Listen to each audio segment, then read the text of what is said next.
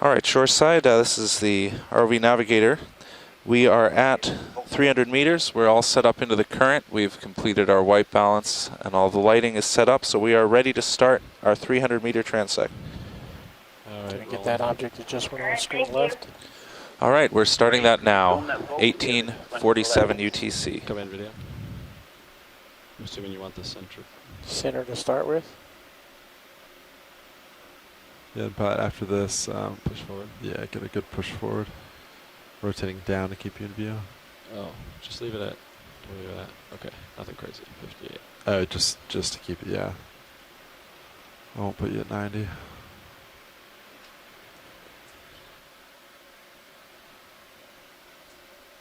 This is a Calicophorans siphonopore. It belongs to the genus Okeanos, Alright. and it's a colony of jellyfish, the polyp stage of jellyfish, which have taken up a pelagic or planktonic lifestyle. Alright.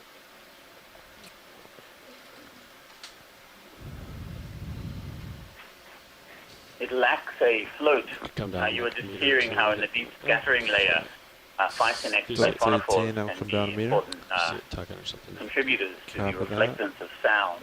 Calicophorans siphonophores have no float. So as far as the sonar is concerned, that guy is not easily Okay, my seen. rotator's level. Although we got some good video. Push out to get some space to drift back. Come to an easy White line center. Come to an easy stop.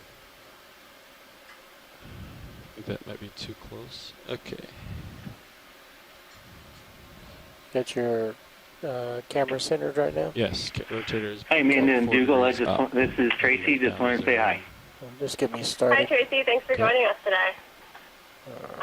Tracy, where are you coming from, and Top left corner. what's your expertise? Dot swimming around. Okay, I'm Tracy Sutton. I'm at Nova Southeastern University. I've got a lab here, the Oceanic Ecology Lab. We look at food web structure, community structure of these midwater assemblages. My particular specialty is on fishes. Swimming. So I'm keeping a lookout for fishes, especially cyclothony. I don't know if we'll see any of them. What do you reckon? It'll be a very special day. Is there a light pool? Thanks for that, Tracy. He's going above. You're welcome. Okay.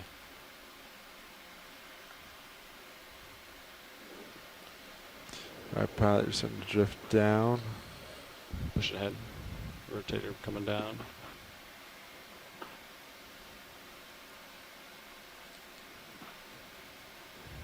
Jelly at the top of the screen. Yeah, I saw it. Okay. Something coming center. So go zoom center as I approach. I'm slowly drifting closer to it. John, ready to bail on it. I think it's This coming is a back. Naka Medusa. We get a tentacle count on him. We'll let that go. Like roll very this. few. Gotta get ahead. I'm gonna get ahead so that way I Do you could want, be a Tomaris or it could be a Tomissus. smooth As you ship can Spinning tell line from top the left. stomach reduce the pouch, current. I think but so. we would need To to move video it backwards from and above north? or Yeah. from below. Copy Yeah, that. gonna back up. So that would be north. Okay, Ron, I'm gonna have to reset. Well, I guess we'll start at point Still, one. We camera's still we 45. can step it up Great, thanks. if we need to. Get that going. Yeah, sounds good, Nav. Sorry, rolling. All right. Camera's pretty much zero. I'm gonna center back up with Copilot here. We're looking here and I'll let you know when we can find some subjects. very transparent animals. In this shallowest layer, the animals are the most transparent of all, anywhere in the midwater. They're very hard to spot. Bridge, nav. Pink top The center. easiest way to spot them is Still with repositioning lighting here. from Go ahead the now. side rather than So same forward as last facing time we did lighting. this, we're going to be asking for ship moves just to generate motion in that direction, so there's no real plan to get to the end of these. But on that note, are you ready for a ship move? I am. All right, let's put in 500 meters, bearing 000, speed decimal 1 knots. 500 meters, bearing 000, speed decimal 1. Good copy. So why do the animals get less transparent as we go deeper? Okay, Ron, I'm It's very important that these Okay, depths white dot coming just right as center. stand out as little as possible because there's a lot of downwelling light. They're going radio invisible area on me. purchased there. Center dot. And this downwelling light tends Upper to left. hit the animals and make a shadow or a silhouette that can be seen by predators Thank you, Bruce. below. Light. Come in on that one, yeah. So up here where it's still very light, animals invest energy into making their tissues transparent.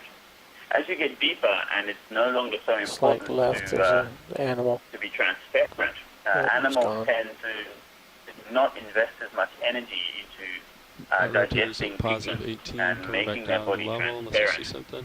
Because pigments that you ingest, like Push it in black slightly. pigments from eating fish or orangish red carotenoids from eating other animals like crustaceans or Right line, top of chlorophyll-derived screen. substances, Yeah. actually It's gonna be serve all as that, Bob. camouflage Go in for the it. deeper layers because only blue light penetrates there. So any color other than blue and white tends to look black and is a form of camouflage. This is a telecoference siphonophore. Okay. Need a little bit more light to the side rotate to be back able to to level.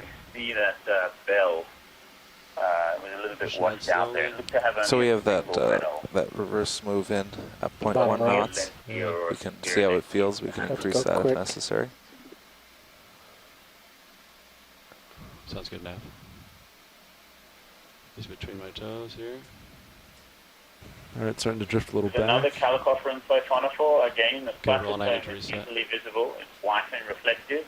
And the transparent bells are quite difficult Anytime, to pilot. see. They were on the bottom part of the animal there. Things are going to be flying by as I reset. So if we're moving a knot in that direction, Point decimal 1 knot, and we met the ship going backwards, so that'll slow us down. okay. We felt like One we're of the going a little too reasons why fast. the So water column It is should so get poorly slower explored is because there's just so much of it to explore, and the animals are somewhat loosely distributed. As you can see, we're Shiny visiting through a fish fair left amount to of water center. before we find It's each off screen. animal. just So I've had a few finishing people say to me, push forward I rolling, tuned so into now the water column dive and I didn't see anything. coming to an easy stop. But ready the to fact look of the at matter is, Slightly if above center. we're at about Copy, command.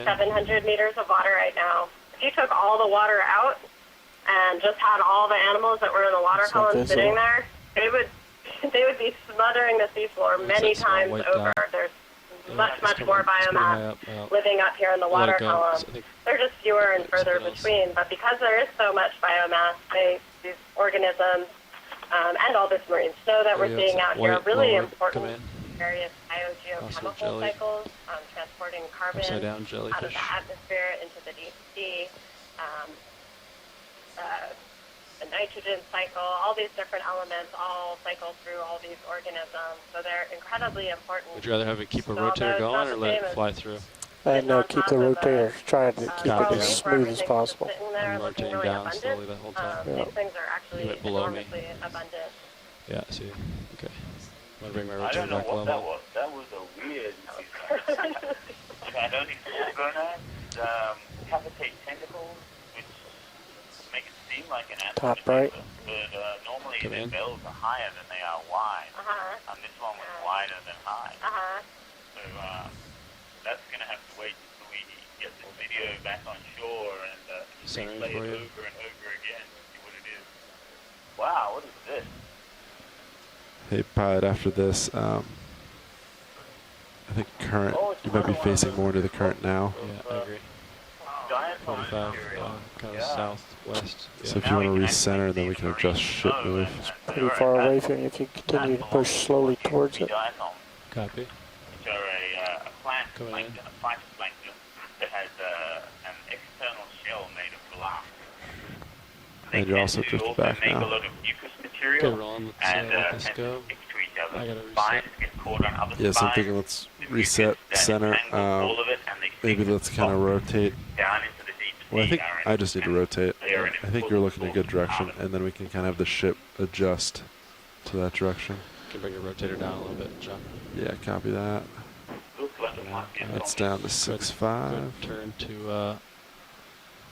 What do you want to do? 225. 225. I'm lateraling to starboard to stay in your center of view there. Pushing ahead. Copy Pushing ahead. that. Rotate down a little bit more. 7.5.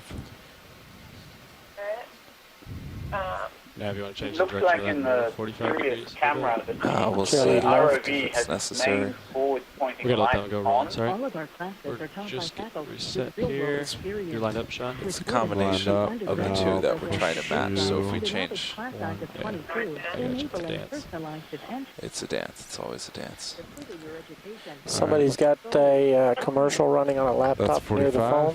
45. Okay, I'll push ahead to get some time. They have a YouTube video running for promotion.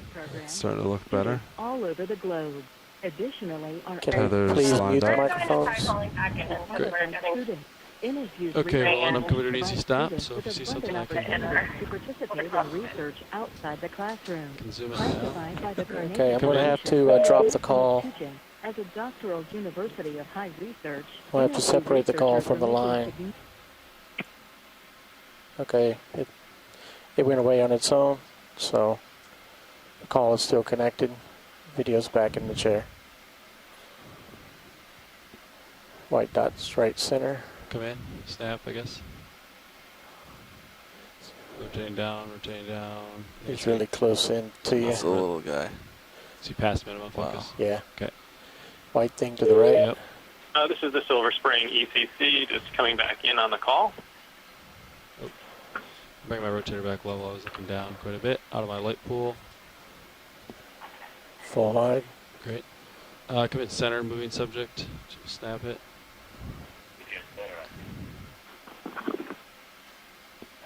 This feels like a good current situation, I think. Copy that. As far as water going by me. This is super close. Minimum focus. Okay. Can come wide. See if there's something further away. Top left. Center dot with 4 lines coming out. Ooh. I think I see it. Come in. It's coming to my light bar. Can try to thrust aft a tad.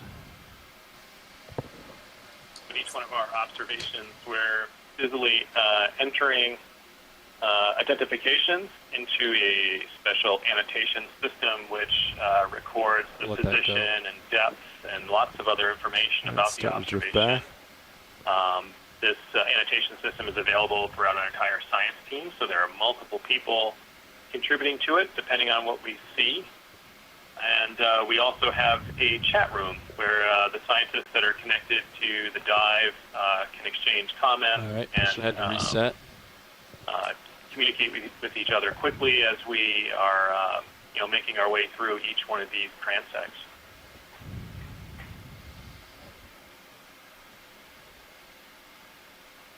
Logging is probably the only first and maybe the easiest that. step Looks good. in the process of exploration. All right. After this, we will review these records over and over again Stop here. to develop the Rotator understanding bring it down Bottom low. left, white line. of Yep. this largely unexplored biome. Come in, Roland. Just partial. I think he's coming close to me. Yep. He's So too close out earlier, of the light. we were talking about the incredible biomass in the water column. How do Rotating scientists just sharpen estimate back that into the biomass? Okay. I'm sorry, could we just try something with the lights? It seems that the ROV has 4 lights on each corner which are facing in at an angle, and these are great. But there also seem to be 2 lights which are facing directly forward. Could we try turning those 2 forward-facing lights off just for a second to see how... Those lights are not adjustable. Highly transparent I animal? think they were talking about the lowers. Do they mean lowers? I think they mean The ones on the 4 bars are adjustable. All the others are fixed. Top center. They can't even be turned off, is that what you're saying? We can turn off the mains. We can turn them off, but it's just going to give us shallower depth to be able to view things before they disappear. Let me But you know. will have higher contrast, so hopefully we'll actually get crisp images. Just like to try it once to see what it looks Yeah, like. we'll give it a try. So mains coming off. Turning off the mains. All right, pilot mains coming off for a yeah, second. go for it. It's going to just give us a reduced amount of light. Those are the mains off. You want to come in video? Swing arms still on. This looks good, right? Yeah, much nicer. Our challenge so far has been getting the vehicle and the current at the same speed, which we're almost achieved at this All right, point. pilot, you're dropping back. That's great, thank you. Thank you. Okay, we'll let this go. Co-pilot, you Come off- happy off now the with TV the name. And, movement see in the if we can current, find some or is it still? right. It might be slightly. It Based on looks close tether, to me. yeah, I think it's definitely closer. Based on tether, it might be slightly Yeah. more south. But I think we're definitely If the down main here. light's off, I see much less stuff to be able to aim Copy for. that. We have about 10 Should we minutes keep left at mains this on step. then, or We'll keep them off until shoreside requests are back on. That's Copy that. far away. Normally at Mbari they have the lights on when they're looking for an animal, and when they find one they turn off the forward-facing ones and fill them with the side ones. That might be kind of tricky to keep turning them on and off though. What do you think? White dot left. Go for it.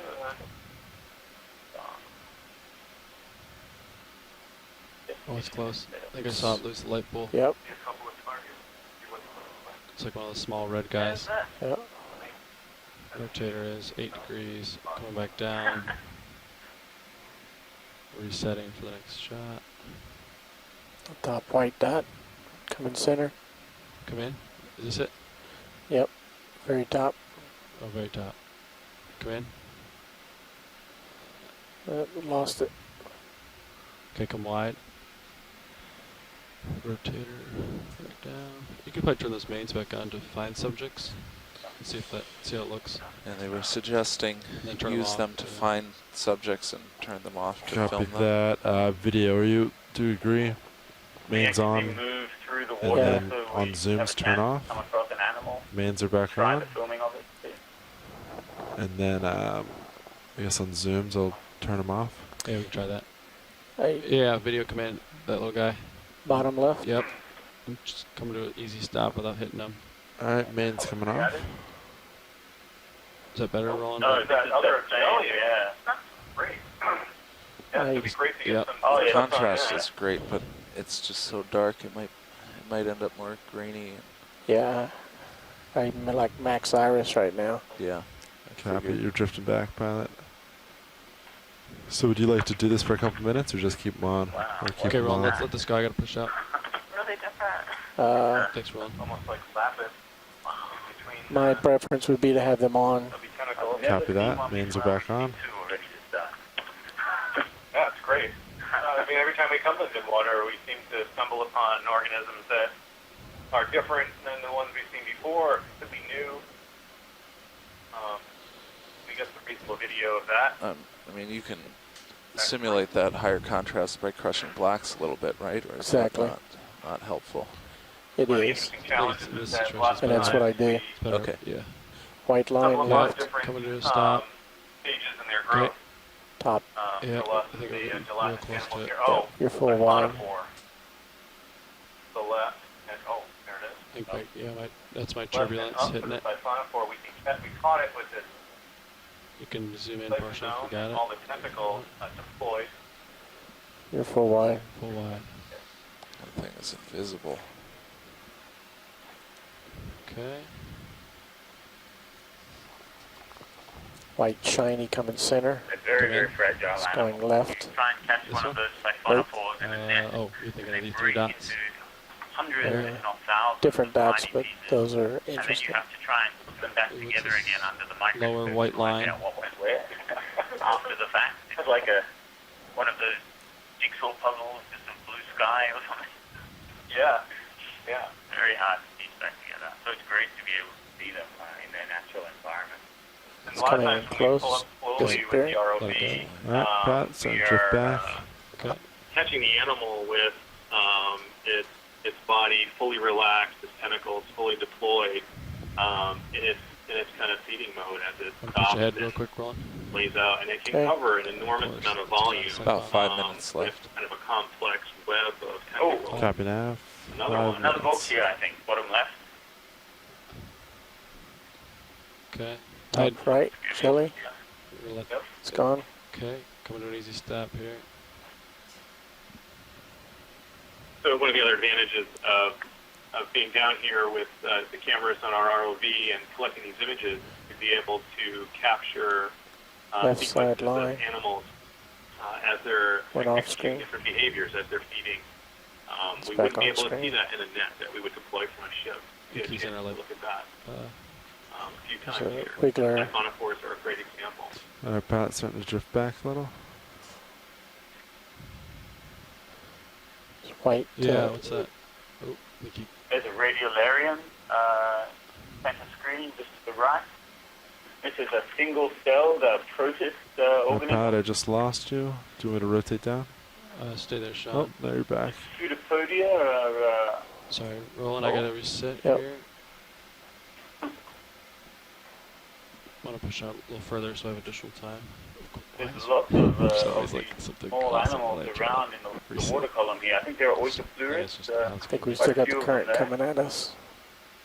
Yeah, Oyster tether looks good. I think this a is kind of Can we grab this pelagic one? pretty good. squid The that brakes. has kept this larval morphology.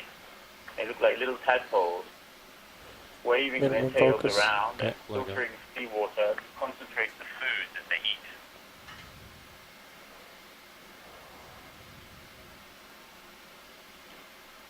They live in houses Just made of report. mucus, Turn an into external filter and an internal filter. The external filters keep out the particles it doesn't want to eat that don't Trying to fit in find its the mouth. easy The targets. internal filters Yeah. capture the Top right, particles Yeah. that it wants multiple to get. dots. that's in the top center. Yeah, that's what I meant. Okay, come in.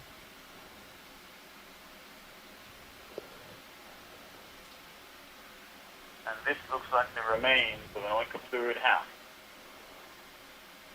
Possibly with the oikoplurid still in it. Is that white spot? Our pilot drifting back. Movement? Alright, Roland, come No, on. I think it's started.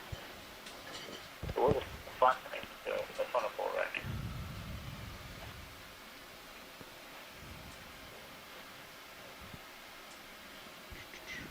Alright, Maybe take those lower light bars and bring them up. Lowers bit. up.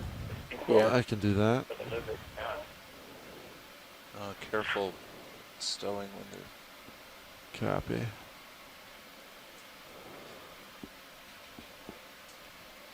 I know you know, but... friendly Always good to reminder.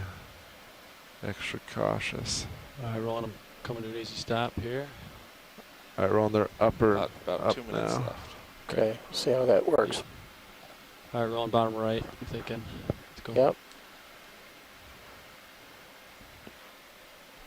I'm rotating down and thrusting astern. Oh, it's another one.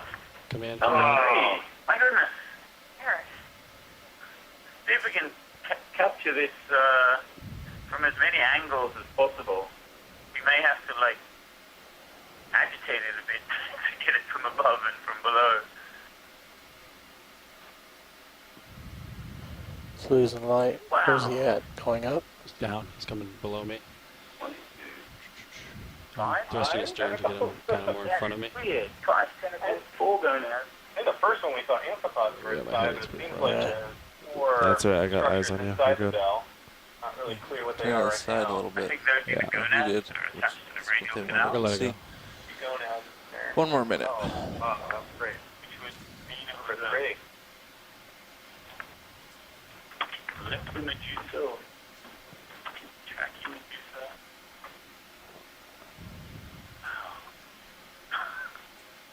It's like a missing link. Left side, white dot with stick attached. Oh, he's long gone. rocket-like Bottom, form. center. It wasn't really like a Tracking. frisbee, an oblique form. There's a siphonophore down there. Trucking along.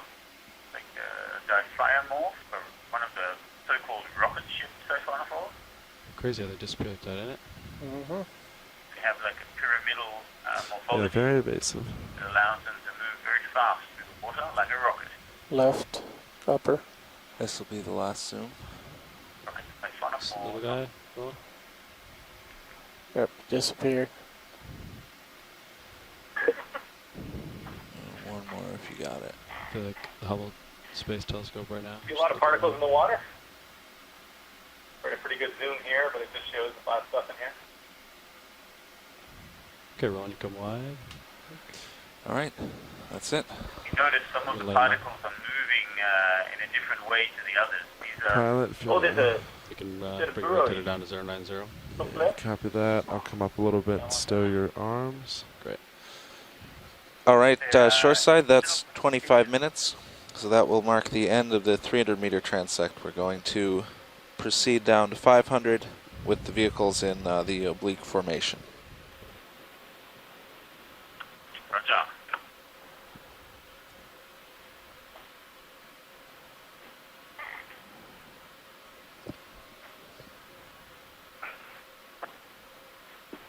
Whippers, stow. Okay. I would Pilot, imagine co-pilot, thinking I will 90. bring the ship to a stop for this descent. I think you want to put the light bars That current out of the pointed south is down as about much right as you can. for the descent, Do we but want it's it in also now? likely to shift, so Like- I think it's better to Like you start got from- them in, then from point In them but down down. Do you agree? That I can do. as we're descending. Copy that. We've been moving north, which is cutting that southern current, but we do want a little bit more for the descent, and it's likely to shift. Yeah. So, all right. Are we able to keep the lights in the same configuration as we descend as when we're doing our transit? Bridge, Nav. So we can compare the entire water column Shall I with ready the to come same down? lighting? Go Yeah, ahead. they're Can we discussing. hold position here? Hold on one second. Uh, There's some Thank you, Bridge. adjustments. We can do that. We figured it'd be better to actually aim the lights down to better light the direction that we're heading so that you can actually see more particles, unless you wanted us to keep the camera horizontal. Thrusting down, Sean. Copy. We'll come down. Yeah, video. Let me know what they Just a want. second, just keep them like that while we discuss that, please. Yep. So At the you moment got the him at camera's 90, pointed he's right down under you. between the Excellent. feet, ROV and then the nav lights bridge, are we as are best holding we can position. focused Thank you, downward. Bridge. All right, I'm starting to come down. It's about 10 down. Okay, that makes sense. Thank you very much. Video, were they happy with? They're Yep. good? Okay, great. All right, uppers are looking down, but in. And then do you want the lowers or stowed, but do you want them Are you hauling in or inboard too? paying out right now? Whatever we can do to my get fault. them as down as we Going can. down. Stand by a sec, pilot. Let me catch up to you. And I recall we're looking for 36 down, and then you use And pilot, you want to push forward aft. push forward a Yeah. little bit. I've got To 90, modulate. 90%. Copy. Excellent. Okay, I'm dialing my Z-bias, Sean. Nice. Delta 17. Delta 17. 30. Locking in on 10 Okay. down.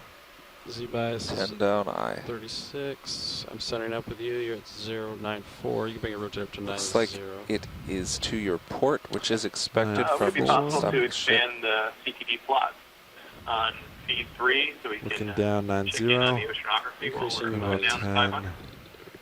And So- video, did you say you want to Okay, lowers I've point in? made it full screen on stream 3 on the CTD. That's great, thank I'm you. giving it a burst down. Copy. Eyes on Delta. Delta 17 looks good.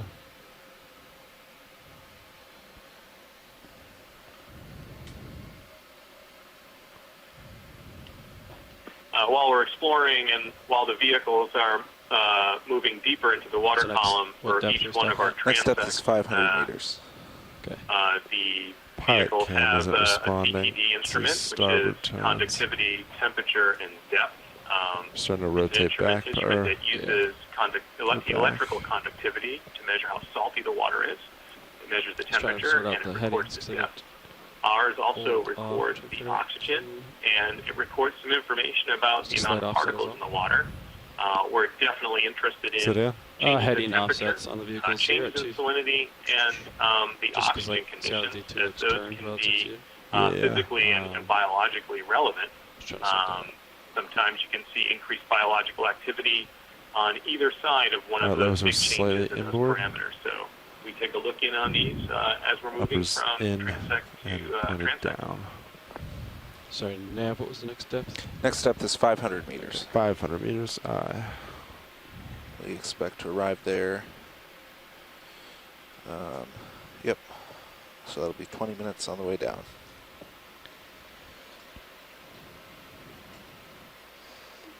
How do the particles look? Looks like they're mostly going up and not at you. I think I'm drifting back Okay. at that moment. But yeah, they. Rotators at 25. I'm looking. Yeah, I agree. Could make additional forward way if you'd like. Yeah, I don't see anything left to right, really. I think it's just fairly calm where you are. Do you think that was a squid? That was a cranchet squid, I would say, yes. Very good. So would you like us to move at your heading, 225? Yeah, I think so. Okay. And I think about decimal 2 would probably do it. It's something we should Yeah. discuss with you guys, and you guys should give us heads up if we see something pretty amazing. Do you want to stop the descent and go for a large subject should that happen?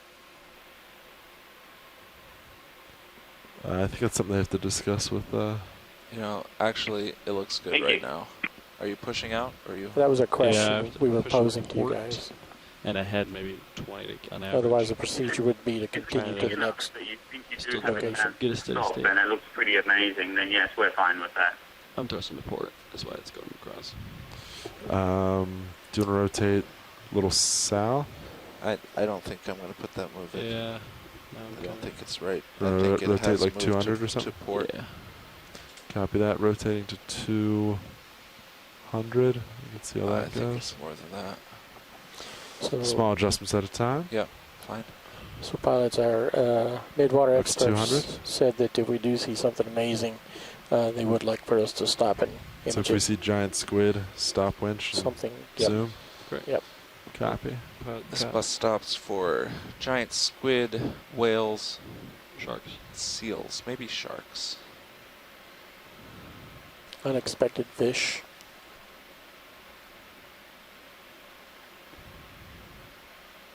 I don't think we have seals here. It's too warm, isn't it? How do you like that, pilot? Maybe sea lions. Good to me. Maybe a little deep. Co-pilot agrees. I'm increasing my delta. Increasing my sea bias. Looks great here. Just a tad. Copy that. I like it. Delta looks good.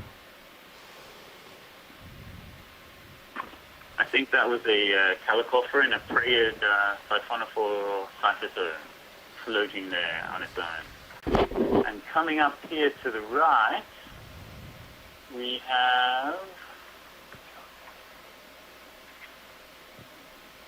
a Physonex siphonophore, it looks Co-pilot, like. it's hard to say, as you know, it jumps around, but Oh, looks like might it be was a little either fast. a Philigalma or an Agalma. Yeah, so it's hitting 10, yeah. With a very but it's definitely thick, hard cytosol. I had it Spiking the at other day. I 12 every had once it in a while. kind Very of hard bouncing to tell between these 8 and 12. siphonophores which apart seems based on the I don't know if morphology that's of the colony a itself, setting or if I because was for just most lucky. of the species, the colony has never been described. yeah, it's definitely The parts that are described what, are the it's little plus or pieces minus that are 2. left when they're 8, strained 11, through a net. 10. So you have to get 12-ish. pieces Try of it that under a one. microscope I like in order this. to tell But the be species. aware, I might have decreased In some speed by animals where 1 we have meter per minute. videotaped them 10-4. in situ I and think this then looks great, captured the co-pilot. animal using a slurp gun or suction sampler, we are I do then like how able we to have 8 identify the digits species on that and find speed. characters That's at the very colony cool. level that will let us tell them apart from each other.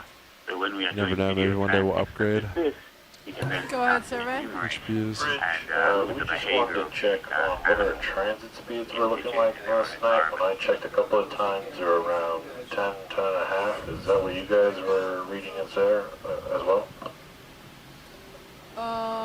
I can't really go back and check our past speeds, but when I was up on watch from 8 p.m. to 12, we were going about 10, 10 and a half, yeah. Okay, roger that, Bridge. We thank you for your help this morning. Oh, yeah, no problem at all.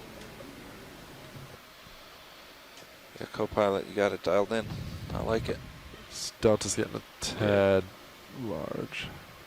10-4.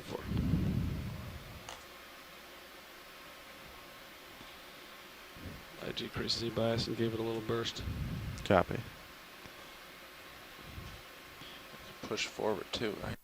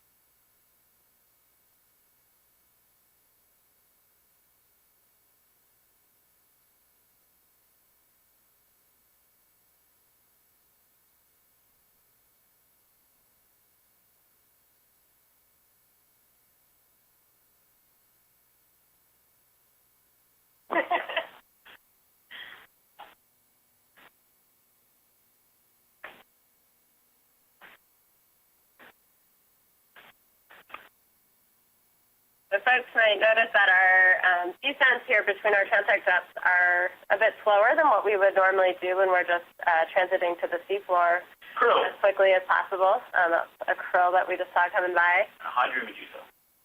A hydromedusa. So part of the reason we do that is that while it's really valuable to do those slow surveys where we can zoom in on everything, we only end up getting discrete depths. So in this case, I think we're getting 8 or 9 discrete depths today from 300 to 1,000 meters where we'll get those slow zooms. But of course, there are animals living in between those depths. There could potentially be layers of animals living in between there. So by kind of doing this slowly, we can go back to this footage later and actually get a more complete distribution of the different organisms that are out here.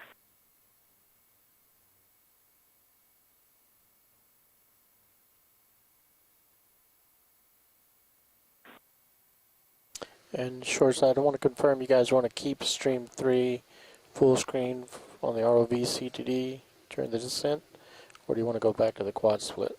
Yeah, this would be great. We'll let you know if we want to switch back to the EK60, but right now we want to be able to get a good look at what's happening with the CTD parameters. Thank you. Okay. Sure. Like next best one call. Very, very common close. 500 meters bearing 225, speed We've decimal only 2. seen a few out here in the liquid waters of the northern Pacific. Echidnae and arrowworm.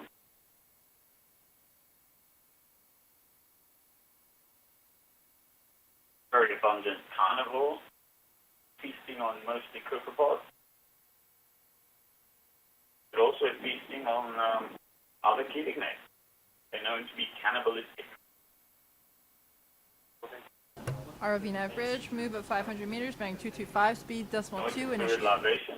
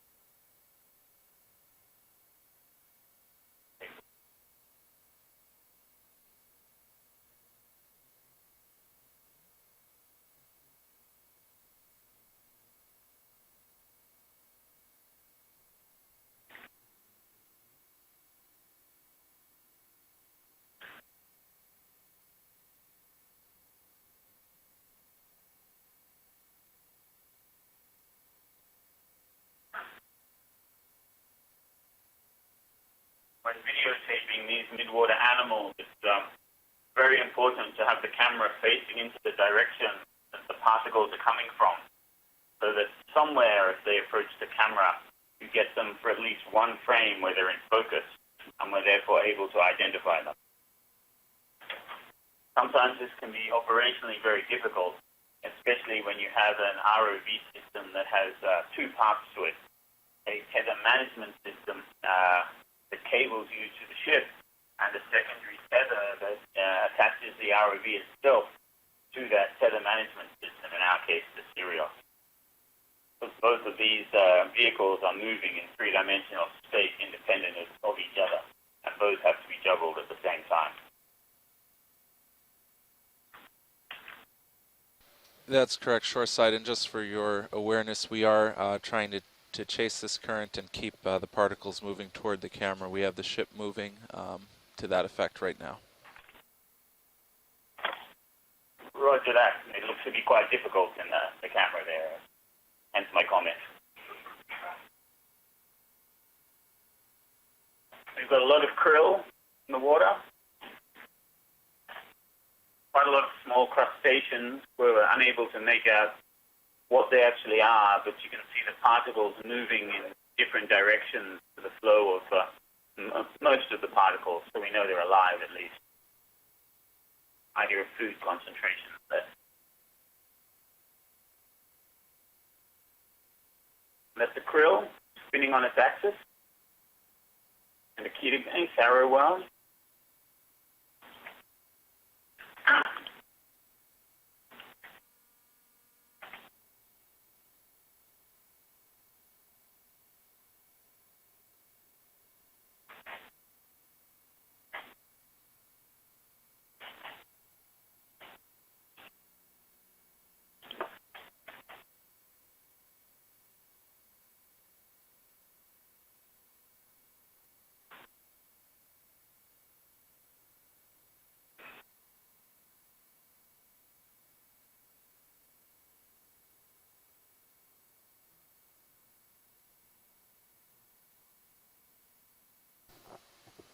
These cameras have a function which is known as black press or stretch, and I'm actually using the stretch feature on this in order to expand the visual information in the lower brightness areas. Currently I'm running at a +9 black stretch.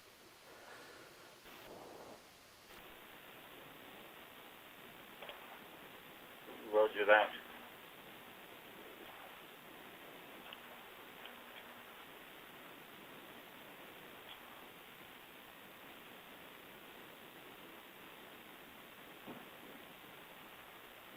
Oh, that looks to be Thalassocalyx, which is a ctenophore which has taken up the shape of a medusa, a regular jellyfish. It looks like an inverted bowl. And where normally ctenophores will catch their prey using two tentacles to snag them or stick them to their large fleshy oral lobes, Thalassocalyx captures them inside its bell and then closes the bell tight so the prey cannot escape, and then devours them at its leisure.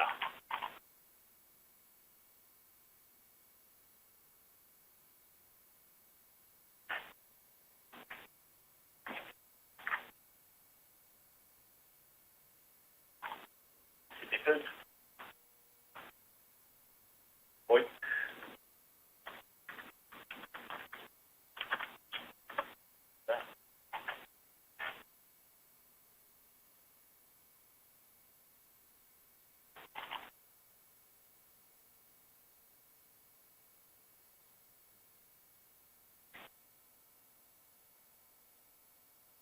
Orchoplurid. The houses of orchoplurid libations. Oh, there's a radiolarian just coming on the left-hand side of the screen. And ahead of us, Go ahead, Nav. I think Helicopteran siphonophore. Sure can. Make a bridge.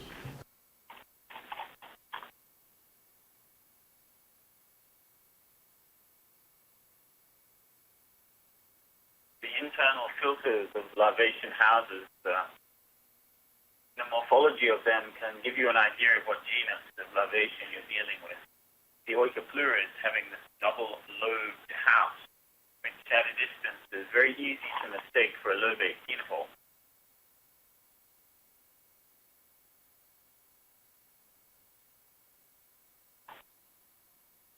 But with one.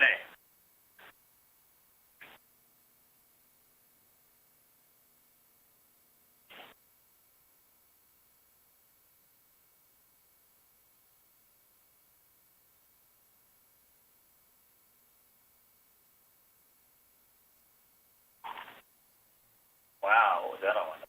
A big lobate?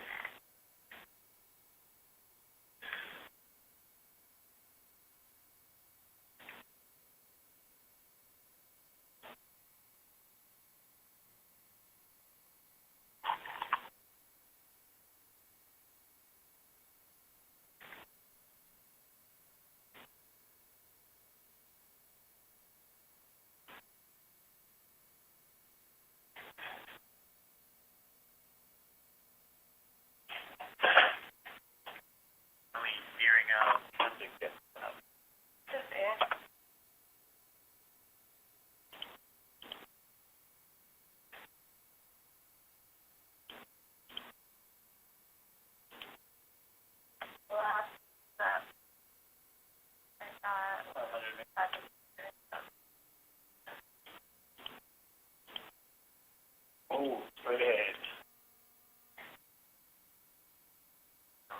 Third house. Press the Sone.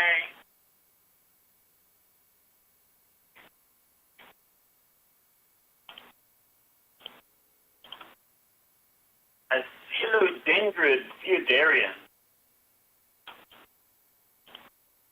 A little single-celled protist which has very long glass arms. 4 long arms made of glass. We don't know what they're for, but they're very morphologically distinct. And a halocreatid medusa. Looks like Halocreus minimum, perhaps. We shall have to review the video at a later date to find out for sure. Shoreside, we're at 500 meters. We're trying to find the current, get everything set up properly. We'll start the transect in a few minutes. Roger. Colobenema. Tracking Medusa.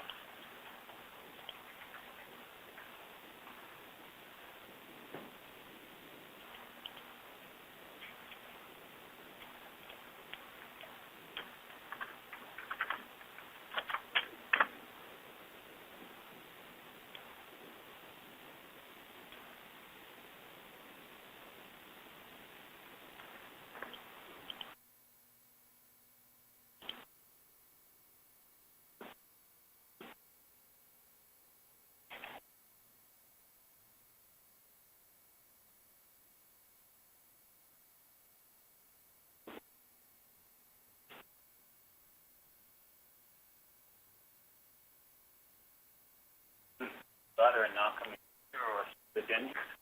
And we can fluid there.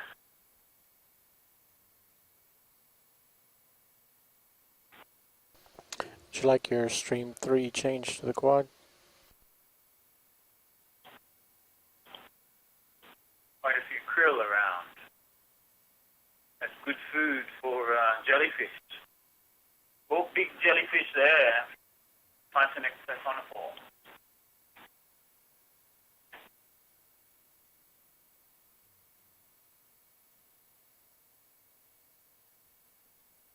Fluid.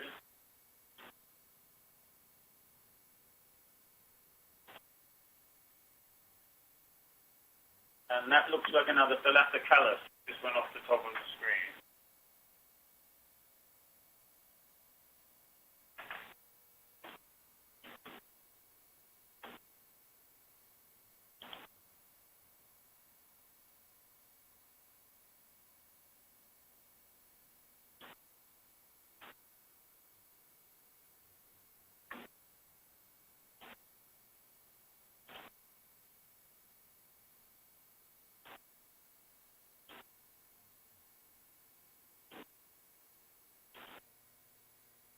Thalassocalyx.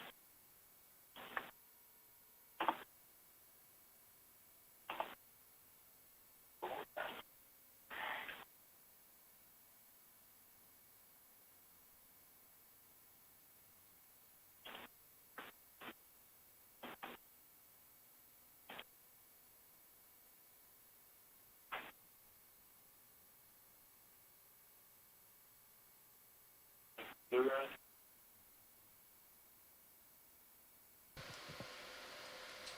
Go ahead, pilot.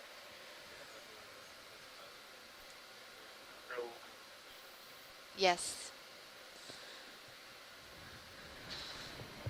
Okay, shoreside, we just had a pilot swap and we're just getting set up into the current. It seems to have swung significantly to our port side. So we'll just get aimed into it so the particles are coming to the camera, and then we will begin the 25-minute transect. So stand by while we get situated. All right, thank you. We'll stand by for the start of the next transect. Hilarious. Oh, my cat worked.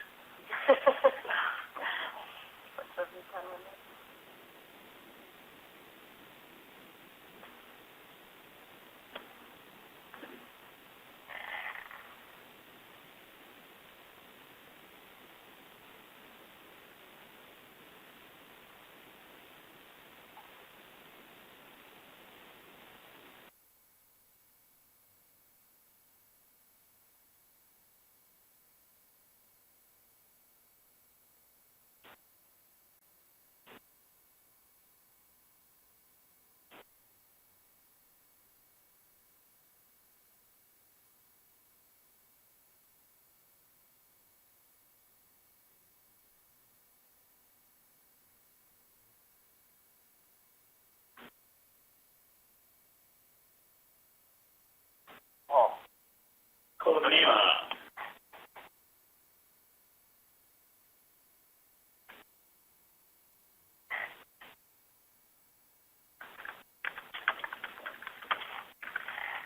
Ooh, what's that?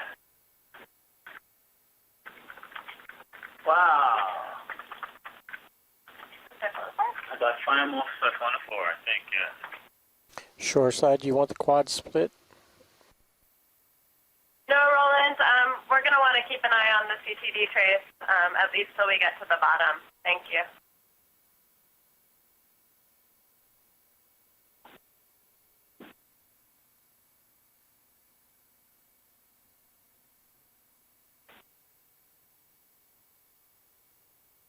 Okay, we found a good heading here. This begins the 25-minute transect at 500 meters.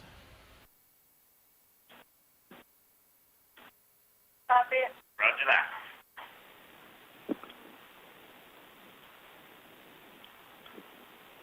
Middle right, what do we have?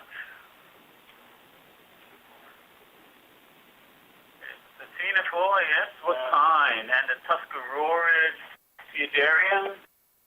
Oh, wow, that Tina 4 is cool. See if we can have a good look at that.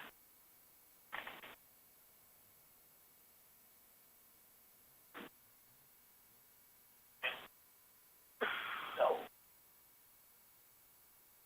looks like it might have been a species we've seen of hydrothermal vents in the Okinawa Trough of Japan.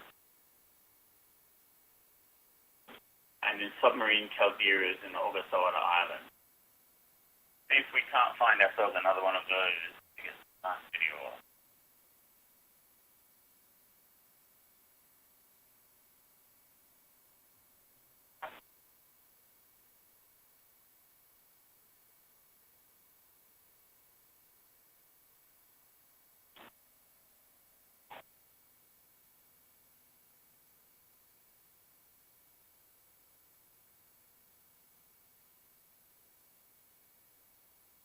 Go ahead, Nav.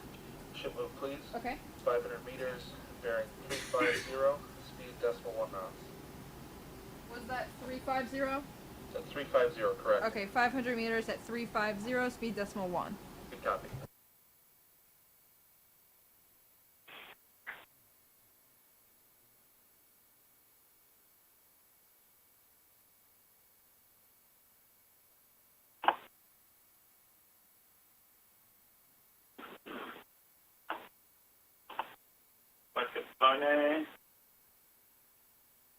ROV Nav bridge move of 500 meters, 1350, speed decimal 1 initiated. Able to get a look at that one? You're welcome.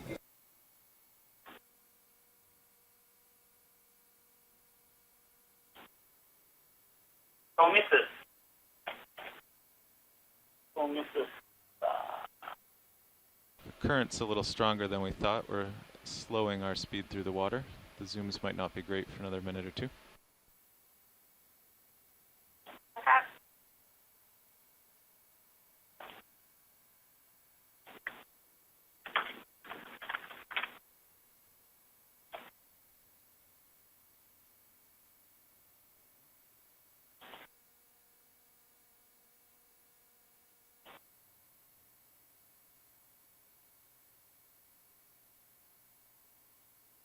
Go ahead. We increase the speed on that to decimal 2. Sure. Increasing to decimal 2.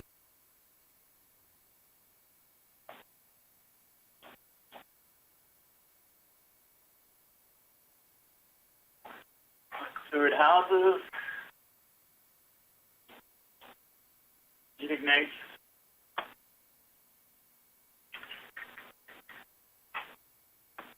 Grill.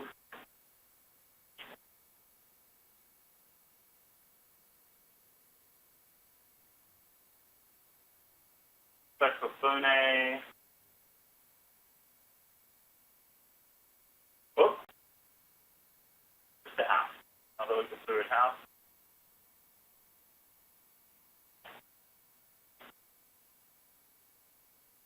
No grill.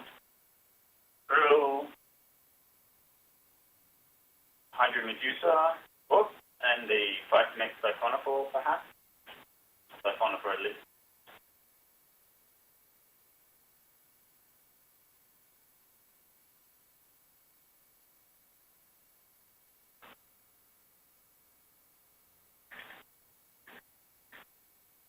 Theodarian,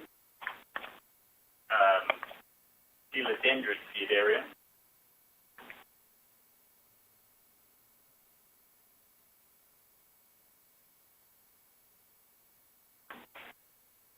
Of the house.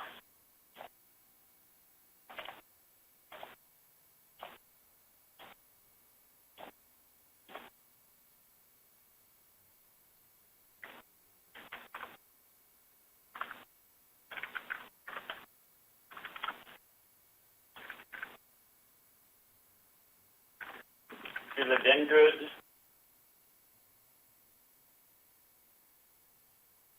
Quite a few here, and they're shallower than they were at the last station. Last station, they were down at 800, 850 meters. Connect. All right, we're just going to stop this transact for 5 minutes and readjust with the current.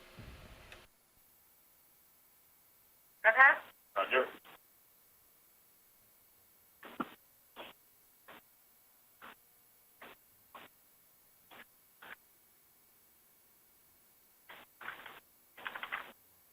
What is a big Medusa in the distance there?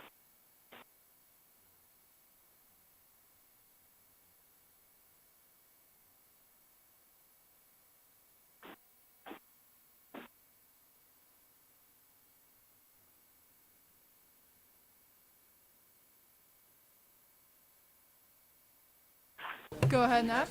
Can we hold position here, please? Sure, holding position.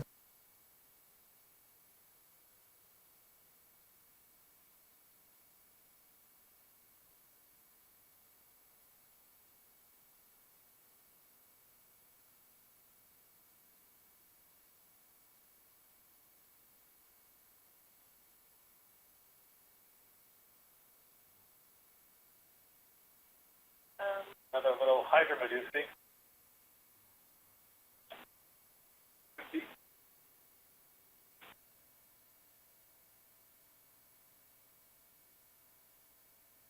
ROV Nav Bridge, holding position. Thank you, Bridge. You're welcome.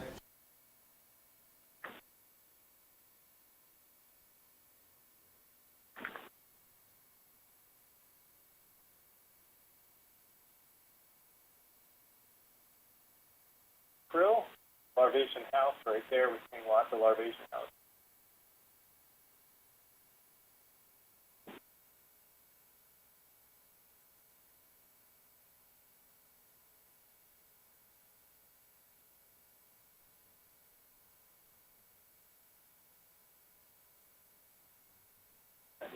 Siphonophore.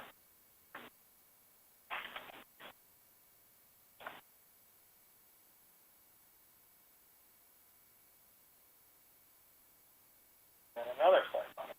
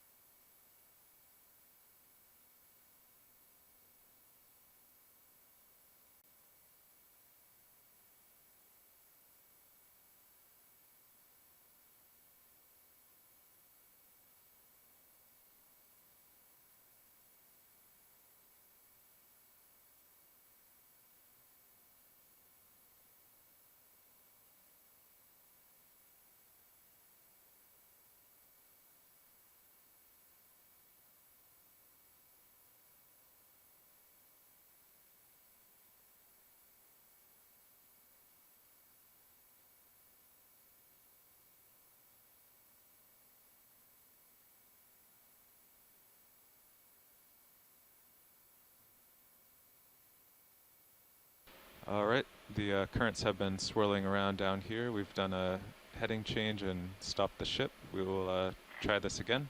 Particles seem to be moving slowly towards us. Starting time again.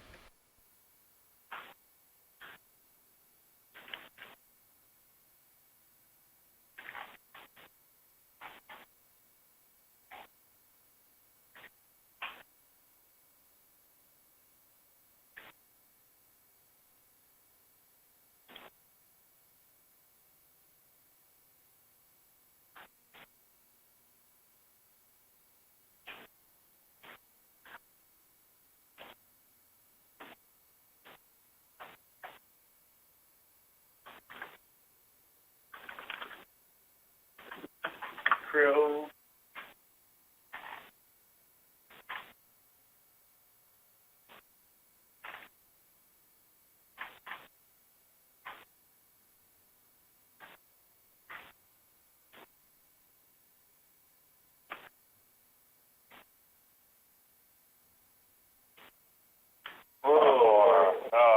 Maybe continent, the siphonophore at least.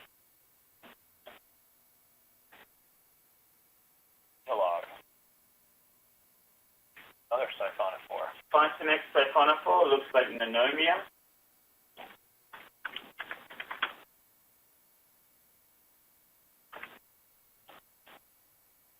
That looks like Bargmania. Yes. If we can get a close in of those nectophores.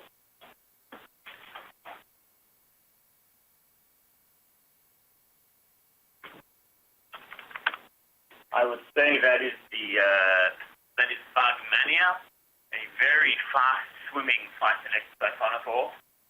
In Japan, they call it the snake siphonophore because it often undulates sinusoidally as it swims through the water.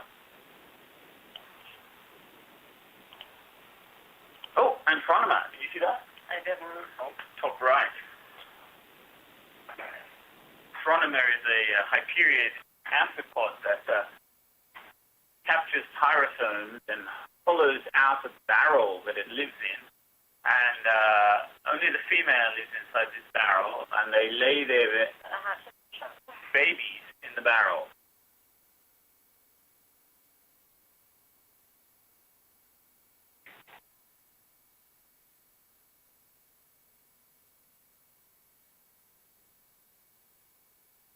Fluid.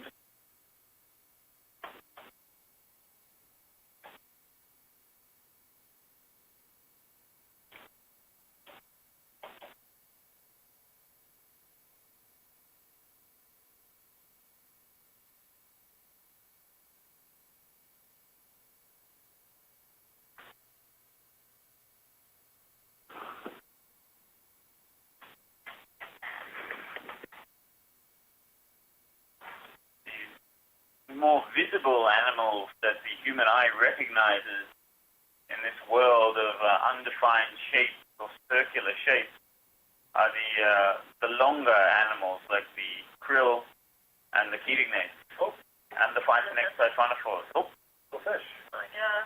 Fish. That was not a cyclophony. Morelitas or maybe Tracy saw that? Yeah. Tracy or Bruce, I think. That was Valentian Ellis. That's an elongate hatchet fish. Thanks. Okay. Robbie's alive. Valentian Ellis tripunctulatus. That's a mouthful. Wow. I'll spell it backwards. Spell it at all.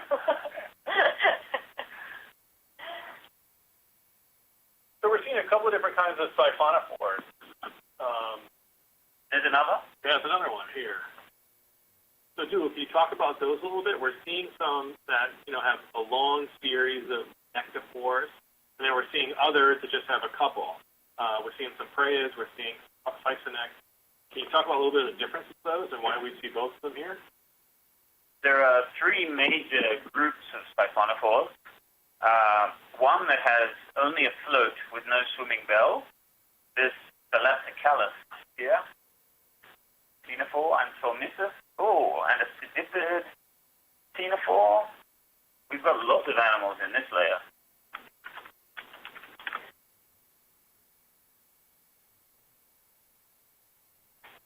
So yes, the siphonophores come in three different major groups.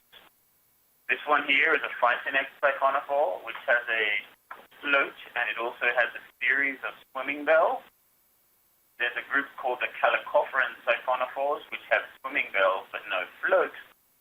And then there is the Cystinex, like the Portuguese man of war, that have a float but no swimming bells. Siphonophores are actually a polyp colony. Okay. So jellyfish often have a benthic stage that attaches to the seafloor, to rocks or to wood, 040 and reproduces asexually and buds off the adult medusae. The siphonophores are a polyp stage, a colony that has penetrated the midwater, the plankton, and they no longer need a substrate to attach themselves to because they attach themselves to each other. That was also a siphonophore off to our right.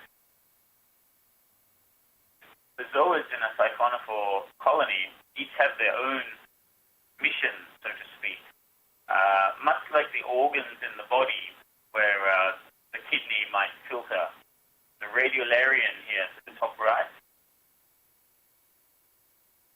ROV now bridge, move of 500 meters going 040, speed decimal 1, initiated. So each zooid in a siphonophore colony has its own job to do. The attachment point, or stem, which carries nutrients to and from all of the different zooids in the colony. You have specialized swimming bell zooids. You have zooids that act as protection, called bracts. Some zooids, their job is to reproduce. Some zooids are stomach with tentacles attached. And that is a lobate ctenophore. May have been Thalassocalypse. You may be able to tell that by replaying the video. And is that a little baby called Ganima? Very fast. No, Halicreated. Whoa. I think I saw a gonad. Although normally in Halicreated, the jelly is so thick that the bell itself doesn't actually pulse. Just the velum around the base of the bell. Another radiolarian.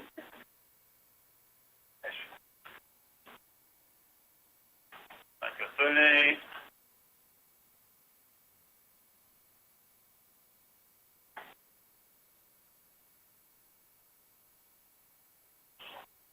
Oh, still a base. Oh. Wait. That's the roared Pheodarium.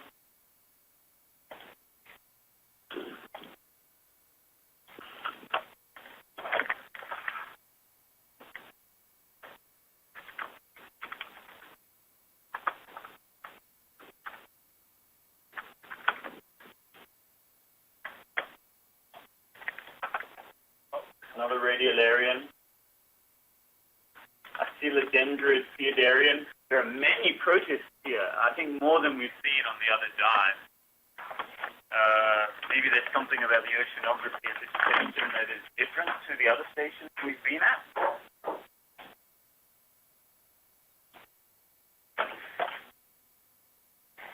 Dougal, would that be likely somewhere where there's less productivity, or I kind of think of smaller animals being in more oligotrophic areas, but this is a krill looking up at the shadows of its prey, I would imagine. So we really know so little about protists in the ocean.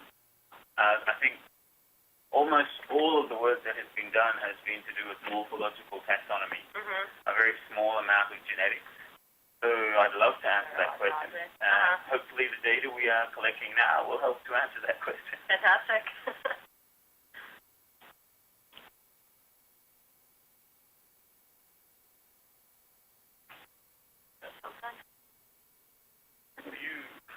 Yeah, it could be. There's a range of animals that look like medusae that aren't. It could have been Pseudusa, which is a carnivorous tunicate, a doliolid. It could have been Thalassocalci, which is a medusa-shaped ctenophore, or it could have been a medusa.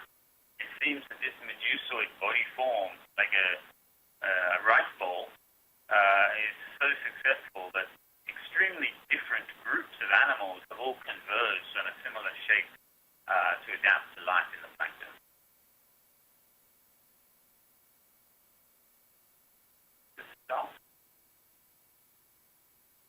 No, it's a crated tail with swim.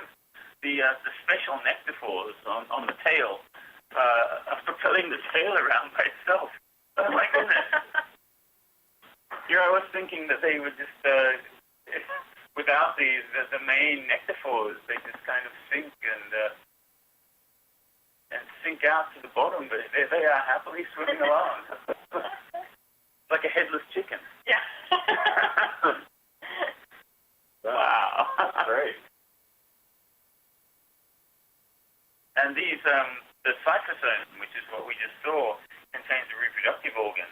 So that animal can swim around without a head, so to speak, reproducing happily. And the stomachs are attached there as well. So it can eat and reproduce. Yeah, it's got everything it needs. It's got no higher level management. Another siphonophore. Another siphonophore. Oikopleura.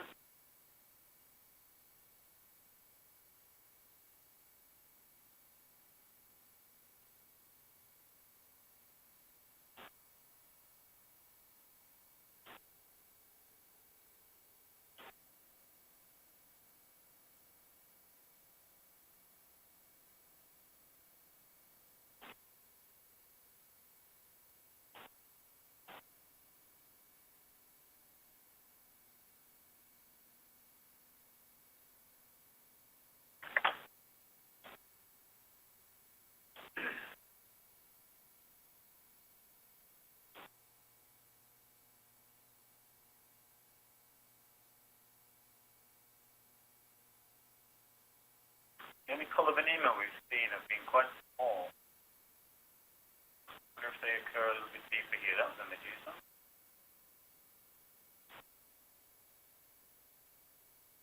There's something big. There's Thalassocalci again, going off the bottom of the screen, and something to the left coming along. What is that? No. Looked like a ctenophore, didn't it?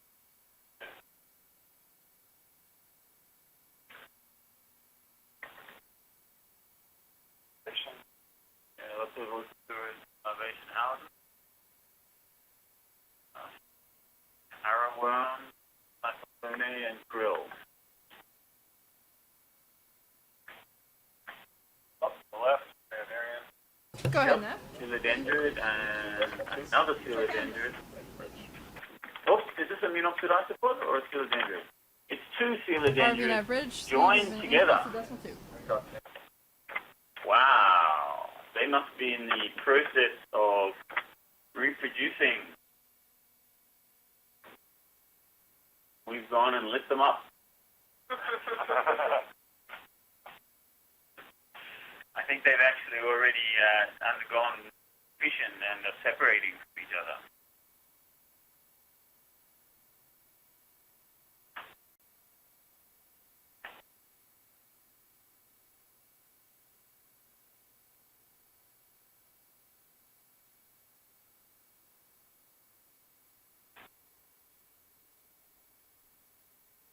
Another house. Yeah.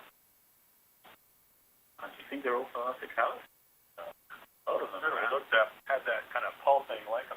This is fun too, yeah. I think that is. Although it could be like, you know, from the side. I'd still. Good.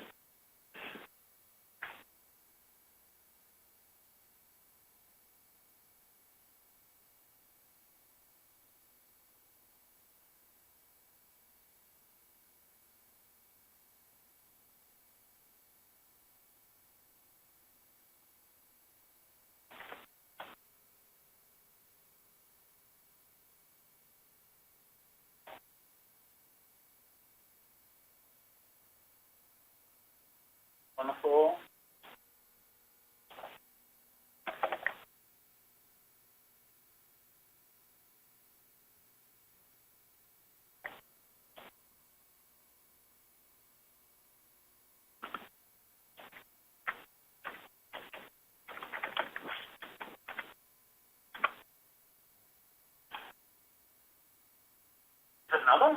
So that's the color? On a single pole? Oh. Oh, yes. It is, yes. Yes. Yeah, so that's the color.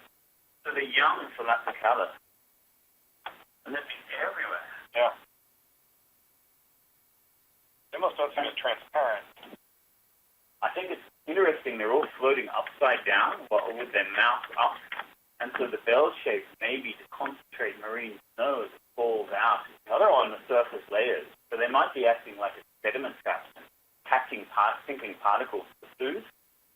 So perhaps in a place with not very much food, instead of trying to catch crustaceans and other animals, they're just trying to collect the marine snow. And their escape response is a single pulse with the bell to like move them out of the way. Oh, look at that. Prey is siphonical.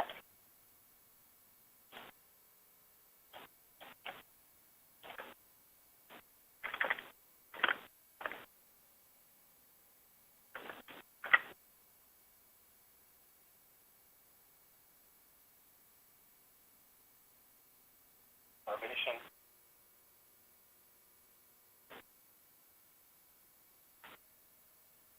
A fairly concentrated layer we've been logging consistently, I think. Yeah, absolutely. One after another. And this is in pretty good agreement with the backscatter data that we looked at before. I think the peak of the layer was a little bit deeper than here, 560, something like that. But we're definitely in the high density region of backscatter that we saw earlier on the EK60s. Yeah. My ship sonar coming to give us a hand. Oh, something's I think I just sort of saw my nose. Oh, what's that?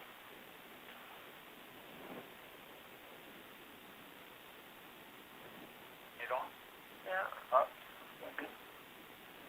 Echo battery. Okay. I think the last scoop of what, like a new color. Uh-huh.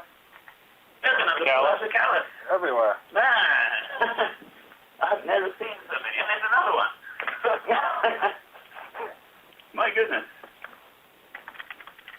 They don't seem to have developed gonads, so it's like we've hit a patch of babies. Yeah, we can zoom in on that. This is full of stuff.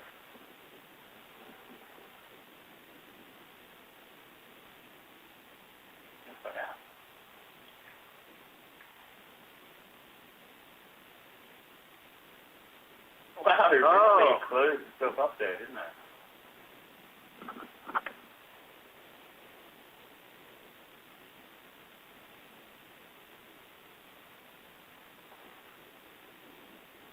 Xenophores have all sorts of body forms, from ones that look like footballs to others that have long lobes hanging down meant to capture prey, to ones that have moved into a shape almost like this Medusa shape. There are even xenophores that look like flatworms that attach themselves to sponges and Gorgonian sea bass. Another one. Another Thalassocalyx. Wow. We didn't see any at 300, did we? No, I don't think we did.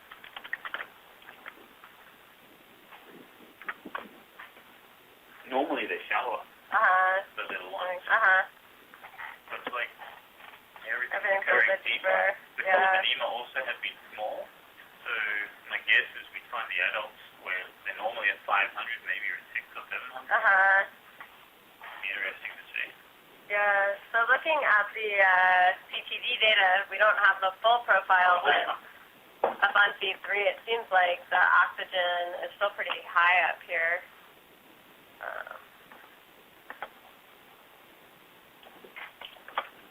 So we're in the salinity minimum, it seems. We're certainly heading Yeah. down.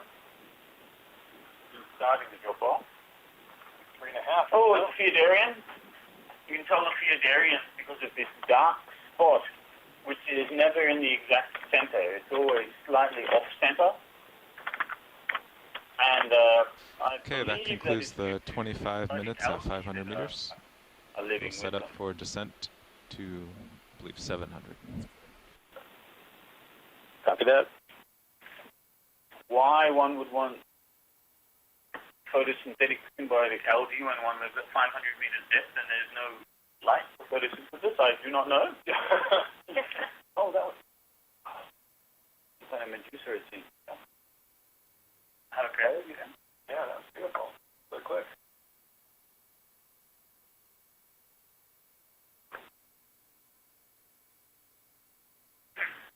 Did we just end that transect? Yep. Yes. Thank you.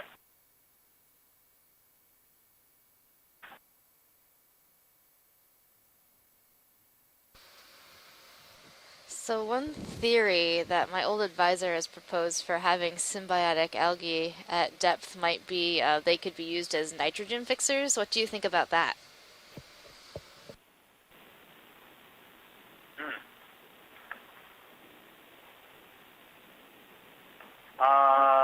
Yeah, I'm wondering if nitrogen, you'd need dissolved nitrogen gas, I think, for a nitrogen fixer to work in the classical sense of fixation. And I'm not sure how much dissolved nitrogen gas there is down here.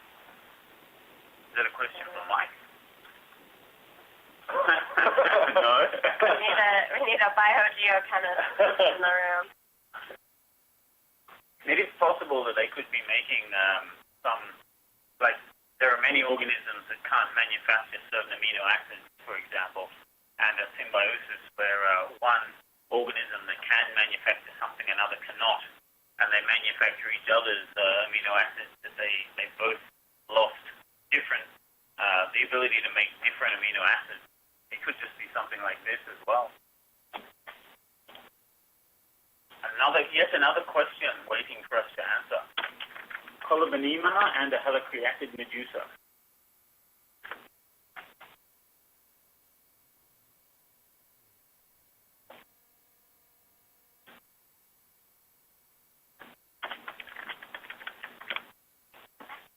And more krill.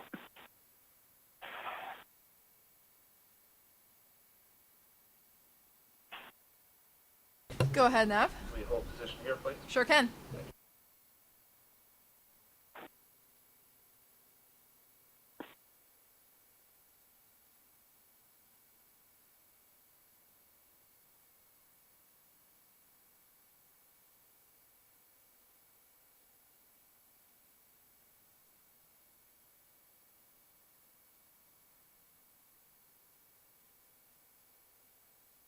Okay, we are now descending with our camera aimed RV down. bridge, holding Fixed position. focus to You're welcome. 700 meters.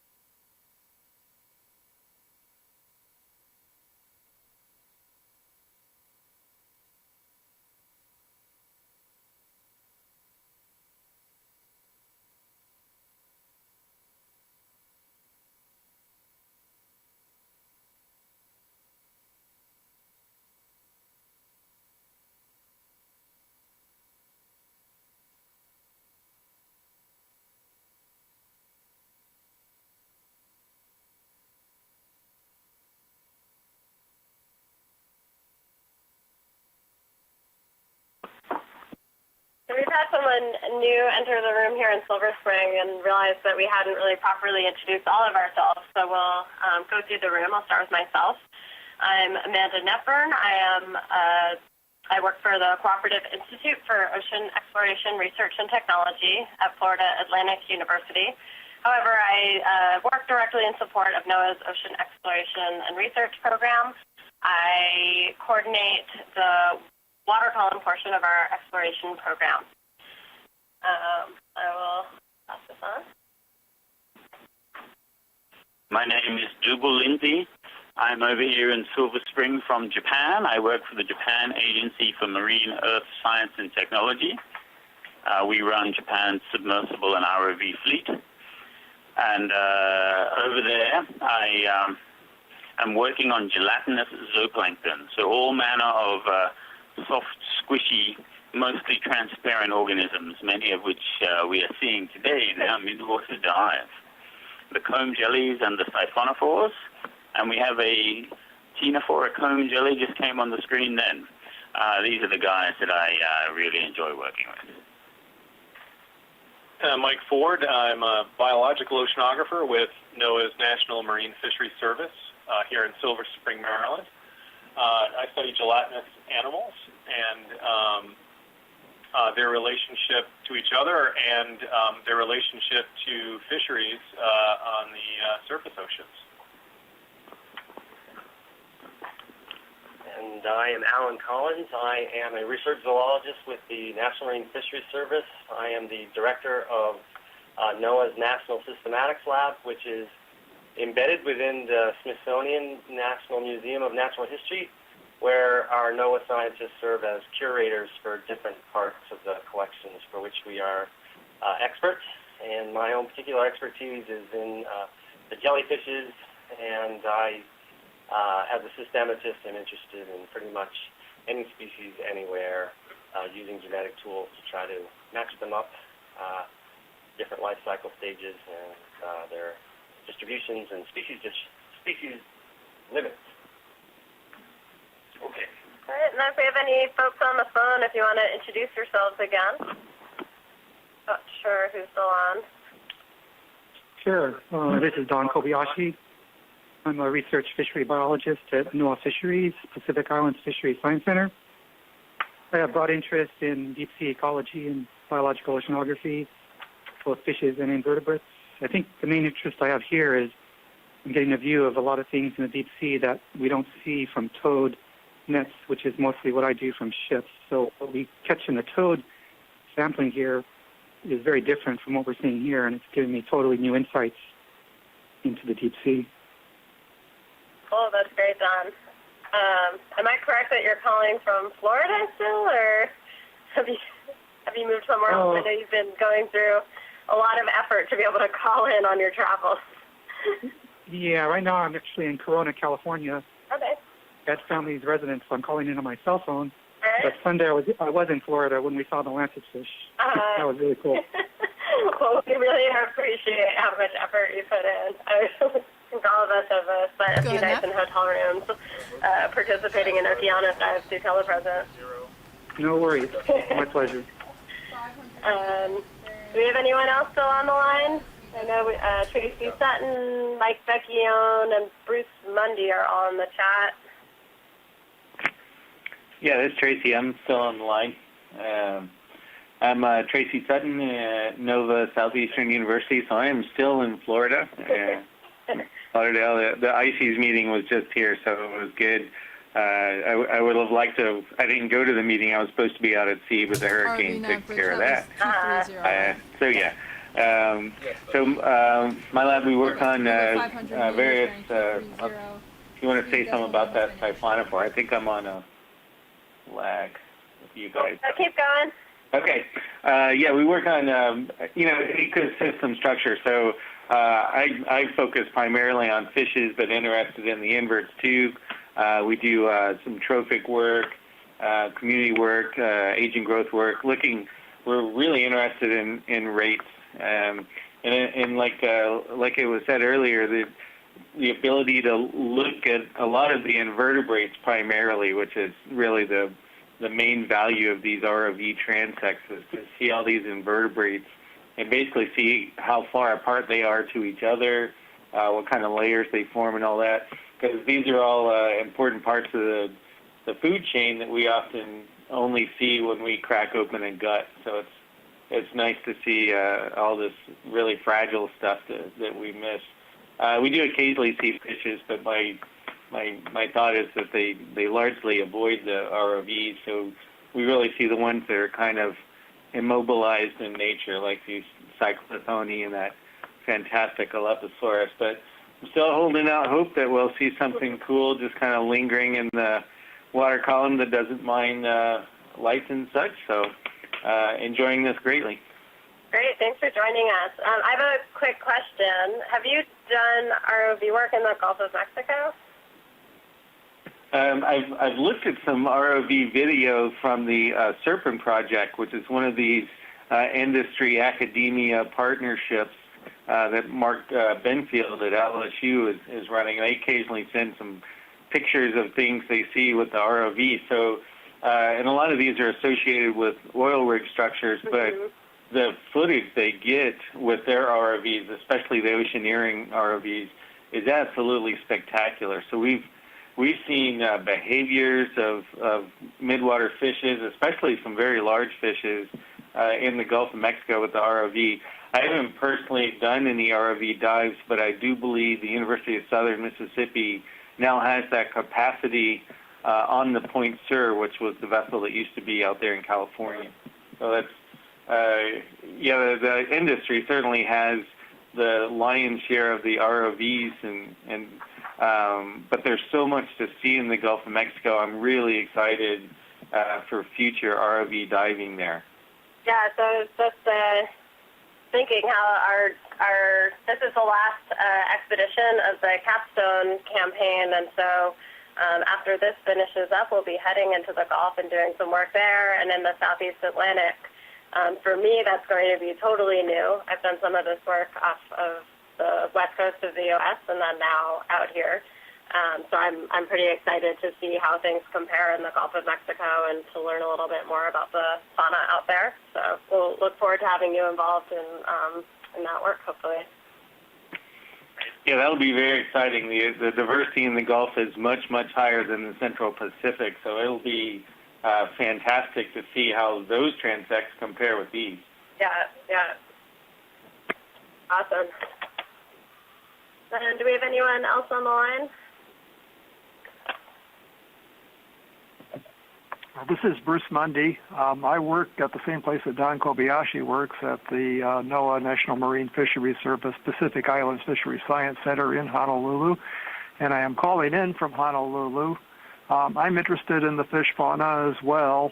My interests are wide-ranging for our entire region, which extends from the Hawaiian region over to the Marianas and down to American Samoa.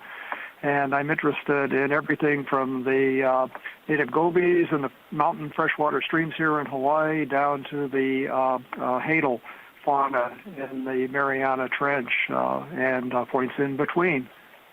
I didn't know you did freshwater fish too, Bruce. You're really a jack of all trades when it comes to the fish out there. I've dabbled just a little bit with that. I had a stint in Oregon when I worked for Oregon State University sampling fish larvae in the Columbia River, and then I've been involved with some things with introduced species. Unfortunately, we only have 5 native freshwater fishes in Hawaii and about 40 introduced species, so that's a little problematic. Yeah. Well, thank you so much for joining us. Hopefully we'll find some fish. Other than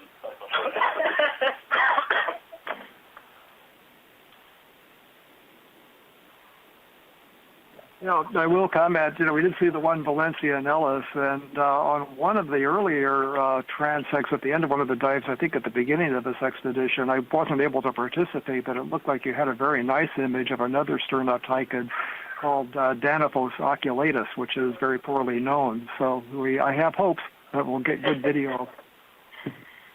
Crossing my fingers. I remember that one, Bruce. It really did pose down for the camera. It was really spectacular. And then I'll just remind everyone on the line, you know, I'm sitting in a room right now with 3 jellyfish scientists, but I know we have a lot of other expertise on the line, so feel free to chime in at any point. We'd love to hear from you throughout these dives.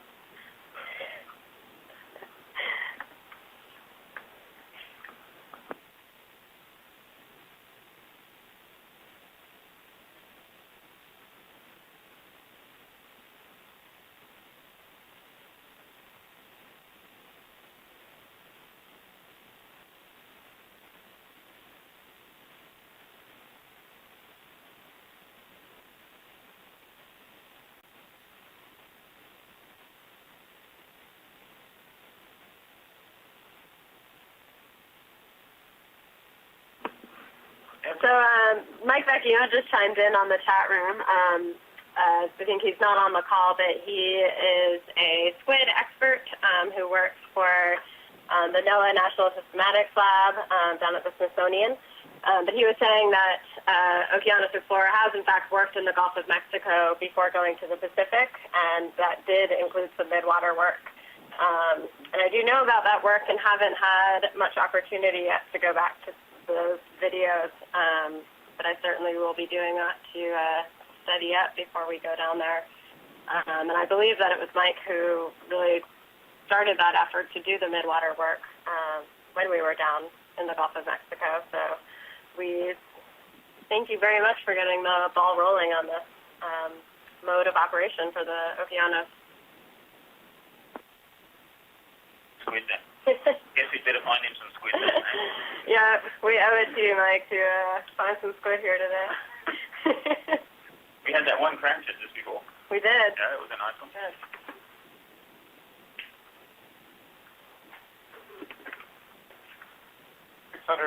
meters. So our next transect depth is at 700 meters, so we're getting pretty close to that. Just a reminder for anyone who wasn't here when we first introduced the dive, we are doing our first initial descent and stopping to do 25 minutes of transect at 300 meters, 500, 700, and 900 meters. So we've already done our 300 and 500, headed to the next one now. When we complete the 900-meter transect, we will stop for 5 minutes. We will turn out the lights and try and get as quiet as possible, use our thrusters as little as possible. And the hope is that when we turn back on those lights, we might sneak up on some animals that typically avoid the ROV. So it's put on the table by one of our squid colleagues, but it's some of these more mobile animals like the squid and the fish that we often have a hard time seeing. After we do that, we will head back up to 300 meters and then do another series of transects on our descent. These will be at 400, 600, 800, and 1,000 meters. I see some folks getting pretty this jellyfish. Not sure what that was. All right. A room full of jellyfish, we're not able to identify that one. Well played.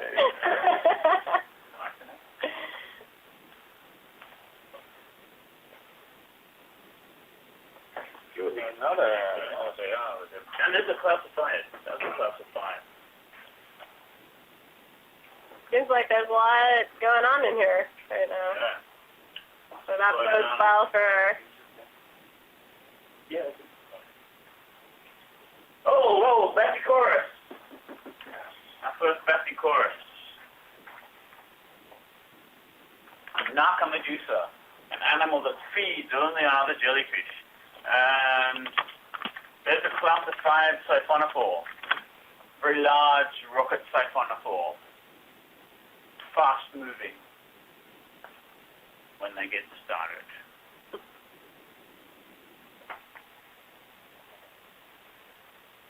Oh.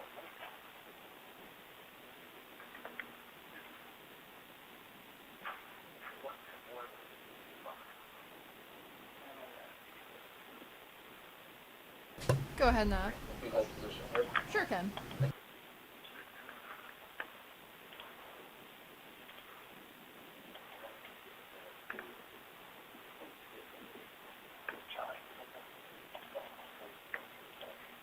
ROV nav bridge, holding position.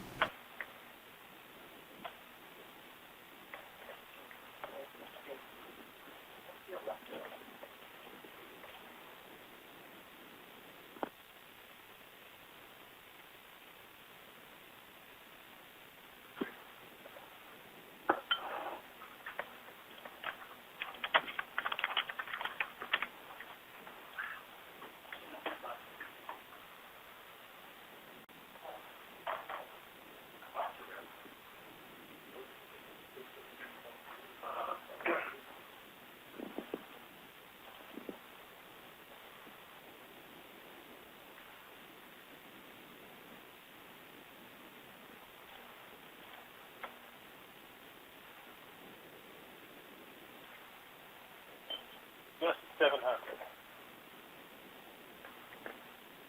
The ROV is at 700 meters. We are just getting the lights out and making sure we're facing the water current, and then we'll begin the next transect.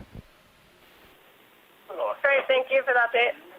Stereo cameras got a great view right now. Lots of stuff.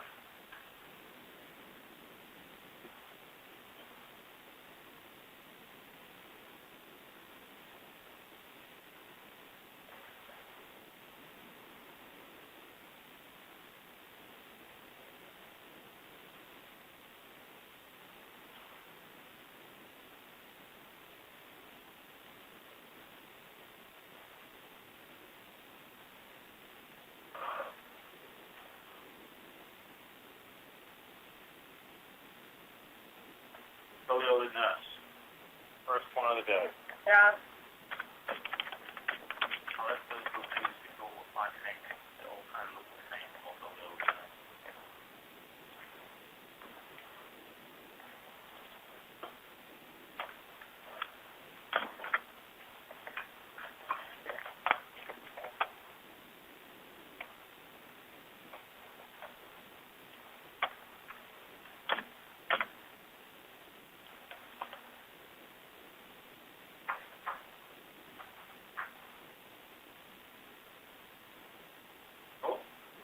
What do we have here? That we need to see that flight connect, that one above at the top. We haven't started the transect yet, just getting set up.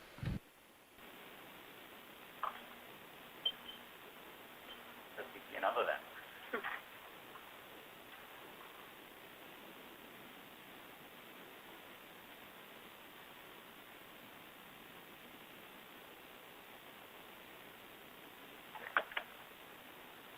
There's been several of them multiplied around, yeah? Yeah. Yep.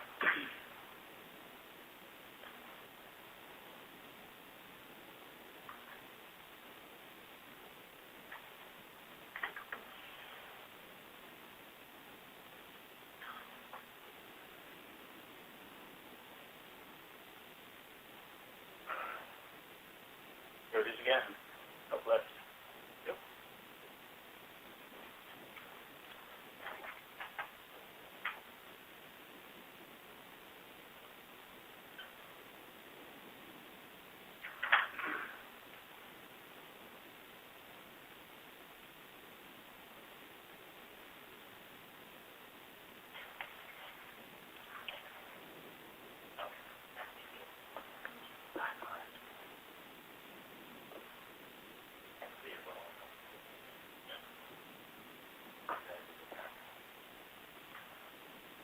So our oxygen is less than half what it was on our one of our first transects. Moving down, this is about where we've seen the oxygen minimum, at least on a couple of the explorations that we've had. And some, the oxygen minimum has been deeper. We're a little farther south today. I think we're sitting at about 27.5 north and about 161 west on the globe. We seem to be below the minimum salinity layer, so below the main core of North Pacific Intermediate water.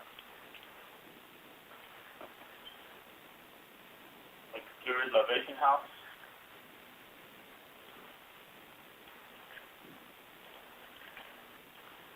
Okay, we are beginning our transect at 700 meters. Copy that. Beginning 700.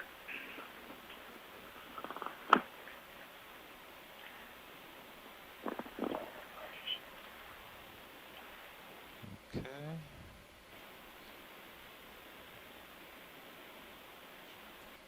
I'm pushing out.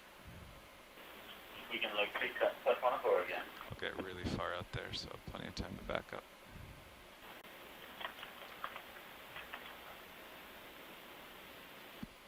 I was going before until I saw a little tug on your heading, but maybe that wasn't even far enough. I can't go much farther than that. But. There we go. There we go. Center right. Okay, video. Let's do it, right? Ooh.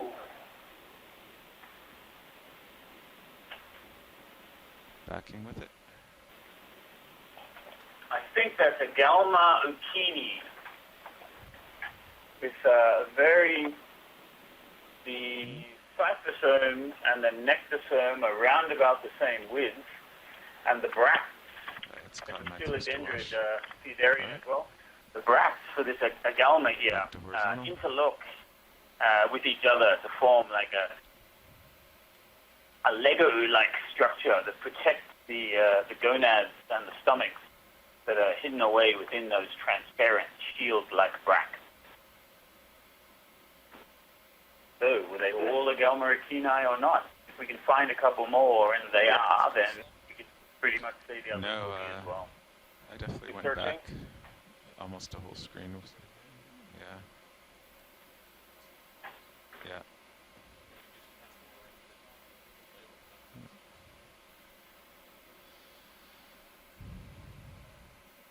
Okay, here we are. Yeah, let's go in on that.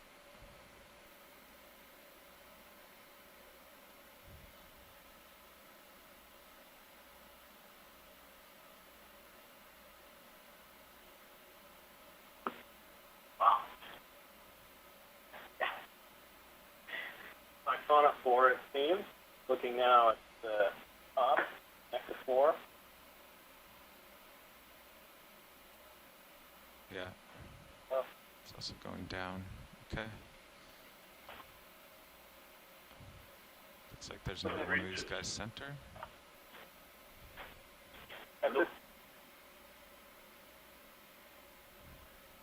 Single build fire more. Okay. See if that's a Agalma Okeanos again or not. Another shot at identifying the... Yes, oh, it is. look at that. So they must all be. Okay. So at 500 it was still at I the like how these guys spiral around. Down here we have Agalma. You know how I'm doing, co-pilot. Wow. Good and back. Okay. Maybe it does that a lot, and that's why the back half of it also compressed and interlocked together to help move in that direction. Okay, letting him While go. we're getting this nice imagery, can we kind of take a step back and explain what this organism is? This is something that's probably new to a lot of our viewers, these colonial jellyfish. So this is a Sphyconex siphonophore, which is a colony of polyps or zoids, which all have their own specific functions in the colony.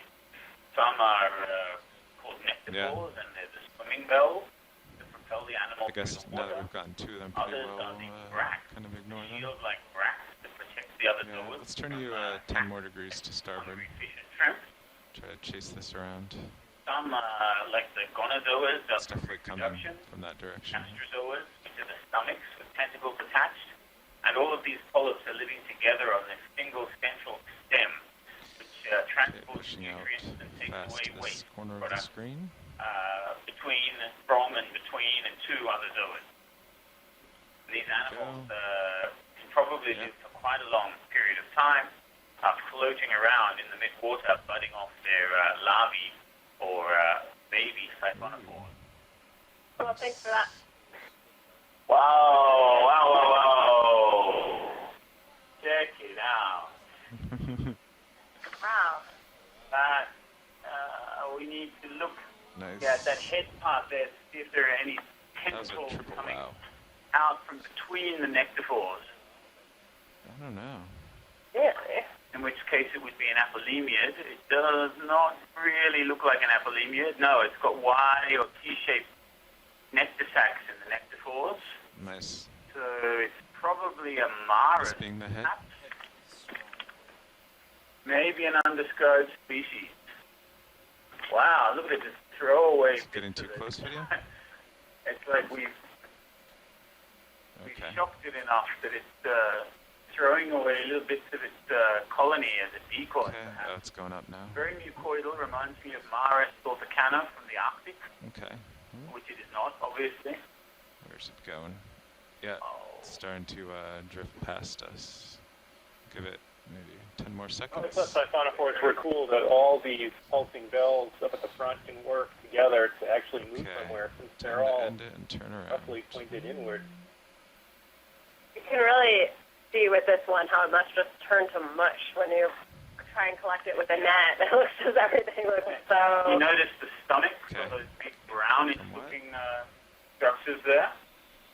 Extremely elongated. Tilt down. It's probably very large prey. It's a cool one. I wouldn't be surprised if it eats fish. Yeah, that would be cool to see. Thank you for that great zoom. Thank you, video. Give you a Galmo kitty in the background as well. They were like siphonophores on parade.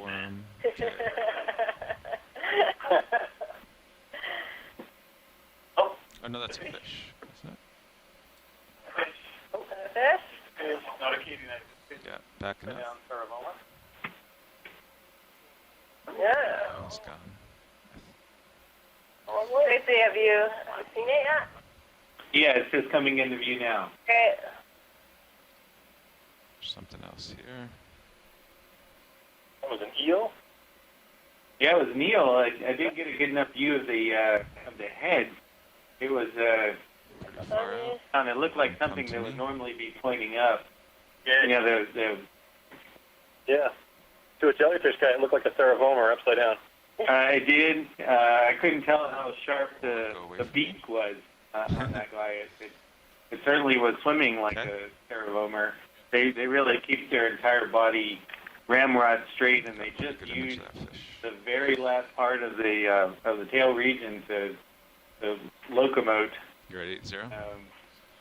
Tracy, on an earlier expedition, we saw a ton of Saravoma, but I believe every single one was head up and not head down. I don't feel like Yeah, that's the normal way that they're oriented. You know, hypothetically, their eyes do somewhat look forward as well.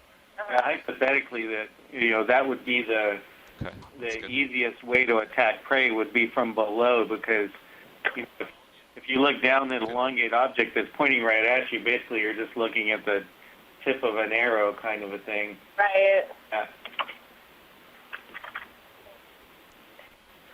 There are some other pelagic eels that I haven't really seen a whole lot of. Maybe Bruce has, the duck-billed eels, and that one almost looked like it had kind of a rounded off snout. Bruce, did you see that very well? No, unfortunately, I stepped out just at the wrong moment for just briefly, so I totally missed it. I'm trying to do the replay. A couple of other eel possibilities. You're right. The duck-billed eels would be like Benefica. Another possibility could be the Derichthyeids. We have Derichthy serpentinus in this area. And I'm not sure. A male Mimichthyid would have a short snout too, of course. Go down. Yeah. Seeing a fantastic shrimp right now. Incredibly long and tiny. Like, what can I do to get that I don't lighting know, better? 15 times the length of the body. Okay. Is that all sensory? Is that function? That's huge. Yeah. And nothing can sneak up on that. Except for that fish. That's incredible. Up to the right? Is it a low base to the right? Okay. Wow. bouncing down? Yeah.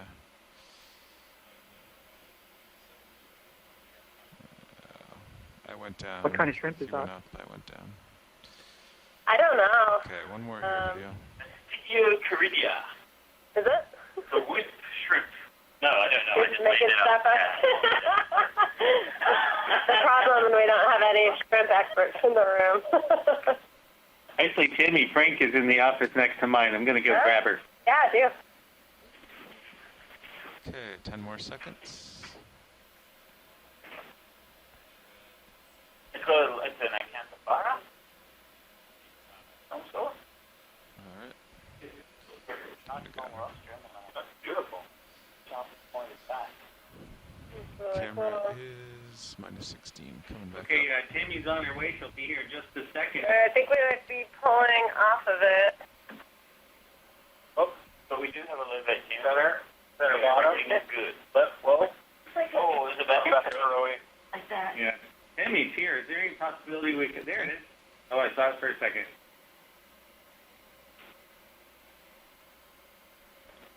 Tracy, if things are working properly, you should be able to pull that up in YouTube in like 20 minutes. Okay. Did grab a screen grab, so maybe I'll try to pull that up. Almost back out. There we go. Yeah, it's really funny. Pushing out further. Yeah, slowing.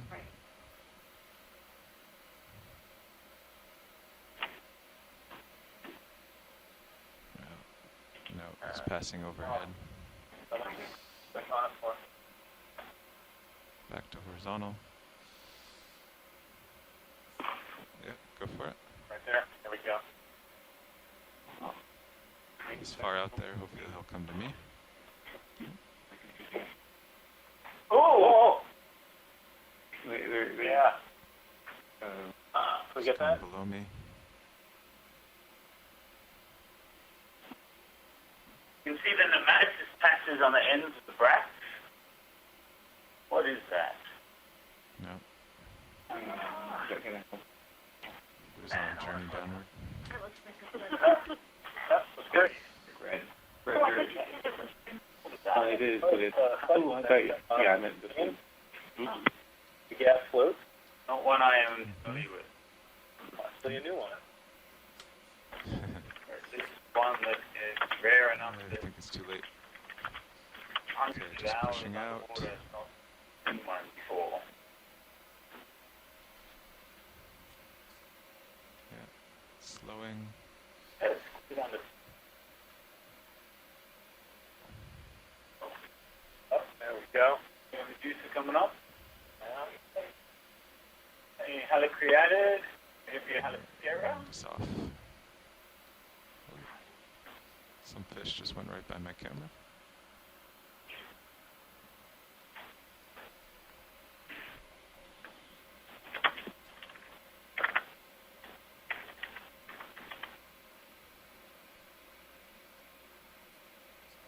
Wow, what's that? Right? That might be footage. Yeah. Mm-hmm. And particularly if you look behind G2. Want to go in on Usually where all the squids hang out. camera. Yes, there's good here. They just playing games with just stand aside. There's another Agelmo Okini. You can actually pick them up in cereal. Oh, is that mine? Shrimp? No. Okay, recentering.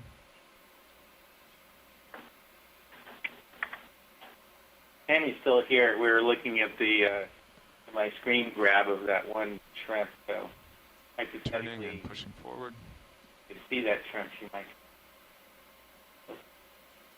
The shrimp just don't hold still like jellies do.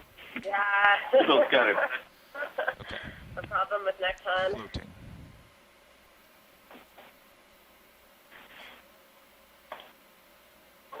And Coelodendrous Theodarium. Right with the scramble. A hydromedusa. And this is a Clausophid Helicopteran siphonophore belonging to the genus And he's gone. a Klausophy. What's that guy? Klausophy, if it has no ridges, pretty feet if it does. Named after Dr. Klaus and Dr. Kuhn, respectively. Wow, what is that? This might be an egg map. Wow. Wow, let's get into this and see if we can see what's Is in it there. too high or too It low? might be developing embryos or something. My angle is -15, so it's probably too low. Okay. Wow. Let's thrust down a touch. Tilt up. What kind of organisms could produce an egg mass like this? Or is it? Somebody call Mike. Thrusting down a touch more. Okay.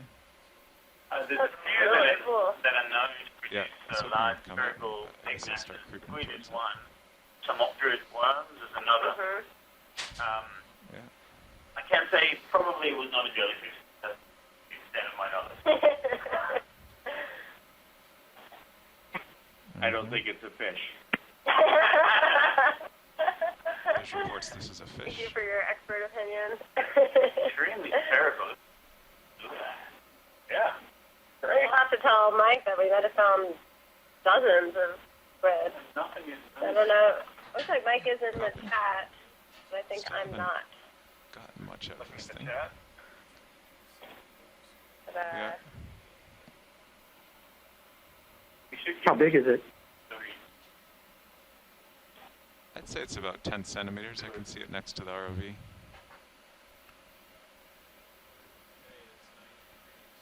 Okay, want to get the whole creature video, and then we'll The iris right down. have to go. You can see what's in those bright white spots. Okay, full wide. No, I gotta go. Alright, that was awesome. Thank you. I've never seen anything like that before. Wow. The question of going and embarring me. Yeah. So I'm in auto depth, yeah. but doing I just call a that little egg tiny mass set point. log. Can move the light up or down. Just playing with that. If I guess if you notice the shrimp or whatever is swimming slowly up or slowly down, you can try to. I mean, it'd be better if I was out of auto depth, but then That was close. then you start to oscillate.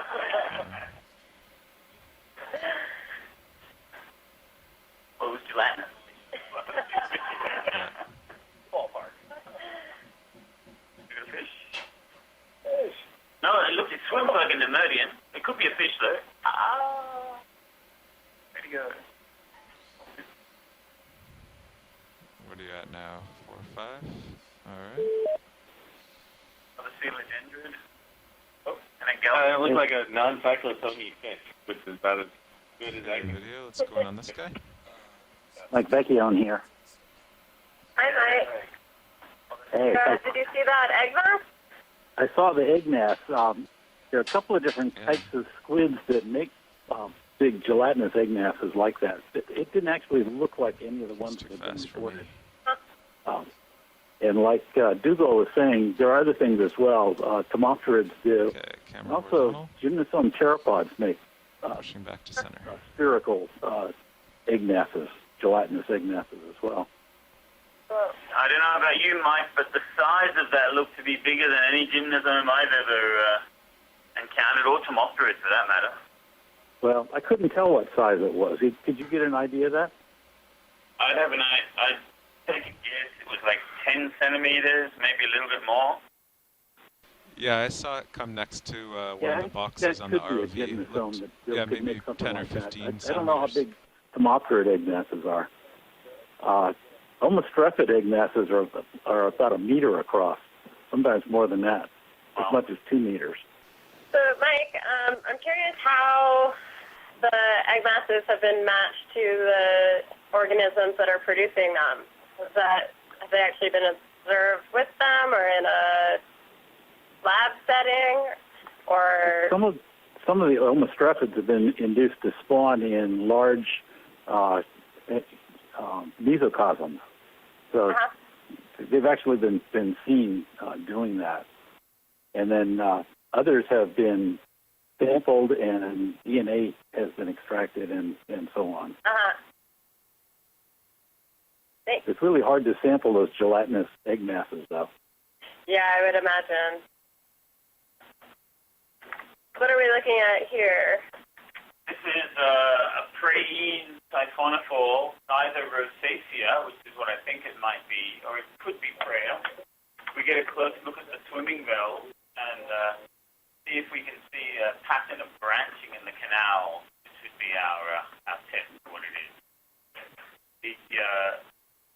The cyclosome on it looks to be much more like a rosacea than a prayer. The prayer normally they spiral around a lot and are normally a bright yellow. Mm-hmm. And I think larger than one we just saw. Is that all right? Prey can grow to 40 meters in length, which is pretty large, twice the length of an adult blue whale.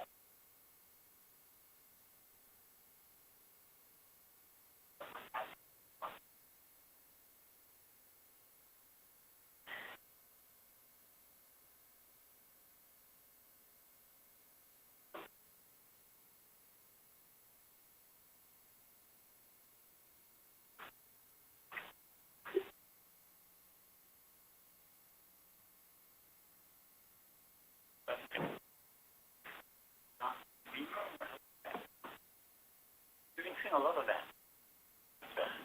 Oh, it's that weird Since one. there's a lull in the conversation, I'll just mention that there are a lot of pelagic animals which we don't know the egg masses, including many, many families of squids. Having said that, I'm going to hang up now and then I'll call back in if something else pops up. Great. Thank you so much for calling in, Mike. We'll keep hunting for some squid for you. Okay. Bye. That last jelly was the Halicreatus circular gonad that we were like, is it really Botryonema or is it not? And it looks to be something we don't know, or we don't have a description for right now. So a good zoom in of that, and if we find another one, would be great. I think it might be new. The gonad like a donut. Yeah, we spent like, half an hour, almost an hour looking that up in the old literature day before yesterday and couldn't find it. Got a Bacteroides down just below us to the left. And is that a fish in front of us?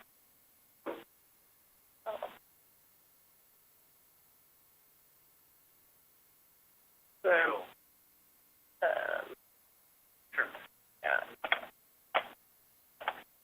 Seems like they hold their antennae out to the side like a bow joint, and then coming down on either side of the body to sense if predator is coming close to them so they can escape. Suggested shrimp.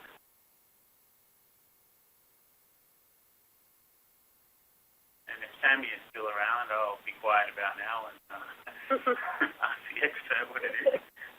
So, of course, Tammy just left, so then there's a beautiful suggested shrimp. Tends to be how it works. That's good.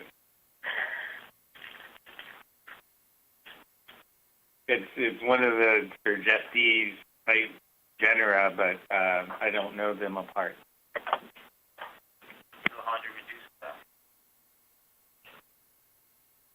If I leave the room, do you think we can find a key from there? That looks to be another of what may be a halostemma. It has the long nectalia-like bracts still attached. They're still very young.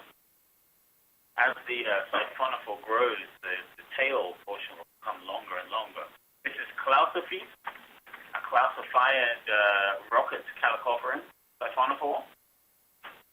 Very fast swimmers with that streamlined rocket-shaped bell.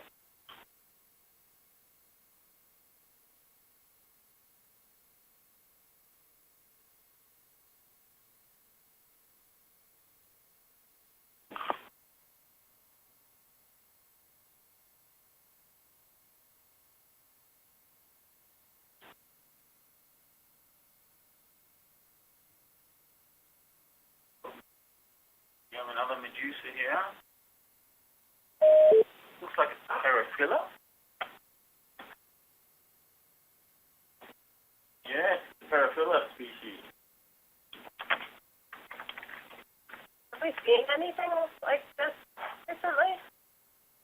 Not It looks very for different. a while, yeah. supposedly this animal is the coronet Staphylomedusa Medusa. You can see a groove in between the apex of the bell and the rim of the bell that the tentacles are attached to. That's what makes it a coronet. Corona as in crown. And Paraphila supposedly is one species which occurs everywhere. Yep. And the DNA, actually, the sequences are very similar, even between Antarctica and Japan. And we're not really sure. Their morphology is completely different. It might just be something with the particular gene that was looked at that time, and they are different. There's only one Paraphila we found in the Japan Trench maybe 10, 15 years ago that seems to be definitely a different species based on morphology. Okay, that ends our 25-minute transect at 700 meters depth. We will begin our descent once we have everything stowed. So, are they a group that feeds mostly while they're swimming? They feed mostly while they're swimming, yes. Coelodendrons. They have interesting mating behavior, where the male passes the female packet of sperm using its tentacles and puts the tentacle up under her skirt to inseminate her. Now, there's another species of Paraphila. Is that the species that was in the Baltic? Right now, there's supposed to only be one species of Paraphila. Okay. I was going to say something else. But they're very common in a fjord in Norway, which is cut off from the ocean, and it's very, very dark. The water's very turbid. So fish don't do well as predators there. These non-visual predators, Bathychorus again, tend to excel, and Peripheral has reached plague-like proportions just in that one fjord. Right. Which means lots of people are doing studies on its ecology because you can get enough of them to actually study their ecology. Right. Interesting. We see a whole bunch of small medusae, but then we start to see something like Bathychorus, which would sort of be a jelly hunter. Go ahead, Nav. We have another move, please. Sure.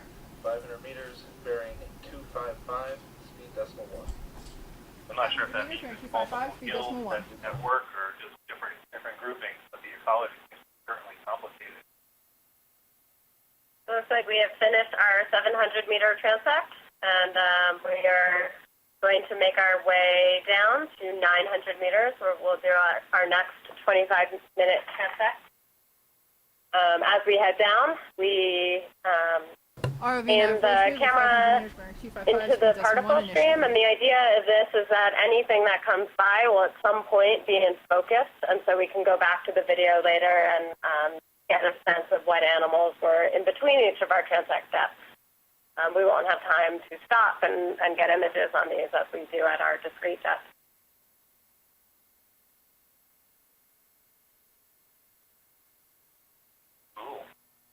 I'd say so far 700 meters definitely seems to be our hot spot at this location. A lot of animals. That's great.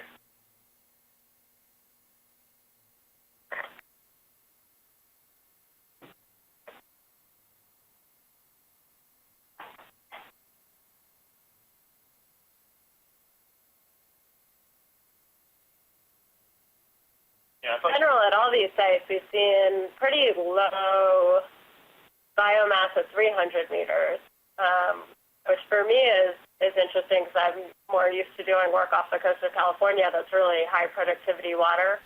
All right, science, we are heading down to our next transect depth. Heading down to 900 meters. So tend to see a lot at those depths. Yeah. I think here everything's living a little bit deeper.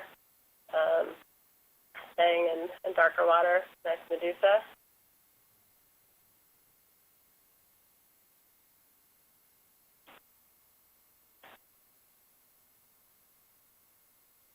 Our next transect at 900 meters will be just slightly below the bottom of the GSL, I recall. Sometimes below the deep scattering layer, we will see some of the larger fish and mobile predators because they'll kind of hang out and swoop up on the deep scattering layer organisms. This is a good place to look for some of the larger fish and squid. following the 900-meter transect, we will turn off all the lights, minimize our use of thrusters, and basically try and get as visually and literally quiet as possible. And then when we turn on the, what is that? That is, wow. What? All right, there's an unidentified something. That was a motion we're not really used to. Yeah, that's strange. No. So as I was saying, when we get down to 900 meters, we'll shut off all the lights, get as quiet as we can, spend about 5 minutes there, and the hope is that when we turn on the lights, we might catch a glimpse of some of the squid and larger fish that tend to avoid the ROV. We tried this twice on Sunday, which was our first ever full day of midwater dives. Unfortunately, we didn't sneak up on anything, but we did catch some bioluminescent flashes while we had the lights off. Thanks to the good eye of our videographer who noticed that in the stereo screen, and that was pretty cool to see.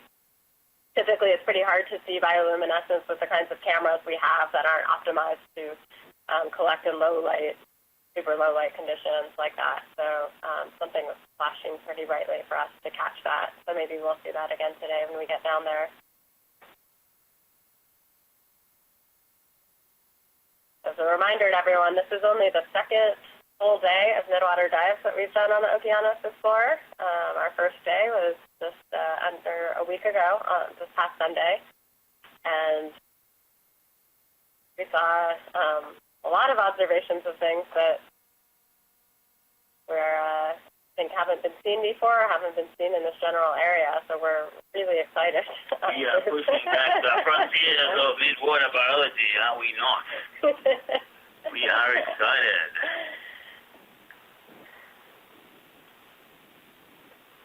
What was that egg mass? Wow. Yeah, it's really cool. I just can't get my mind around that Medusa we saw at 300 meters. Yeah. Did you guys hear the pilot's comment on it being about 10 to 15 centimeters, that egg mass that you're referring to? Can you repeat that? Just asking, did you guys hear the pilot's comment that he saw it near one of his boxes, and he was estimating that the egg mass to be about 10 to 15 centimeters.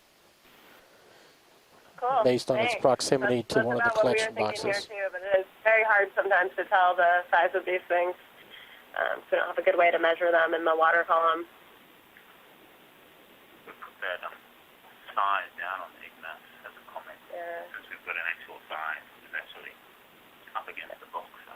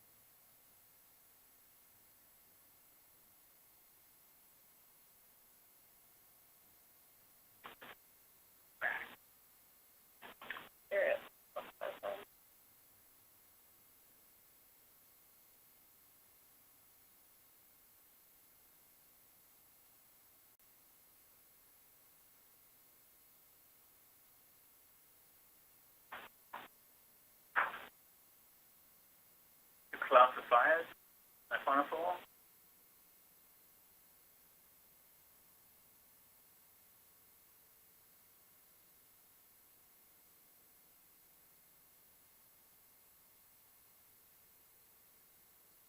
See them off in the distance. Here, all right.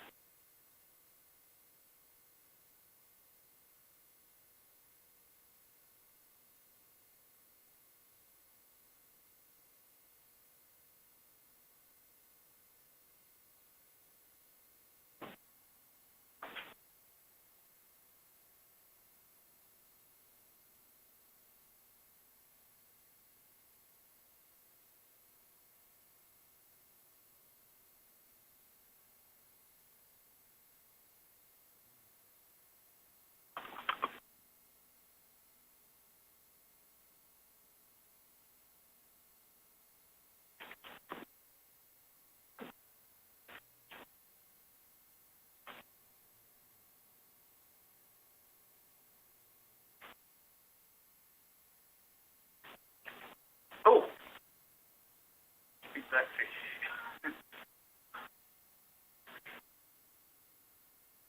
Can I call on Mictofid? I had a Mictofid question mark before when I saw something dark. I dare you to prove me wrong. Oink.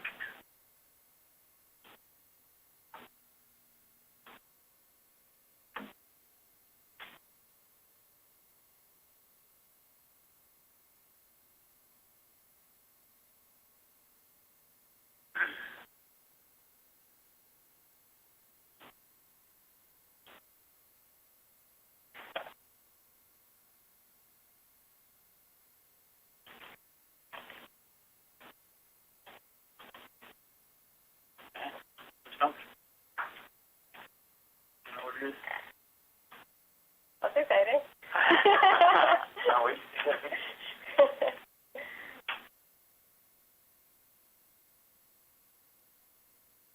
Small Medusa? Yeah, only so real. You get a match call out. Yeah. But I see more angles. Cool.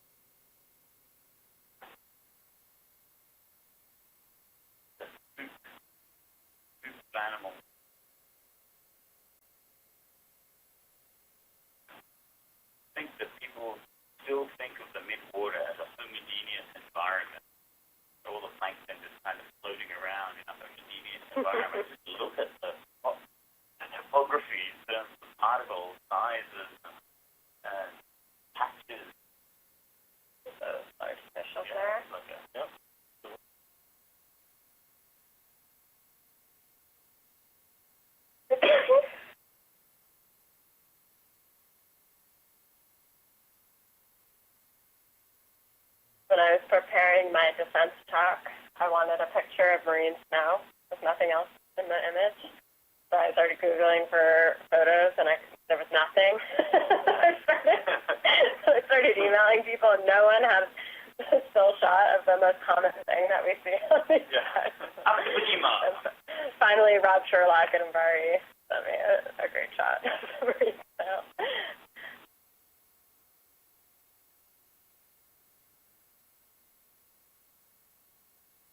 It's kind of important for if you want to apply machine vision, trying to find the animal in these shots. This is the background shot. Yeah. This marine snow is important data we're collecting now. Future machine vision, automated identification of animals. Absolutely.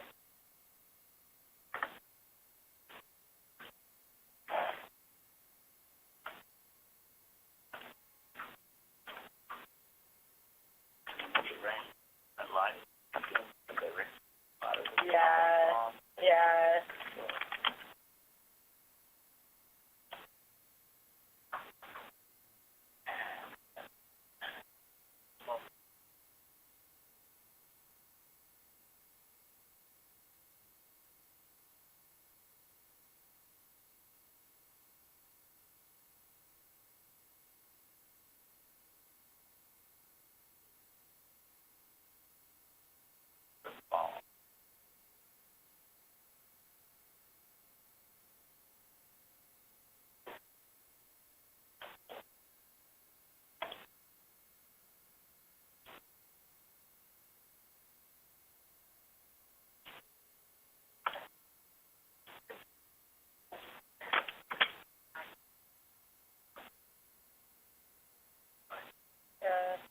So we have a question here, how many transects are taking place? So we did 300, 5, and 7.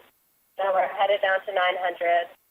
And then we're going to come back up and do 400, 600, 800, 1,000.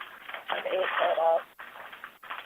We spread them out instead of doing them all in one ladder in order to kind of get that full survey of the water column a couple of times to get a little bit of replication there. And started with the 300, 500, 700 because those are our steps that we make sure that we hit on every single midwater transect. So we want to make sure, in case something came up or some weather, an issue with the ROV, that we would have those steps hit.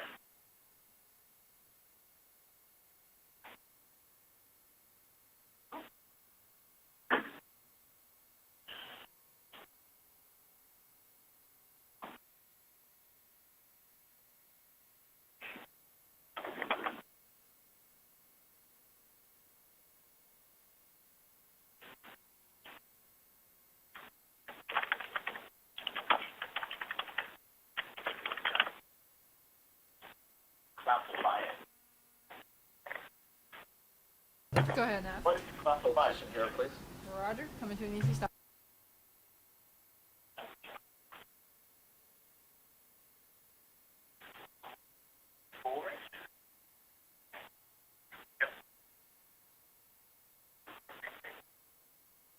ROV nav bridge, easy stop.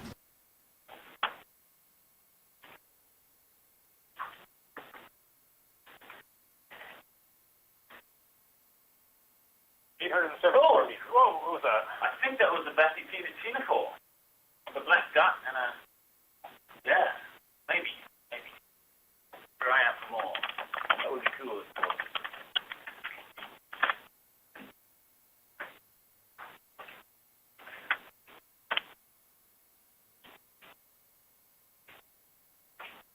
Here's the right tip by now. Alright, 880, yeah. Maybe a fish here.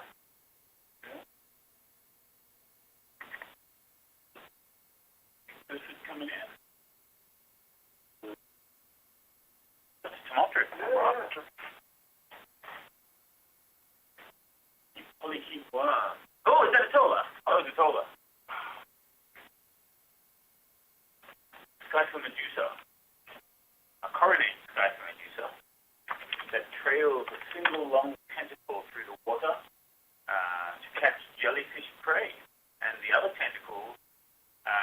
used for catching crustacean prey.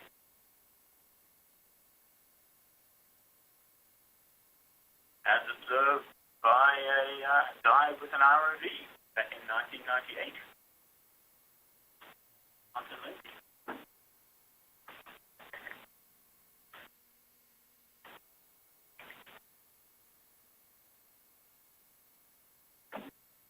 You seem to have got a lot of more active,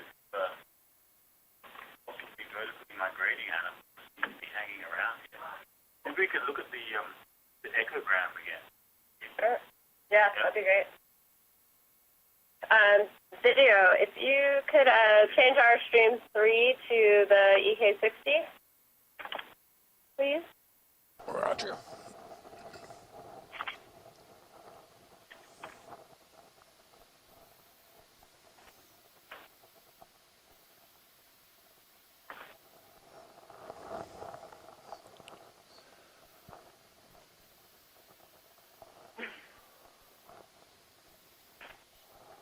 Oh, Paralia, reception.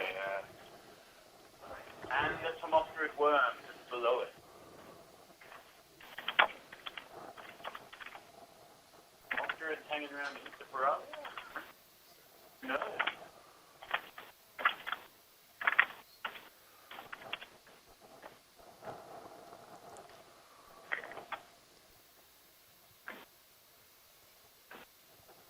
Right.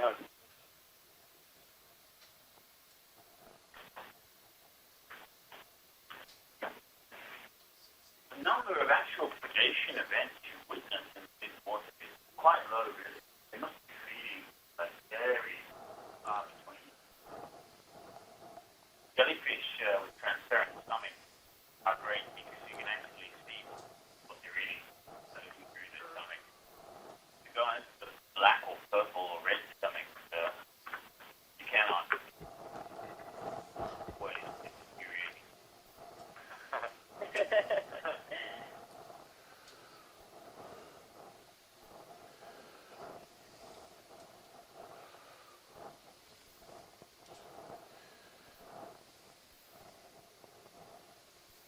Very hard to work out what the jellyfish eat because unlike fish and shrimp, you can't catch them in one. Science, we have just reached depth of 900. We are beginning our setup. We have not yet started, but we're trying to determine the currents properly so that we can get some good zooms. Actually, this is looking pretty good. Thank you for that update. We will stand by for the start of the 900-meter transect.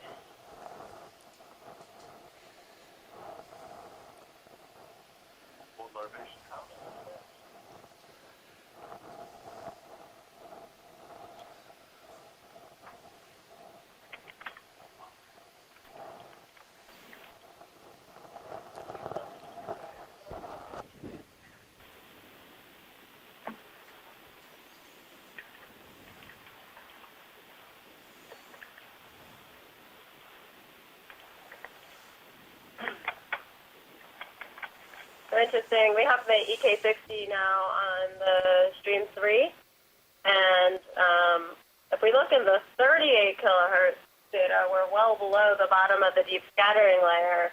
However, in the 18 kilohertz, we can see there's still some scattering at these depths, and larger organisms will be detected sometimes by the 18 and not by the 38. So possibly there's some larger piscivorous fish, fish that eat other fish, or perhaps some squid or other organisms that we're detecting.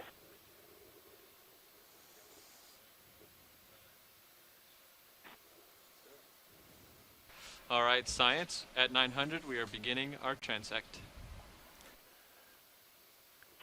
Thank you. Roger. Center left, yep, you come into.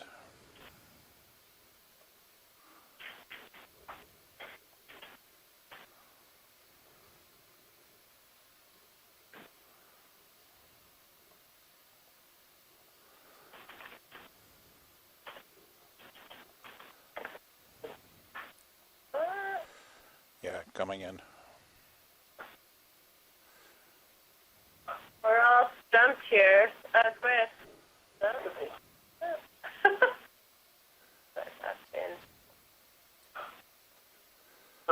It's pretty Larry.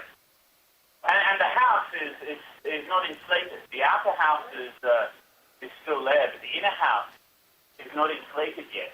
I think you can see the hammer-like head at the bottom of the organism there, and if it flicks its tail, it should be able to inflate that house to become a large, pleated, spherical kind of a house. Wow. Come on, inflate, dude. You can see its tail, that great big transparent tail behind the whitish deflated house. Is attached to a gland just below its mouth. Wow. Very cool. Really cool. Very cool.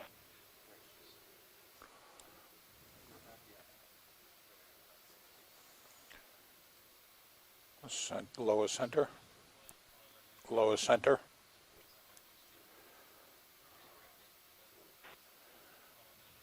Okay. Up.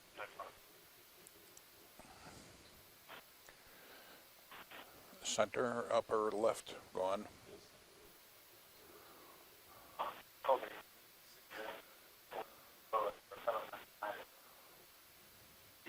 Center. No. No.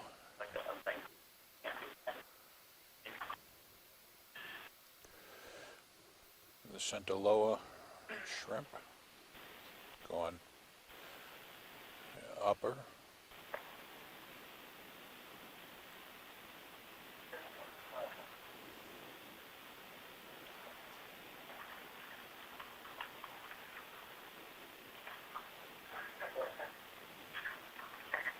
Copepod.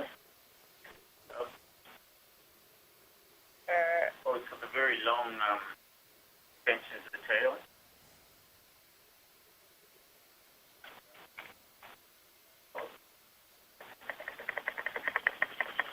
Go on.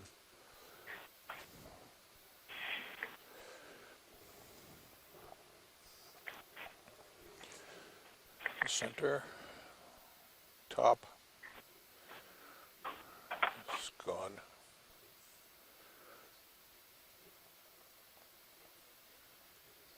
The center here, yeah. It's out of the light, it's close.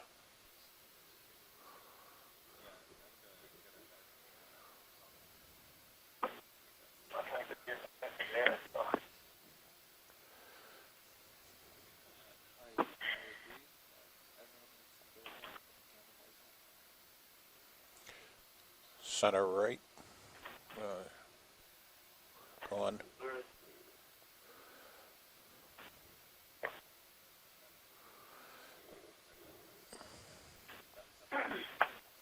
Center left, upper left. Center. No, Borrelia.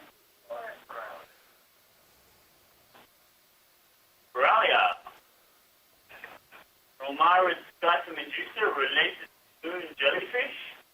The external surface of the umbrella is covered with nematocid spores. This one has a funny looking bulge up near the base of the stomach. I wonder what that could be from. Maybe something living inside its bell.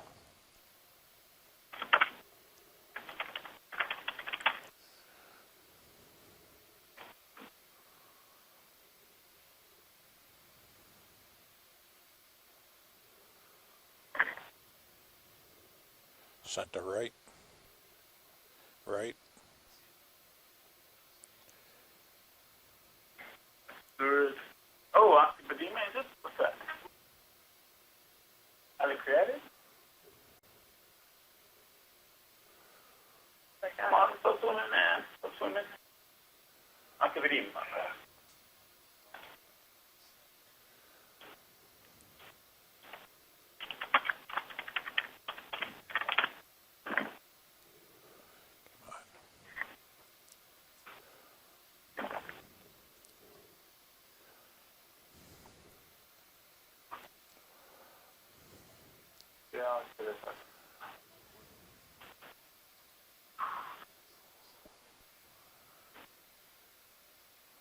Tentacles are just retracted, right?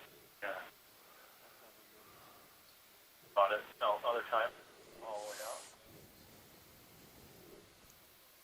Sirius view. Yeah. Yeah, what's that? A prayed Sophonicol, it looks like. It's big. Yeah.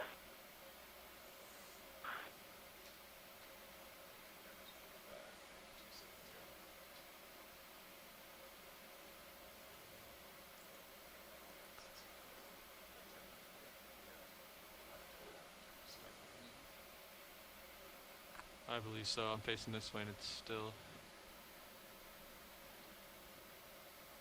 Oh, Sirius Yeah, again. let's turn a little bit. Oh, what was that? And I'll push out. It's perfect. That's a Tola. I think we got something coming right here, video. Center. Go ahead.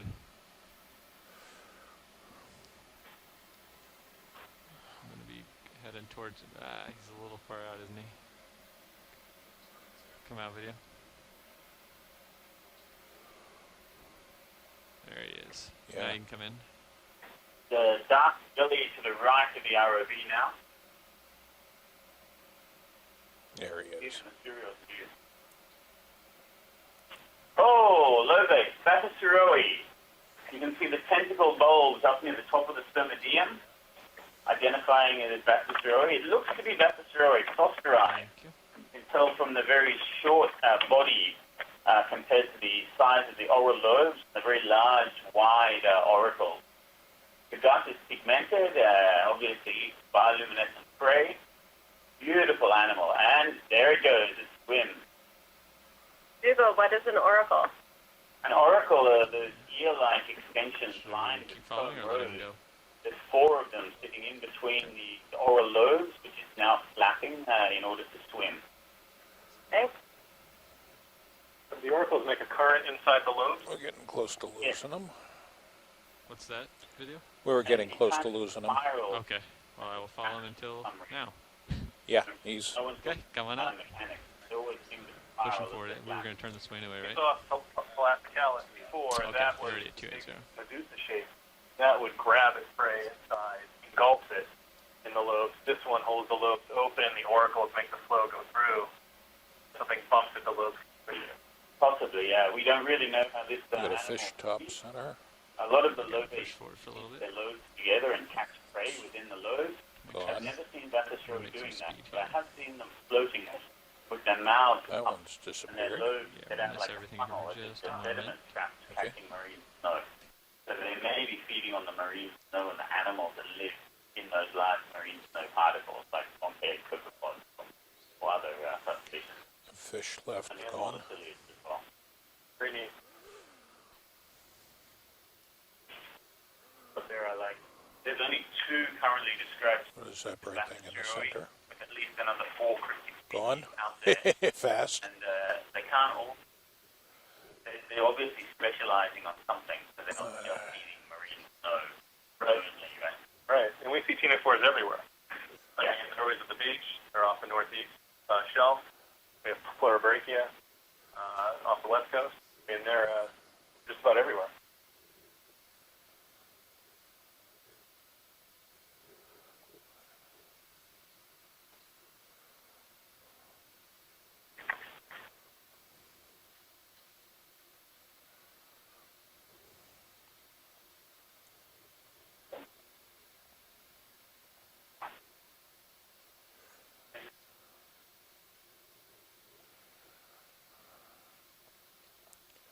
Whatever it is, we're losing him. He's relatively close. Center. Yeah. Well, oh, that's got a long spine on the tail too. That. I know Microspella uses that long spine to anchor itself in a marine snow particle, but I don't know about this stuff.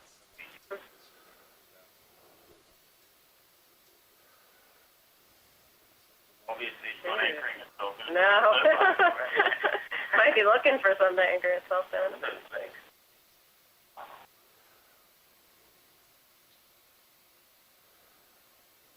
That's creating a feeding current. Turned and facing the current. Maybe the tail is just to make sure the wind is moving it all back, so get down. Yeah.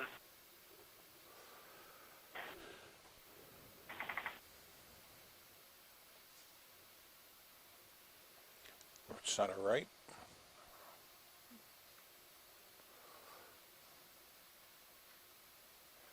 Going off. Center. Hard to tell unless they flap their loads. They're the only uniform that flaps their loads so that it looks like they're wrapped in. This is an Rhodium one. Cool. There it was.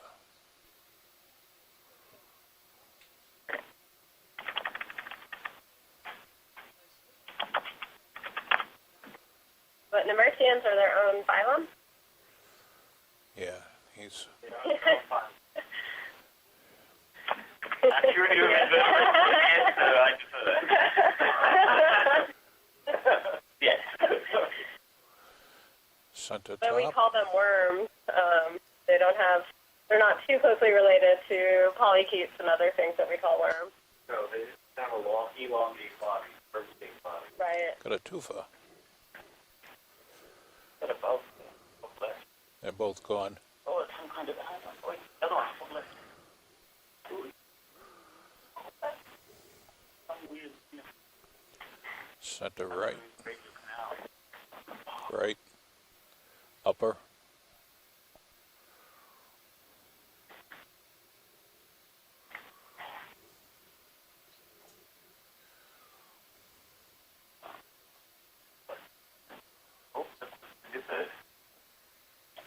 Cool, what is that?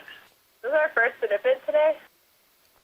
The first one is on camera. A good decent, yeah. We had a possible, oh man, come back, please. That's interesting. What are you? Flattened? No, is it? My tent is like. Okay, he's going. Okay, zooming out. Bye.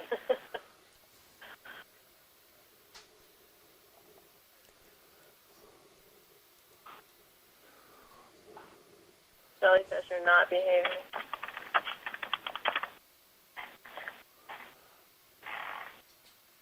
Center? No, too close.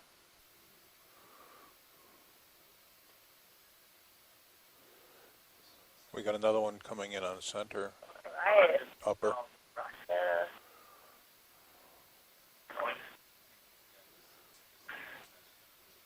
He's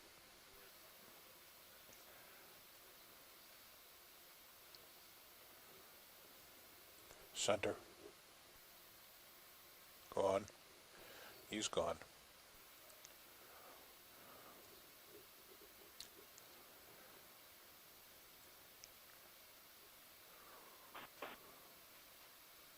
Bottom.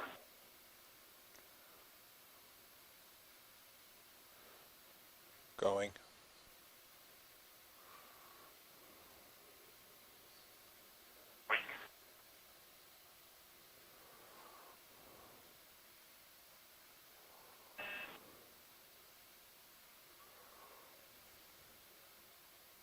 Where'd all the sites go? They're not down here. Yeah, there's people everywhere. Yeah. Got this, ROV? Our Master Show is pretending to be a lavation. Less delicious. Center. Eatingness. Tentacle bowl up there that looks like the head, and then the tail is like the gut. And like, whoa! What do we got here? Mainly long tentacles. Yes. Ow. It's a repellent nematis. It's too close. We're gonna only extending over like 2/3 of the canal. What are you? Hey.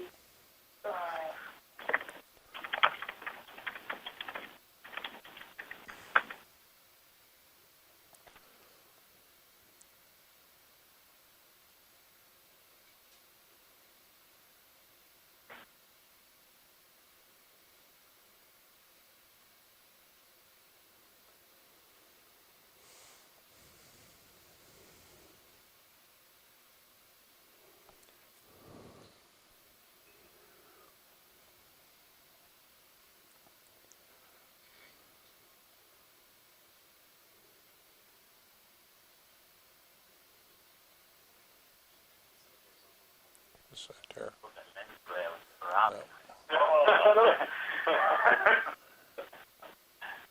Oh, Theodarian?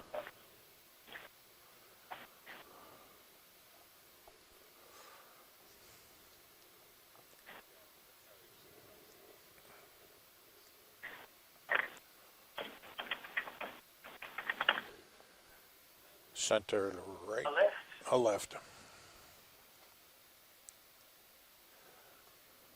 And on to that. That's true. You can see the oracles. Yeah. Oh, yeah, check it out. A nice one. That's Costa again.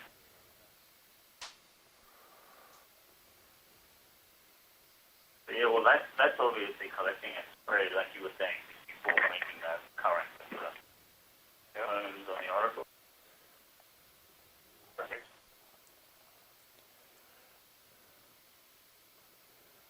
Well, it's where the animal wants to go. Yeah. Very nice. He's getting quite close.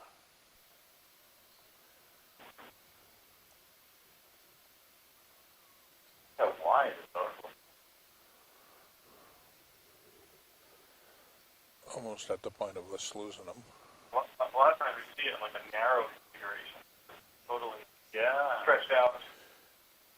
Yeah, okay, he's too close. Wow, did you see that? When it flaps with its oracles first, so it uses them for swimming. But it's flapping them. Oh my goodness. Yeah, that's neat. Let's save that one. I've never seen that Go before. back. Swimming sequence on that. The load. Wow.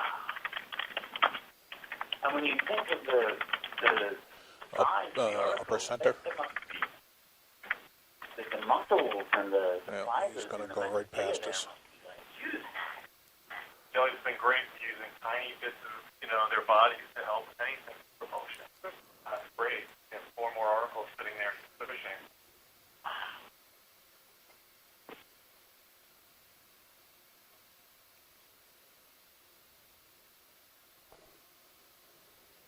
The class.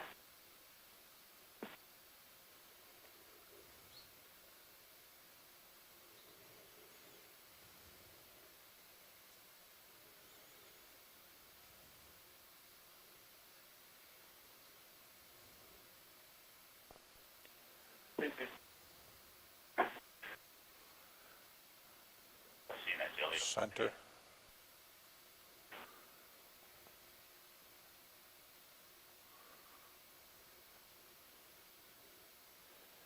Something in the center. Oh. A fish. Oh, it's a fish. We have a fish. This doesn't matter, leave the room. Just as you left the room, we catch a fish. Batty laggard? What is that? Not a jellyfish. Tracy, you on? Bruce, check in the chat. Yeah, he's not on. Tracy's not here. And unfortunately, with most of these, I can't really see them clearly enough to give a good guess. The bathylagia, the deep-sea black smelt, is a good guess. I can see a couple of things that match up with that. The paired fins on the belly are about at the middle of the body, which indicates fish lower down in the phylogenetic grouping. The snout looks rounded. We're looking at the belly of the fish, though, which is not that informative compared to a lateral view. Looks like it's got fairly large eyes. The deep-sea black smelts come in a couple of different color varieties. Some are darkly colored and some are more silvery, and this is a more silvery one. So I can't say for sure what it is, but a bathylagiid is as good a guess as any. Coming around to the side there, we might be able to see it now. And senior? No. And we do see a lot of fish in this area, up and down. Oh, there we go. Yeah, now you can see the shape of the head. I think it's definitely a bathylagiid. I could see a short dorsal fin in the middle of the back and an anal fin that's placed back toward the tail, and a short little adipose fin, a tiny fin that's also back toward the tail. That huge eye, the blunt snout, the very small mouth, all indicate bathylagia. I'm going to have to check on which one's light and which one's dark. We have Bathylagus longirostris, and I forget what the other one is in this area that are common. So I'll have to check on that and get back. But it's definitely one of the deep sea black smelts, family Bathylagidae. The generic placement of these has been shifted around a bit, so I'll have to do some work to figure out. Looks like it might have a little bit of damage on its back too. Those kind of brownish areas look like they're missing scales, damage to the skin, like something had attacked it at one time. But yeah, you were right. Good eye. Bathylagia, deep sea black smoke. Can you comment perhaps on this seems to be pointing straight down, whereas a lot of the other fish we see are facing directly up? Yeah, this is a little bit of a mystery because the orientation of these fish, when they're feeding, looking for food, would be looking upward to try to catch silhouettes of animals against very dim light downwelling from the surface. 900 meters, I'm not sure if that's still effective. And it may be that this fish is still in the process of moving down in midday in its vertical migration, and that's why it's oriented head down. Although it seems like that vertical migration should be pretty much over by this time of day as well. So I don't really know. I don't know if you have any suggestions about that. I'd be interested in hearing them. Is it possible that if you are looking for a I believe they eat jellyfish. Too close. And if you're looking for a transparent prey item in very, very low light, probably looking up will not really work. And you're better off looking for its bioluminescence with the dark background of the waters below. The very large eyes of the Bathylagus. Do you think we'd get more if we did a partial zoom? Look for the bioluminescence of their gelatinous Do you think we'd see them earlier if we did a partial zoom? That could be believable. Yeah, that sounds like a very good idea. I know with the demersal fish that we see on other dives, a lot of them have large eyes, but the eyes are not formed well enough to see images, but they're very good at detecting dim light of a bioluminescent organism. And the same thing could apply to these deep sea black smelts. Three things. I mean, also another note is that it's probably looking down on what is our oxygen minimum zone. Nothing that panned out. Here at 900 meters and won't be seen before, so not sure if it's looking for animals moving in and out of that zone or what, but it's very interesting. Could it be looking for bigger fish that are looking up to try and find it? Keep it up. Well, I suppose that's a possibility. I think that maybe senses of the lateral line organs for sensing more water vibration, pressure changes, and movement of water would be more important for that, sensing the approach of predators. But I could be wrong. We know so little about the biology, the actual behavior of these deep sea fishes and other organisms. I was just remembering the Alephiosaurus we saw at 900 meters, the same depth. Facing upwards a couple of days ago. We're going to lose them. Going wide.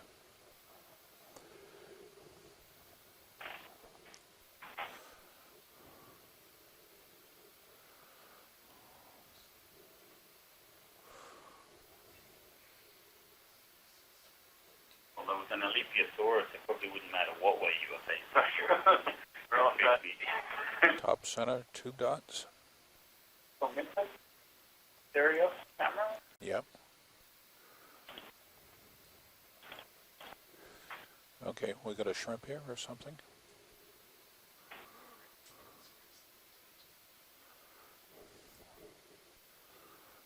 That one's gone. Serious.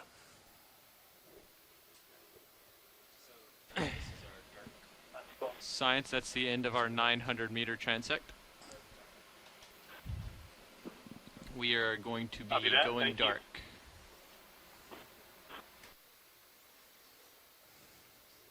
Now we get ready to go to the dark. Okay.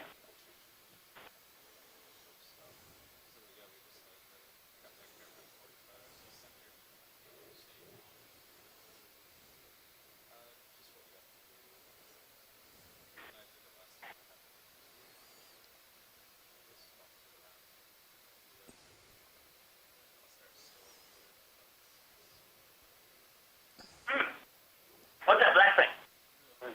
Oh, wow. Straight ahead, straight ahead. Straight ahead. The black low base? Is it red or black? Oh, we need some light on it. Look at that. Red or black? Wow. I bet it's red. I bet it just looks black. This is a Tina 4. It looks like possibly Lampoctate cruentaventa if the body is red. We need to see, though, if it's black or where the tentacle bulbs are located. It really looks like Lampoctate, the very long auricles, quite angular body. Wow. Beautiful, doesn't it? That is fantastic. The entire body is pigmented, which is very rare, really, in jellyfish. Entire body pigmented. And you can really see, I think it's turning. Taste, yeah. Oh, it's turning around. We're going to get a view. You see how a red color can become camouflage because it looks black when there's only blue light present. If we can turn the lights on it, we may see the color come back.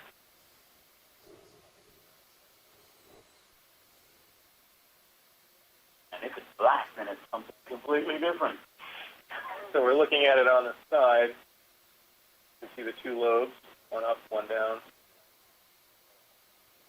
The shimmering of the teen rose. Hoping it'll rotate so we can get a better view of all the other parts. Looks like some parts are darker than others. All right, going wide. Yeah. Well, say cruentaventa. That's great. It's remained blackish purple, right? That is wonderful. Not red at all. Fantastic, great video, thank you. We have that all logged, and we will certainly be looking at that later. Very nice. Yeah.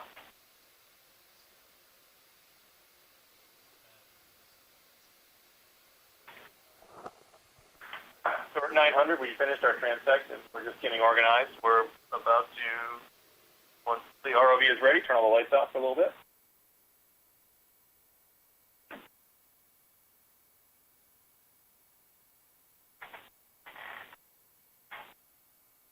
Possible while we're still moving through the water, we get fresh water in front of us. Oh, is that a fish? That looks very fishy to me. Ceravoma?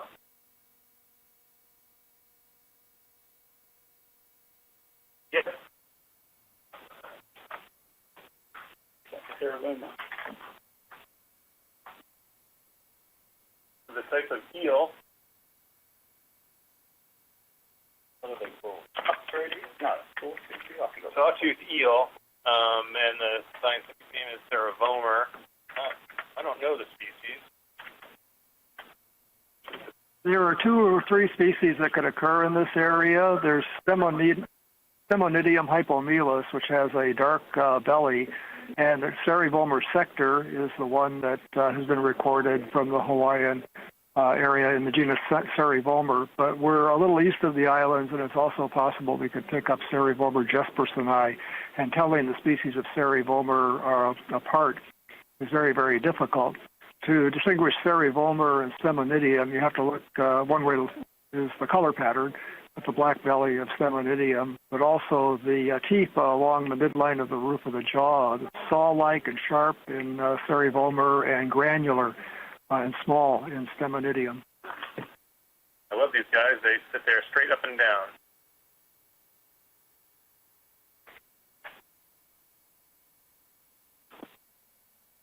That you have that color information, because trying to key out these fish that you see in videos when the characters are usually something you can only see under a microscope is quite difficult, isn't it?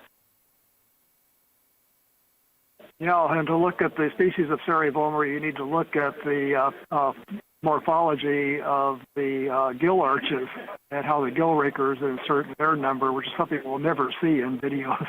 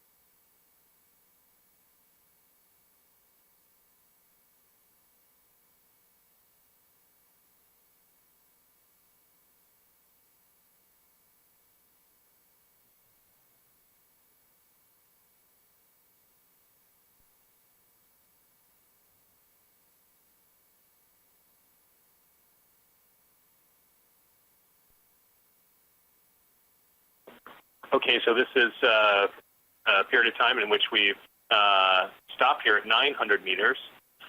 We've managed to turn the lights out on Sirius and on Deep Discoverer. And the idea is to see if we can, after a period of darkness, maybe sneak up on some squid and other animals that might be averse to the bright lights of our ROV. If you're watching feed 2, you can see Deep Discoverer floating around with just the smallest blue glow on one of its side panels. Out of our main feed, it seems to be totally black. We don't have cameras that are specially designed to look into the blackness for bioluminescence. However, one of the other trials, we have seen patches of bioluminescence, so we're hopeful that this 5-minute period will yield some observations of interesting bioluminescence.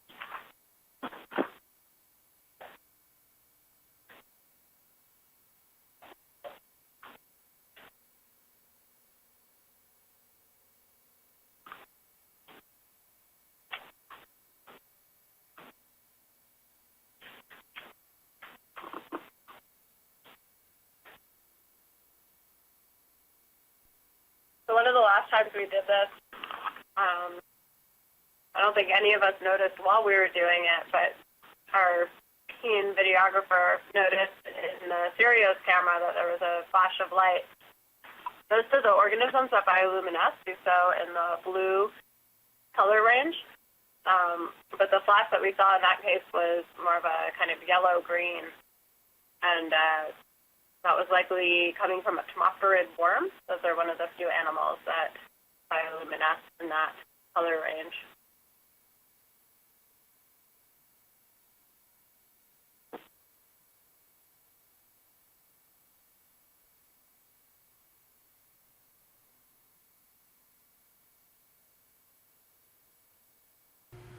So how do the conditions of what we are seeing right now on the screen compare to what organisms would normally be subjected to?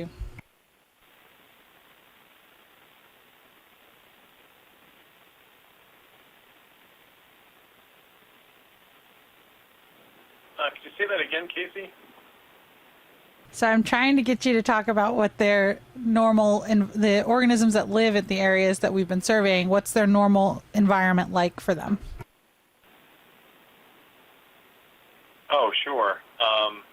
Yeah, we're in an area of the ocean that, we've had the pleasure of looking around and collecting beautiful imagery of all sorts of animals in the midwater. However, at this depth, it's almost completely black.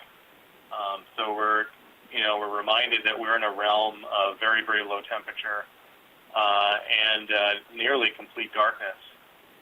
So as we simulate, as we turn our lights off, we're kind of returning that environment immediately around the ROV back to what it usually is. And hopefully when we pop the lights back on, we might catch an animal that would usually not prefer to be lit up so brightly. All right, shoreside, we reached the 5-minute mark, so we're going to go ahead and turn the lights back on. All right.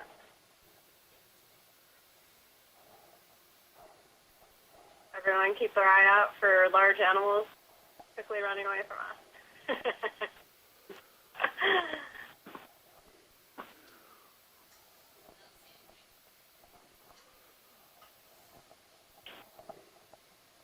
There's something in the upper left. Upper left, I wasn't sure what that was.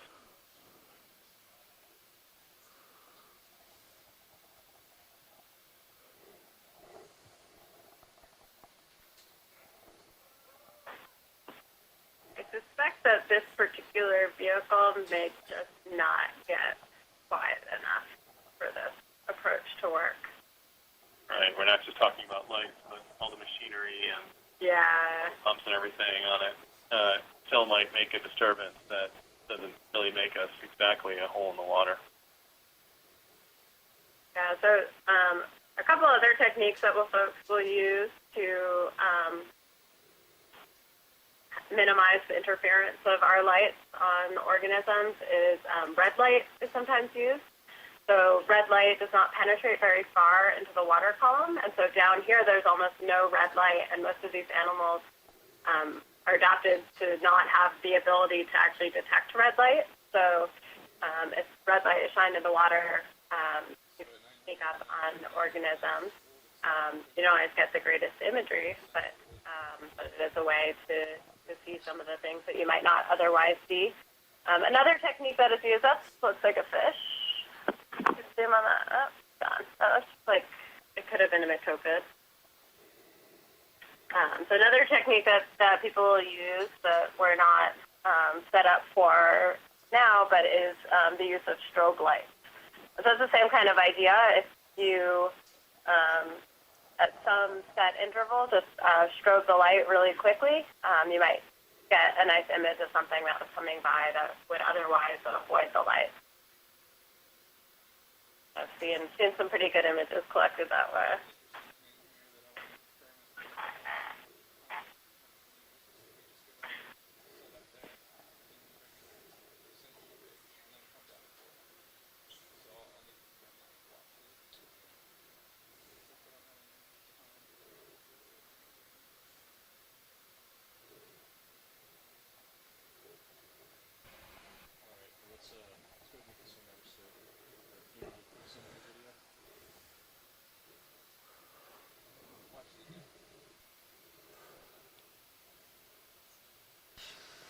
Go ahead, Nav. Another fish? That. Big cyclotony. That's a big cyclotony. Yeah, great picture. So that's, I don't know if we still have Tracy on the line. Tracy, do you, or Bruce, have any comments to make about this fish?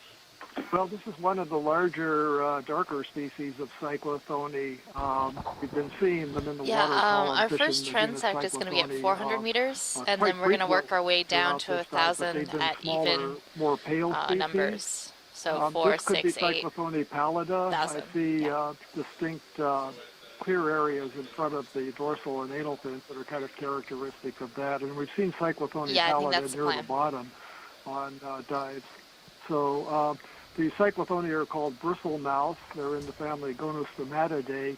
And it's been said that if you take all of the species together, the genus that includes all of the species may be the most abundant genus of vertebrate on Earth because they're so common all around the globe, even in the polar waters, and there's so much of the open ocean with the depths at which these live that the numbers of cyclothony probably are greater than any other vertebrate.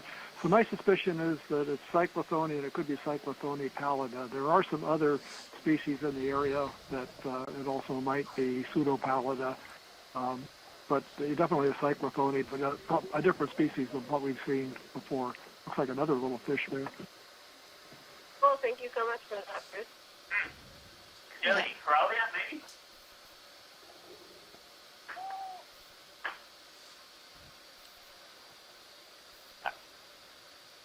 What? Looks like Coralia rufescens. Nomara scarsomedusi relates to the common moon jelly. The common what jelly? The mood jelly? Moon jelly, Aurelia, which we see in surface water Moon around jelly. the world. You can tell it's an Omara Scarsomedusa because it has both oral arms dangling down around the center of the bell, down into the cavity of the bell, and it also has tentacles deployed around the ring of the bell. This particular species has nematocyst warts scattered around on the outside of the bell. So if you get a close enough look, you'll be able to see these little spots or dots or warts that are coming off the bell. And it actually uses that to catch prey as well. So it's got multiple ways to snare its food. The radial canals are very ribbon-like and anastomose, which means they can join together or split apart, as we see there. And that is quite common in this genus. There are a couple of undescribed species, so it's good to get nice video like this so we can make sure that this really is Coralia rufescens and not one of the undescribed species.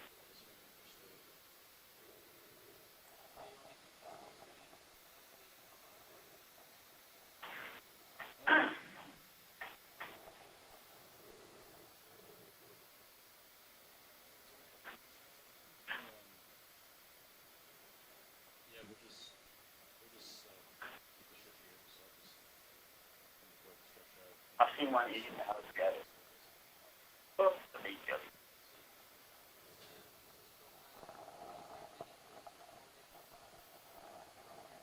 Oh, the jelly's eating jelly. Yeah. Jelly web, loop, man. right? Jelly web.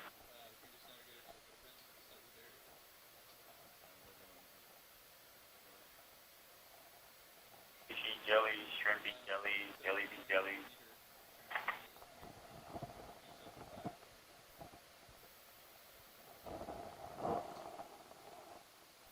I eat jellies at my local Chinese restaurant. Even seabirds eat jelly. Yep. And spiny dogfish on the northeast shelf of the U.S. Well, actually, octopus eats jelly. I don't know about squids. I've never heard of a squid eating jelly yet. That'd be a question for Mike Vecchione, maybe. Yeah, maybe.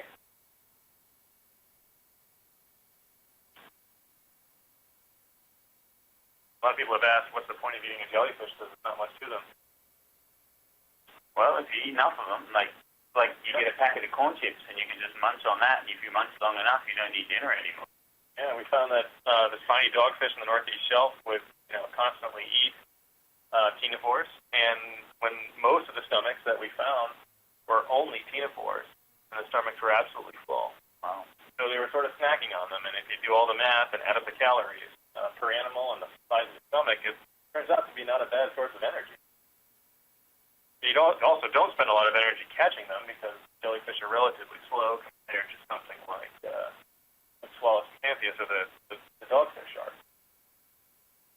I guess they're also good at concentrating other prey items. Like you'd be able to eat the things in the gut at the same time as you eat the jellyfish itself. Yeah. You're getting all that extra stuff as well, aren't you? Yeah, it's like a bonus.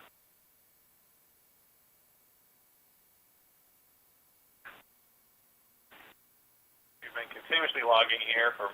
Whoa! Uncreated, I think.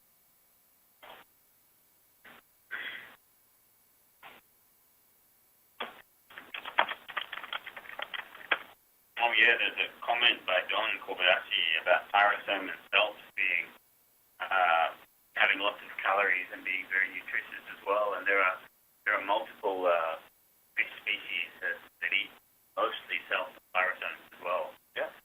I can't remember its English name, but there's a fishery for it off Japan, and they eat almost exclusively pyrosomes. Yeah.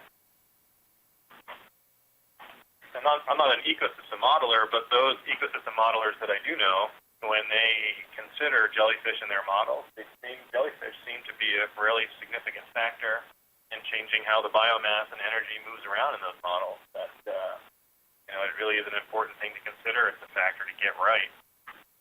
So we spend a lot of time thinking about those relationships.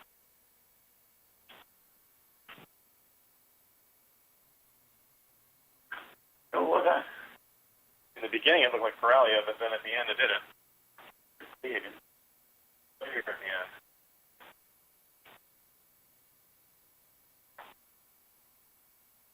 So we've seen some jellies that are clear and some that have some pigment. I heard once that it's physiologically expensive to make yourself pigmented, to make yourself the dark purple, the blacks, the reds. That's tricky.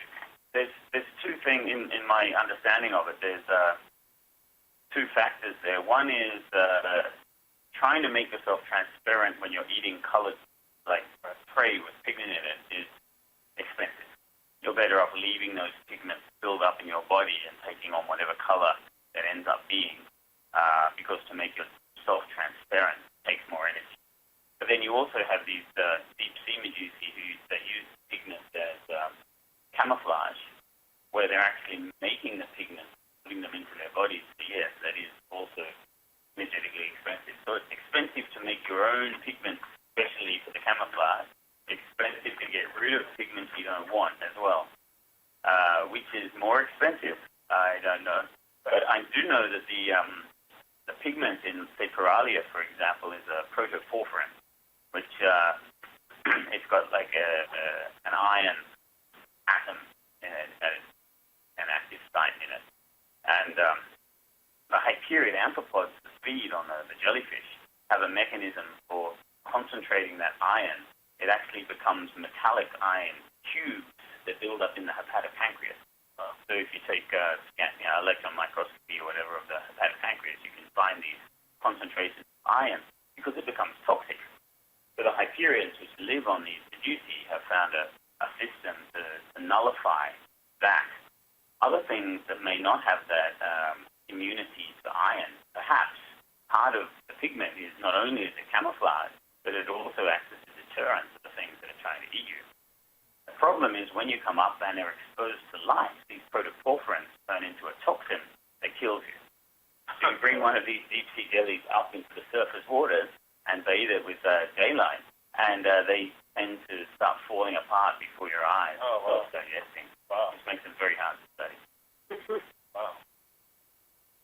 I once had a ctenophore, beautifully colored ctenophore, bright red with a black gut, and I put it under my microscope. I was keeping it dark, put it under my microscope, turned on the light, and it turned inside out first and exploded into colorful water.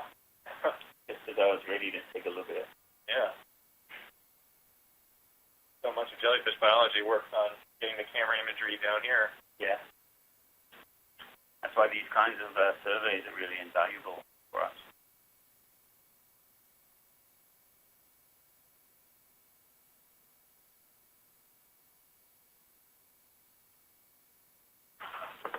What's that?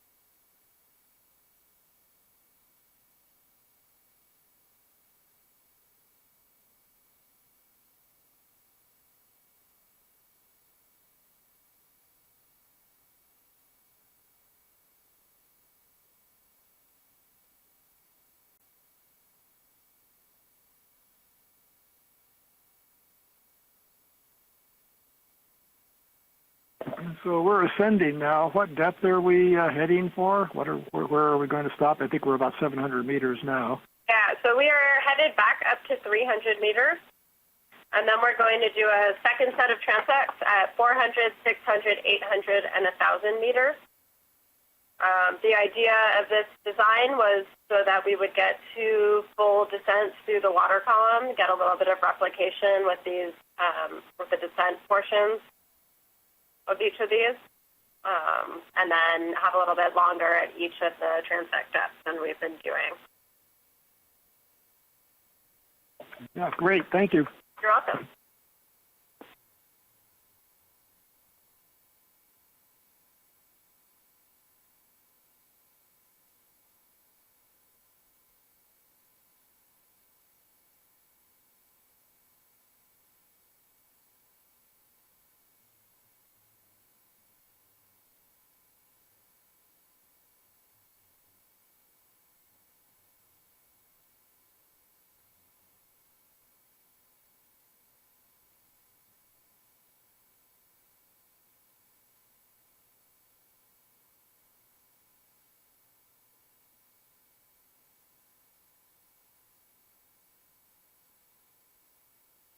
Amanda, I put the CTD up on stream 3 so you could keep track of their depth. Well, thank you.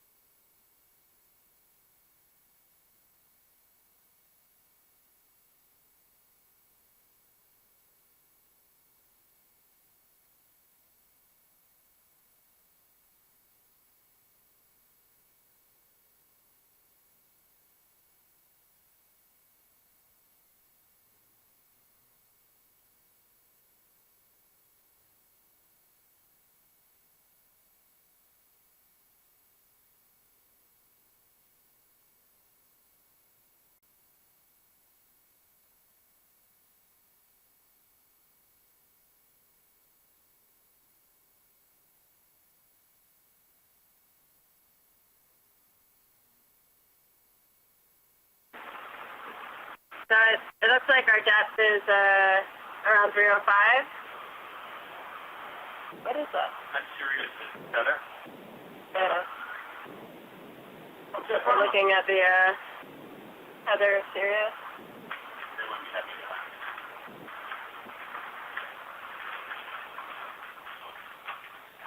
So we just made a pretty long transit here from 900 meters back up to 300 meters.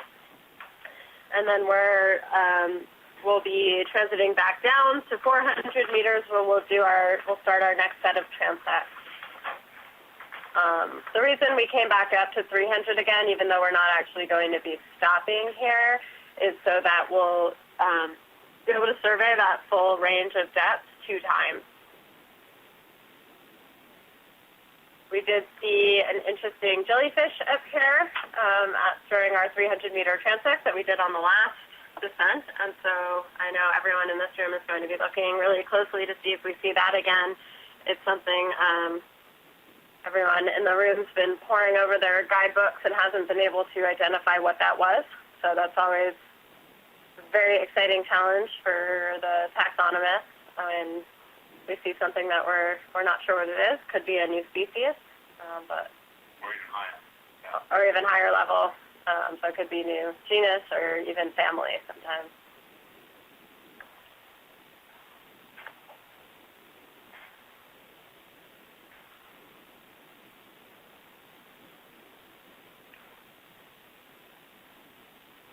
It would be great to get a pee round about now.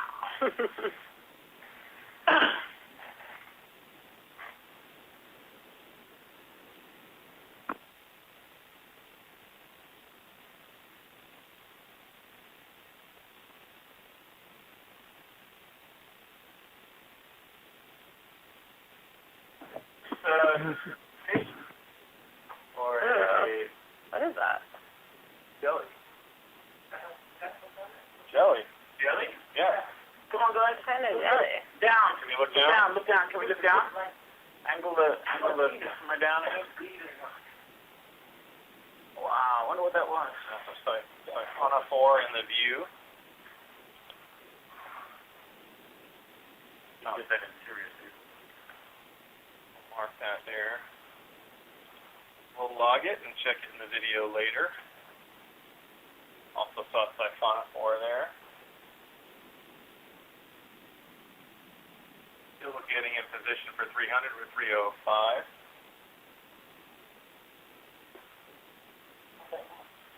So strange. Simply I saw a pulsing bell, long tentacles, right, streaming off of it. What a barn is moving people. It does look a lot like galaxy. Yeah. Yep. The only box galaxies we know. All right, shoreside. We are D2 is holding at 300 meters.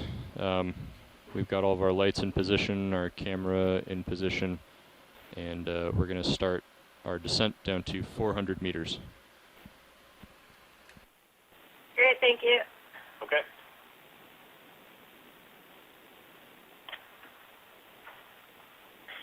Where's that jelly? So I have a satellite oceanography story. That would be wonderful if you could tell us the story. So I want to take a second. For the entire week that we've been doing midwater explorations, we've had the pleasure of having daily imagery from Earth viewing satellites, special ocean viewing satellites. Melanie Abacassi from NOAA's Pacific Islands Fisheries Science Center set up a service where every time one of these satellites passed over our work area, we would get an imagery. We have a satellite, it's NASA's Aqua satellite, has a sensor called MODIS, and it looks at plant pigments on the surface of the ocean at a fairly high resolution.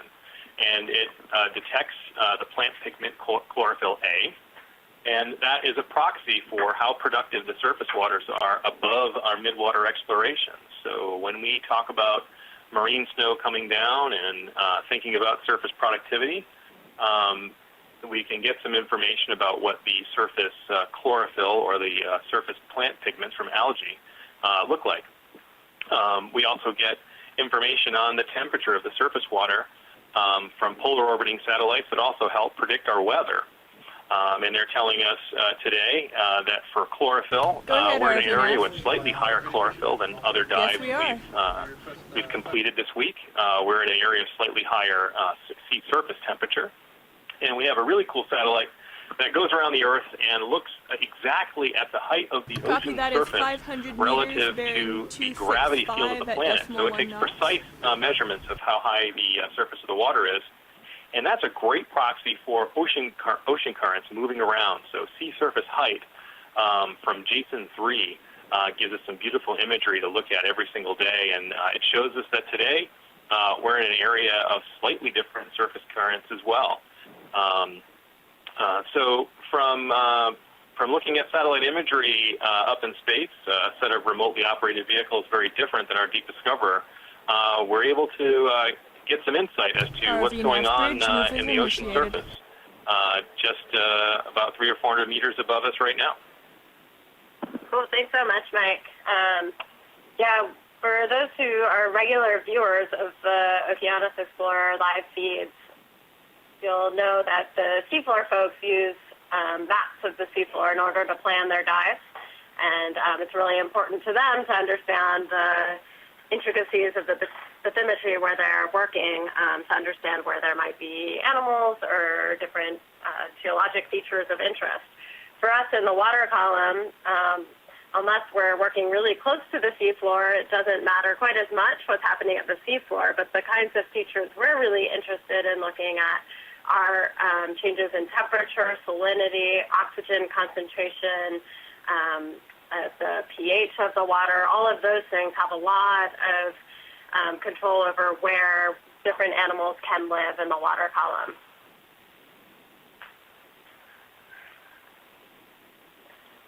So we've been, in the past, when we first started doing these transects kind of on an ad hoc basis, we sort of just said, wherever we go, we'll take what we can get. And now we've started to pull together more of the oceanography and using satellites and whatnot to look at things.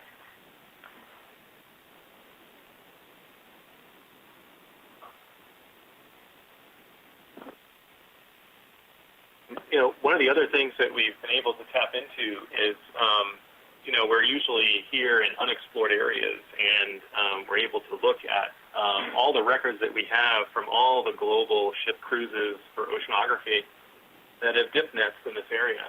And there's a copepod database. It's an acronym for a database of zooplankton and midwater toads, and it shows a real simple explanation, which is that, you know, not much work has been done around here.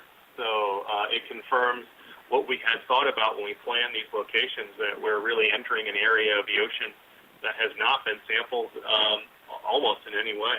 So it's really neat to be down here with this kind of tool to extract information about these waters.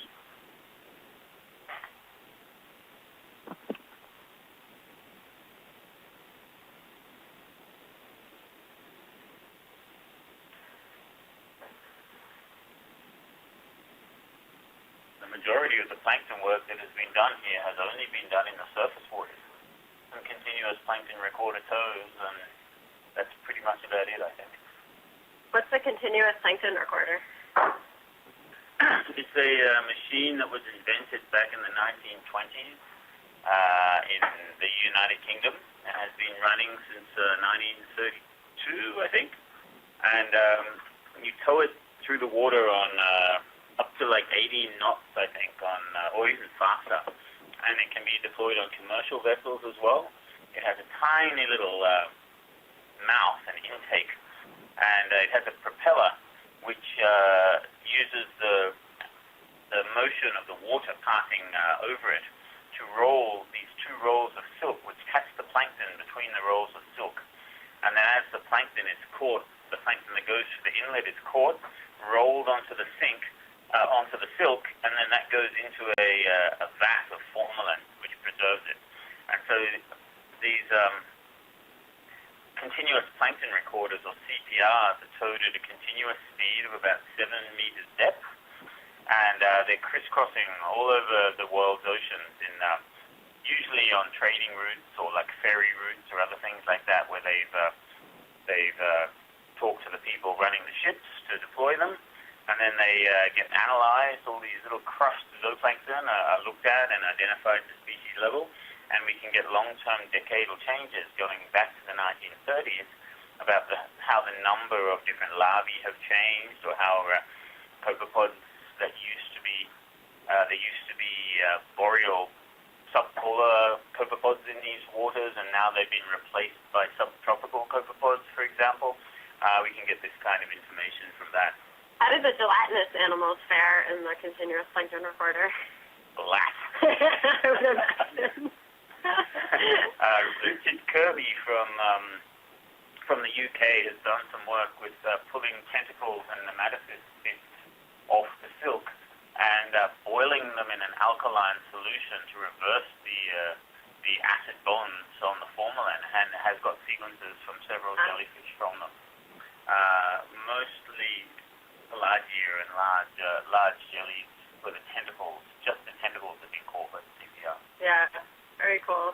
That's neat, Dougal. We, the Okeanos Explorer has actually towed a continuous plankton recorder. Wow. Back in 2010, in order to maximize the use of our ships, we towed a continuous plankton recorder from Guam all the way back to California. I think, and at the time, it was one of the longest continuous plankton recorder transects that we've executed, and we observed wonderful changes as you move, away from Guam and close to Honolulu, and then back out of Hawaii and approaching California. And we even got a chance to run one through the increase in plastics concentrations that we see in the North Pacific gyre. So they're cool instruments, and having them behind shipping, having commercial ships and things like that is just added data. So throughout the day, we've talked about a lot of different kinds of ways of sampling the organisms in the midwater, or planktonic organisms. And seems like most of them don't do a good job of getting at the jellies unless you're actually looking at them. So we've talked about nets, and the jellies tend to get smashed up in the nets and make their way through the other end and not into your caught end. The EK60 acoustic backscatter data picks up on fish and squid and things with hard body parts or gas bubbles in them. The only gelatinous animal that really is detected using that device are the Physonex siphonophores. This is a lot of the other gelatinous animals. Then we just talked about the continuous plankton recorder, which seems to do as well as picking up nematocysts on it. So this again really highlights how valuable it is to go down there with a camera, with a good quality camera like this that has the ability to zoom and focus at really high resolution in order to be able to observe these animals that there are just so few other ways of getting at.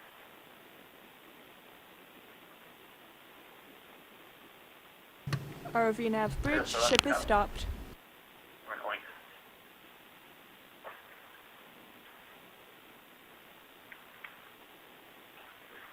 Yeah, Amanda, I remember when I was a PhD student, I was working on shrimps and fish.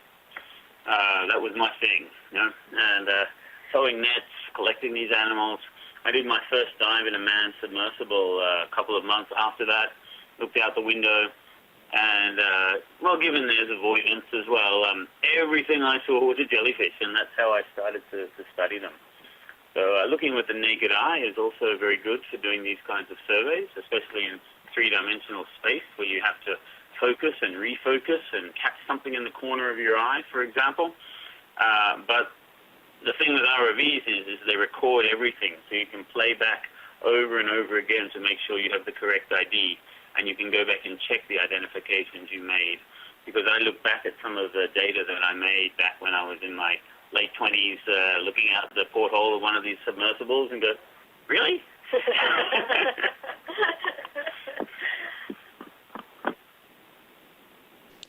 Amanda, would you like the EK60 fed back to you now?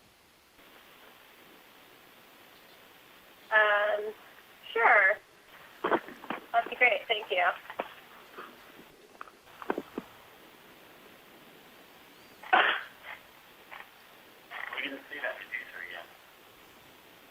No, we didn't.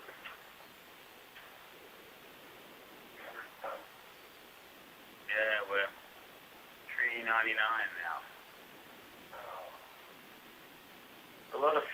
There's a lot of siphonophores around. Up here, but not at that deepest. Yeah, yeah. Like keeping that. And the number of narcomedusae compared to the first midwater transit we did is much fewer. Yeah. With all the old nurses, we've only seen like one, I think. Yeah. Traded siphonophore.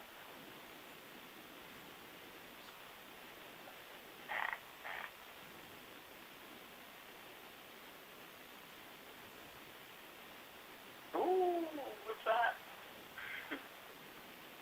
Beautiful.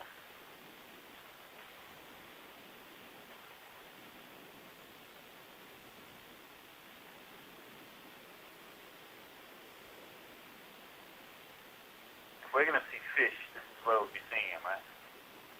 Year 400 and 600. We've just entered the deep scattering layer. Yeah. Right at the top. Yeah.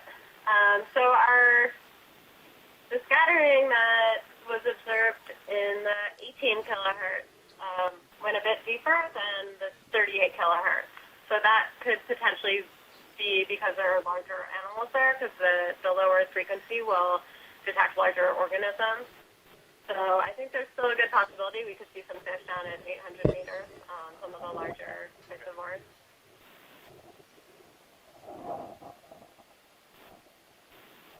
It looks like right now we're on this thin gray line above the more broad blue. Yeah. Is this like a separate layer of sound-reflective organisms actually different to the ones we'll see at 600? Yeah, that's really interesting. I wonder if that is the Physonex siphonophores that the ones we're seeing now. Yeah. This is the value of doing, looking at the EK60 data in parallel with what we're seeing. I know, Google, you said earlier the Physonex are sometimes kind of hanging out above the layer, waiting for them to start making their migration. I did say that. And Correct. so that could be pretty interesting if that's what we're seeing right now, is this thin layer of siphonophores waiting for all that other stuff to come. All right, shore side, D2 is at 400 meters depth. We've got all of our lights out, and everything's in position. So we're going to call this the start of our 400 meter transect at 22:53 UTC. Thank you.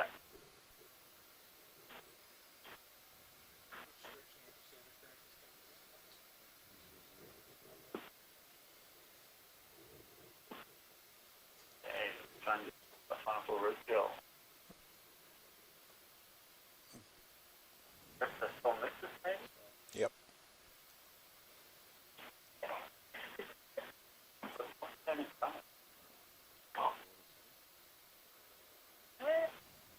What is that? Oh, it's a heteropod. Oh. It's two? What? There's two of them. They're attached to each other. Oh my goodness. What on earth are they doing? All right, so for those of us that aren't midwater scientists, what is this? Yeah, that's interesting.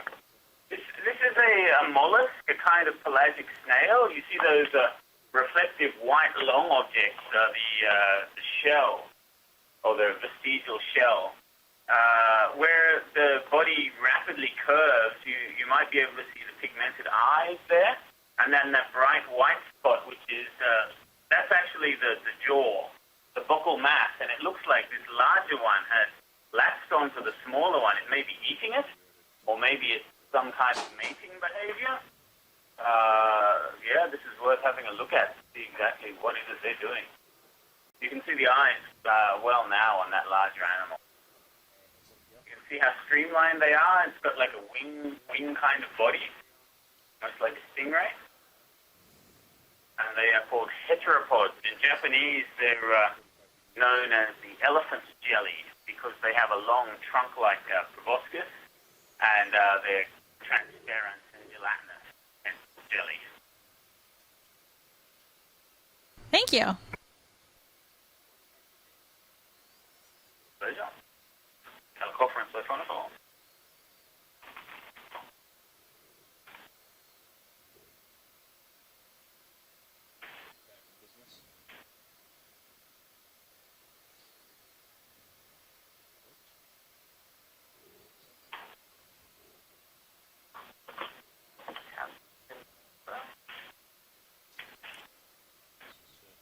Center.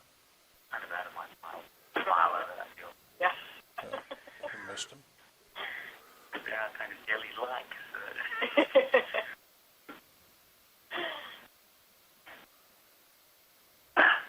We missed that phone time. There you go.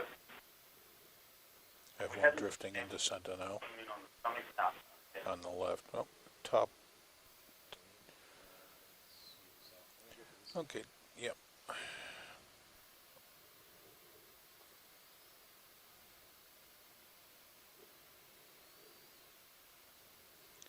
It's moving fast. Attention all hands, a morale and ship store committee meeting will be held in the forward lounge in 5 minutes. Say again, a morale and ship store committee meeting in the forward lounge in 5 minutes. Yeah.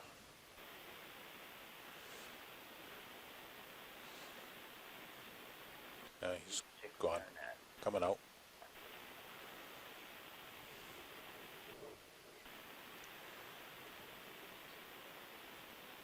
I see him. Yeah. Yep, there he is. But gone.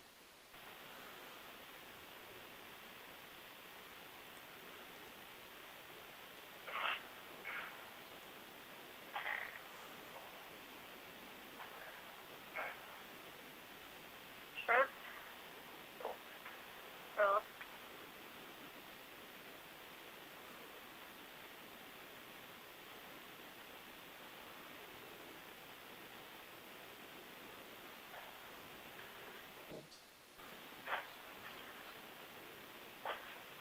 This is a krill, whale food. You see the long claws that are bent back next to its body there. It also has eyes that are split into distinct lobes, probably with different functions. One is a very large, wide eye, part of the eye, and the other a much narrower part of the eye. And the shape of the eye is dependent on which species it is. The whole range of different eye shapes, presumably to fit into different niches in the midwater environment. so on our first descent, we saw quite a lot of krill, right at 400, 500 meters. So it's nice. Get a little closer look and see what this guy is. Maybe we can pass it along to some folks who might know more about krill in this region. Looks like a Stylochiron or a Physanopoida, I think they are. Okay. Or a Nematoschilus. They're the three that have the big long claws and the visor guy. But yes, I'm someone who knows. Sounds pretty good. For someone who doesn't know.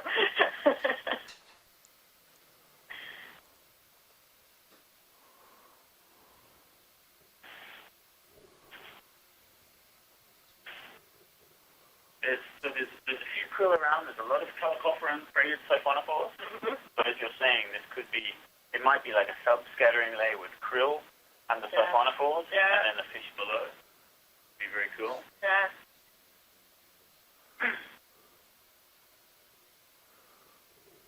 Disappeared. But I can't see Saccophone. Have you seen them? No. It should be here at 400. You should get Alba and I feel like on the way down, this is around where we started seeing the cyclothony on the first descent. But I haven't seen any this time around.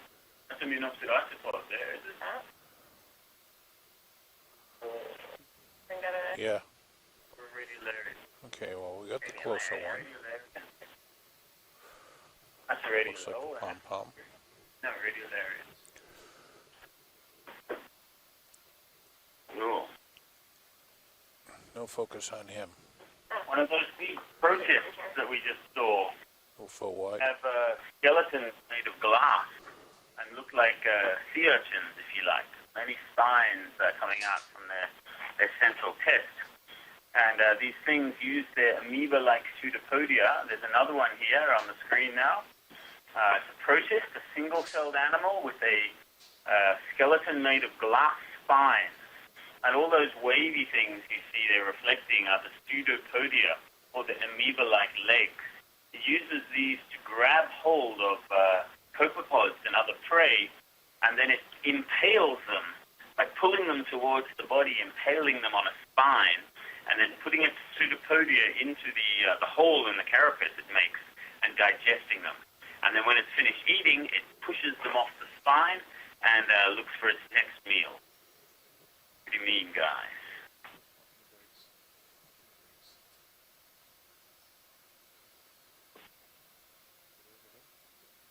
Yeah. So what is the size of those radiolarians? Seems pretty impressive that we're able to see a single-celled organism in an ROV. Some of the larger ones can be several millimeters in diameter.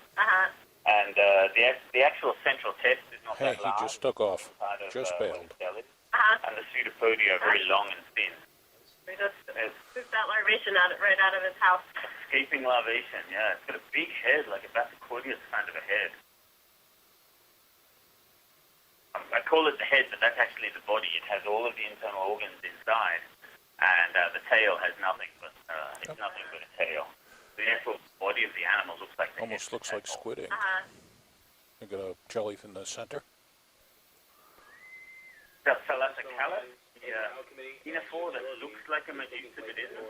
Yes, that's what we have. A morale committee and ship store meeting is taking place in the forward lounge at this time. With another saucer-shaped but a bowl-shaped ctenophore, an example of convergent evolution where different phylums, the ctenophora, one member of it has evolved into the same shape as a cnidarian, a stinging cell medusa, because that's obviously the shape that works in the midwater.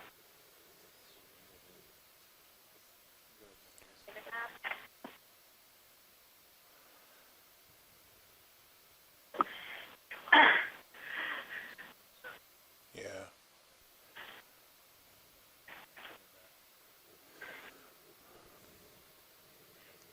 There are quite a few examples I can think of convergent evolution in the midwater environment. So one of the things that I feel like we often see are some kind of really long, skinny appendage. So we saw that shrimp earlier that had those really long antennae.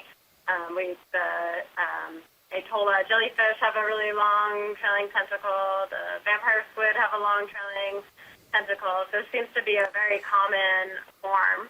Oh.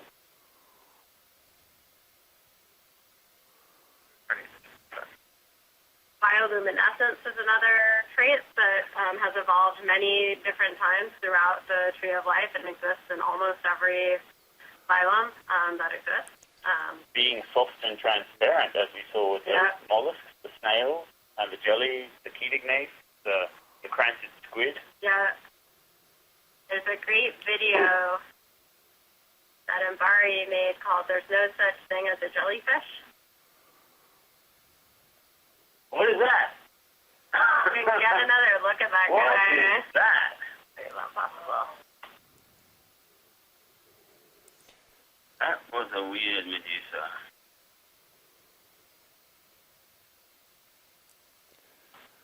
Okay for Zoom.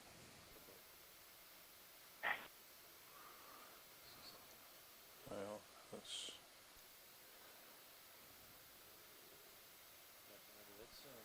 Prelude, probably rosacea, could be a Desmophis. If we can zoom in on the head to the left there, oh yes, it's Desmophis. Desmophis annectans, you can see the somatocyst, globular, embedded in the bell, a white golf ball shaped like extension to the canal that takes food and nutrients from the tail, the cyphosome, up and stores it within the swimming bell.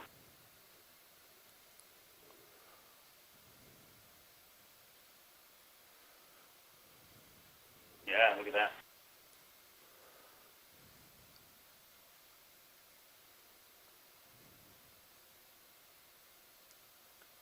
And each of those white spots along the tail is a gastrozoid or a stomach.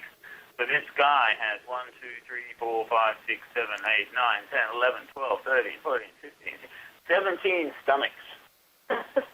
So that's a pretty heavy, a pretty hungry guy. If you're a krill trying to make your way up to the surface waters to feed at night, you're going to go past 17 stomachs, all with their tentacles out, waiting to engulf you as you're swimming past.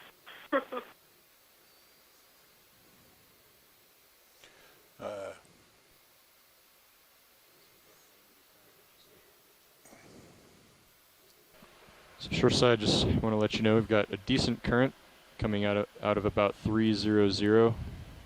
The ship is actually stationary, and D2 is still getting pushed back pretty quickly as we track these creatures in the water. Anomia, I think. I Well, think. what's the final word?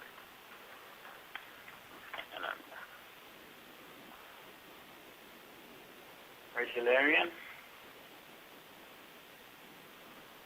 There's another one. Upper left. I think it's trailing. It's gone. Yep. There's something over here at left center. Yep.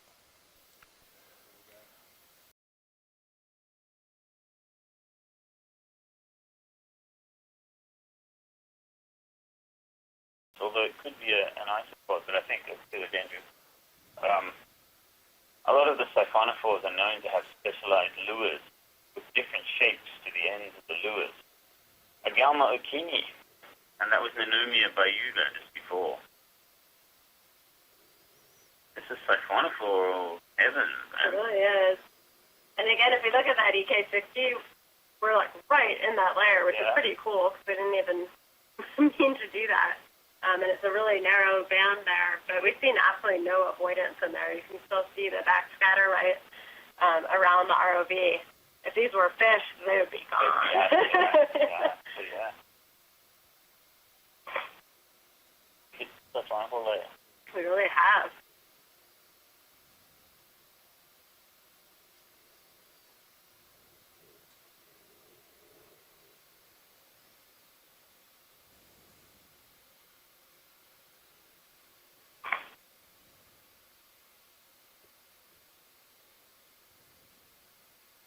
I'll have to look and see if Freya and Rhodacia and Desmophes have different shaped scintilla. I thought they were all the same, but how could they coexist in the same niche space? Yeah. With respect to depth and time and the way they seem to be feeding. If there was not some difference.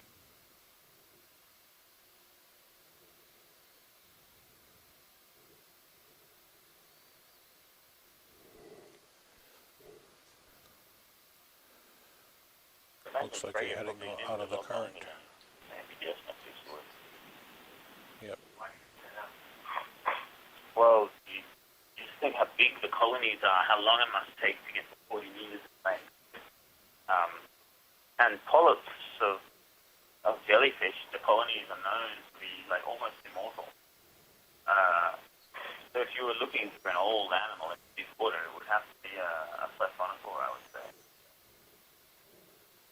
Shoreside, we're noticing a change in the current direction. We need to come to starboard, so just give us a couple minutes, or a minute or so to do that.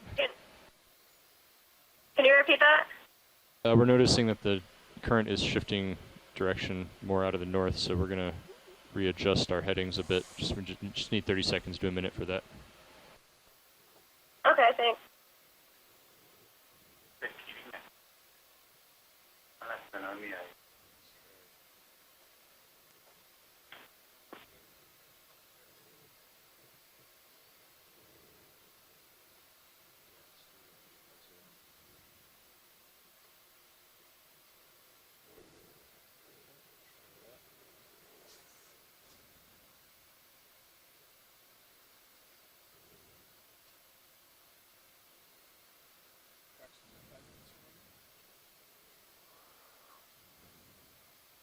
Go for him up top.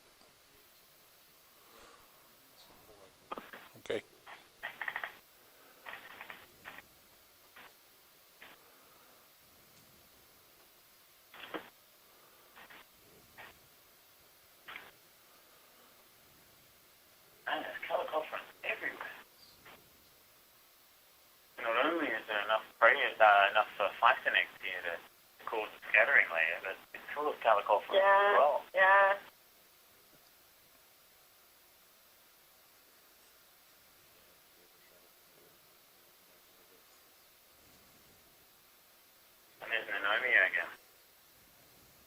guys have a pretty distinct float.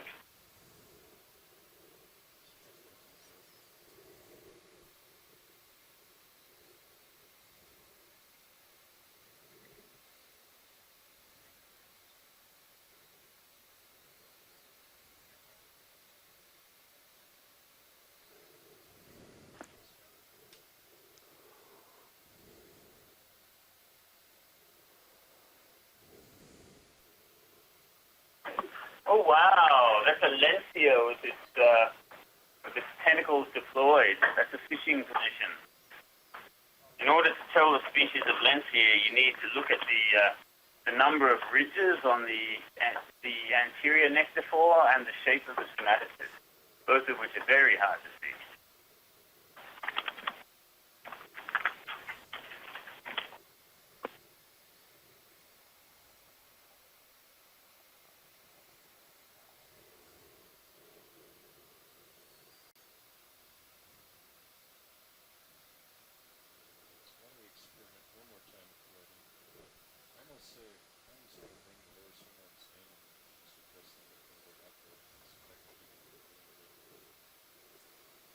Well,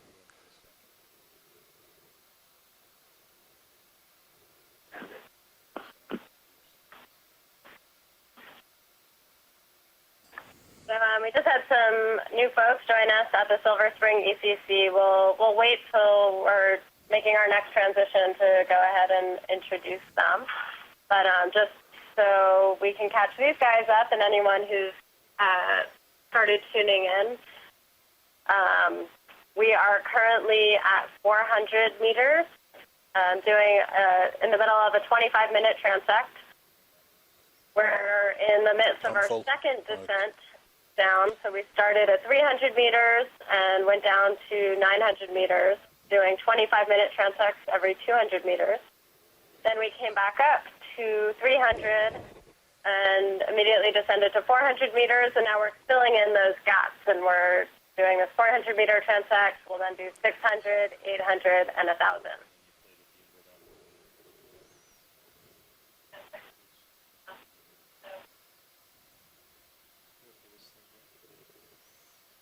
Yeah, so these are not true quantitative transects where you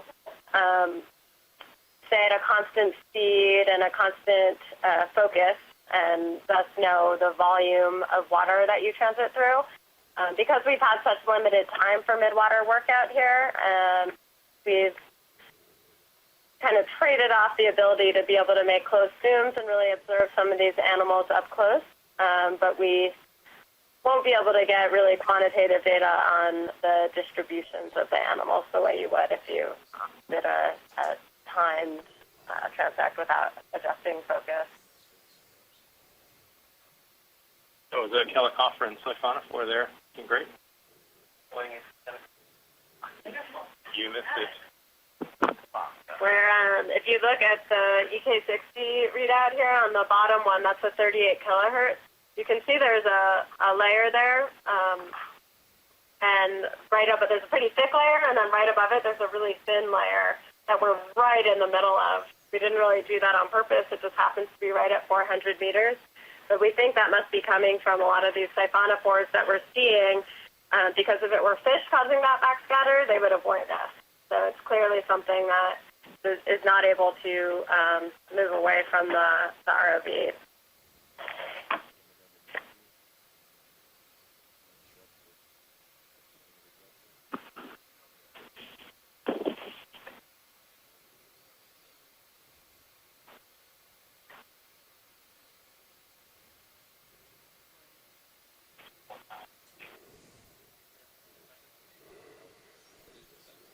All right, shoreside, that's going to mark the end of the 400-meter transect.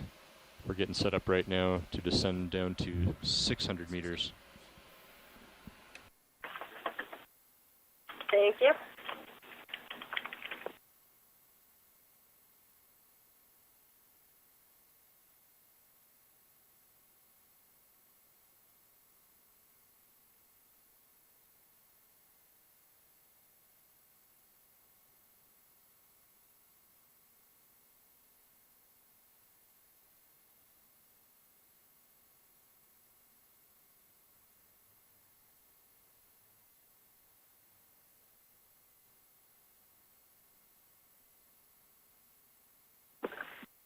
great. So we're here in Silver Spring at the NOAA Exploration Command Center. We've got a few of us who've been diehards and showed up right at the beginning of the dive, and then a couple other folks who've been trickling in throughout the day who, lucky for us, live and work locally and were able to join us here. So our latest addition is Karen Osborne. Can you go ahead and introduce yourself? Yeah, so I'm Karen Osborne. I'm a curator of polychaetes, paracarids, and plankton at the Smithsonian National Museum of Natural History, and I work on the evolution of midwater animals, so I love it when you guys do these dives. Nice to see familiar faces and some new faces out there on the screen, and just check out some different water columns in different places. I have two students with me here tonight, my student Sarit Chesky and my other student Leanne Giancani, and so they're getting a chance to do some ROV dives too and learn some of the animals. Cool, thank you. We're really happy to have you join us for this.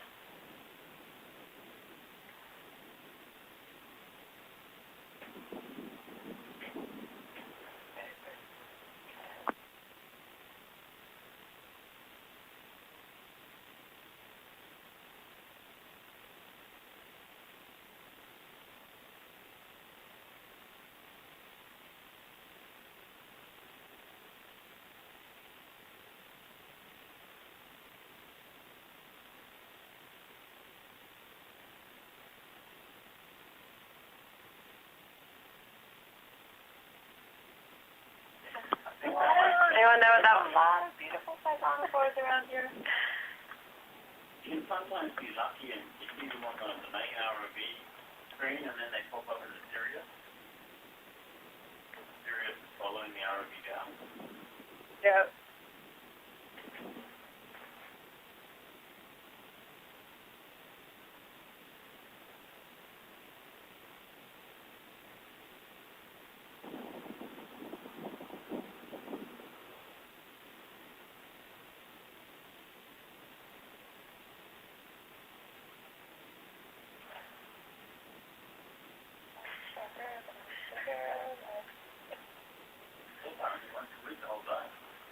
One squid? No. What was it? Francis. Nice. There was a note in the log recently that Mike Vecchione saw some squid ink, but I didn't notice it. The Francis looks a bit like a deli, as I remember. They are gelatinous. Dougal, unlike most people, can only see transparent animals. that thing. That last bit of bung that went by really looked like a thinker. Mm-hmm. Ovation. Which is not expected out here in the Lycotrophic. Yeah. I mean, we saw a bunch really of them seen last it. time. Yeah. I mean, They're there's small ones. Yeah. The oryx and the Fritillaris, but We've seen a lot of oryx on the side. Awesome Fritillaris before. Yeah. Yeah. The inner house has not yet been expanded. oh, And you can see it's sitting there like working with it. Yeah. That's cool. We went on it for long enough to actually see it expand. Yeah, it's pretty cool to watch them blow those things up. Kind of weird because it's supposed to be external force that you use. And like it hasn't managed to get rid of it before it started to blow up. Right, because usually they inflate, well, at least in the Basquicordia, they inflate at the same time. Because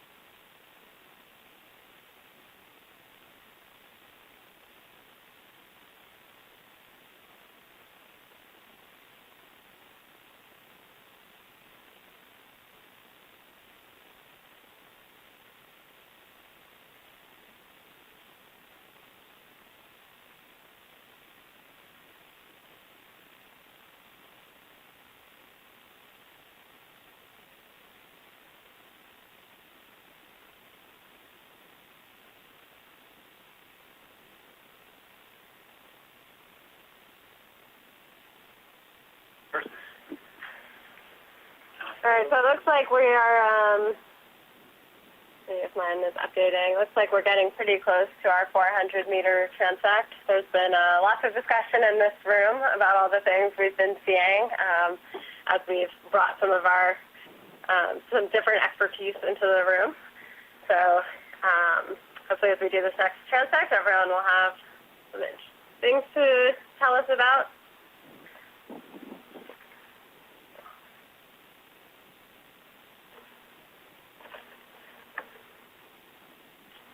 It's the bridge, go ahead. We'd like to request a ship move, please. 500 meters, 500, bearing 060 degrees at 0.2 knots, please. That's 500 meters, bearing 060, speed 0.2. Good copy. Coming up.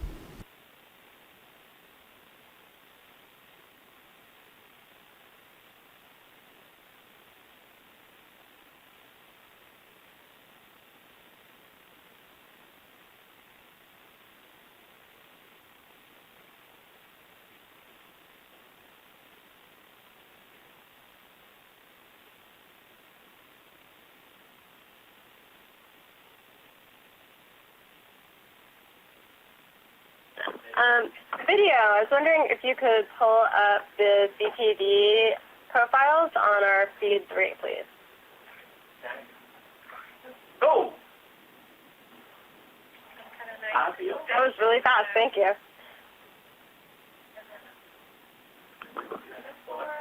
So, on our feed 3, we're pulling up our CTD data. ROV nav, move initiated. So on the plot on the right here, the red line stop. is oxygen. Thanks, Bridge. The on bottom. Easy stop. Thinking about 5. So right now we're about 5 milligrams per liter in oxygen, and we had transects that brought us down to below 2, some lower than 1.5, some lower than 1. Yeah. So we've seen a number of different oxygen levels on the transects that we completed, the 3, 5, 7, and 9. So we'll take a look at visiting that again as we complete the second set. So some folks might be wondering why we keep asking about the oxygen levels here. Deep in the mesopelagic layers, pretty much everywhere the oxygen is lower, but in certain parts of the ocean it actually becomes hypoxic, which means that the oxygen concentrations can actually be limiting for certain kinds of organisms. So just like we need oxygen to breathe, these animals do also. So oxygen can be a limiting factor for a number of these organisms and lead to certain zonation patterns where the animal will hang out right at its limit of oxygen tolerance. So out here are yes, I'd like to oxygen minimum, so where the very lowest oxygen concentration is pretty deep. I think what we've been seeing is around 1,000 meters or so is where we see that minimum, as compared with somewhere like off the west coast of the U.S. or where it's closer to 600, 700 meters, or off of Peru or Chile, where it can be quite a bit shallower. It would be better. This is one of the features that is really interesting as we compare across different sites to understand what the limiting factors are on the different animals. Throughout the course of the Capstone campaign, we've had the opportunity to sample at a lot of different locations throughout the Pacific, so areas that do have a pretty significant oxygen minimum zone, as well as some areas where the water is quite well oxygenated throughout. So when we do our more fine-scale analyses of these data, we'll be able to see which organisms are responding to these differences.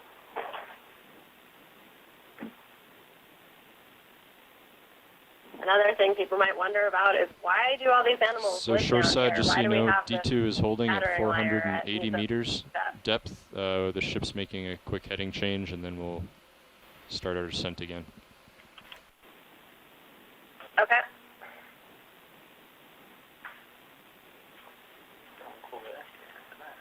Yeah, that's a good question. This is the bridge. Go ahead. Is your rotation about... What makes up the deep scattering? It is about midships. Yeah.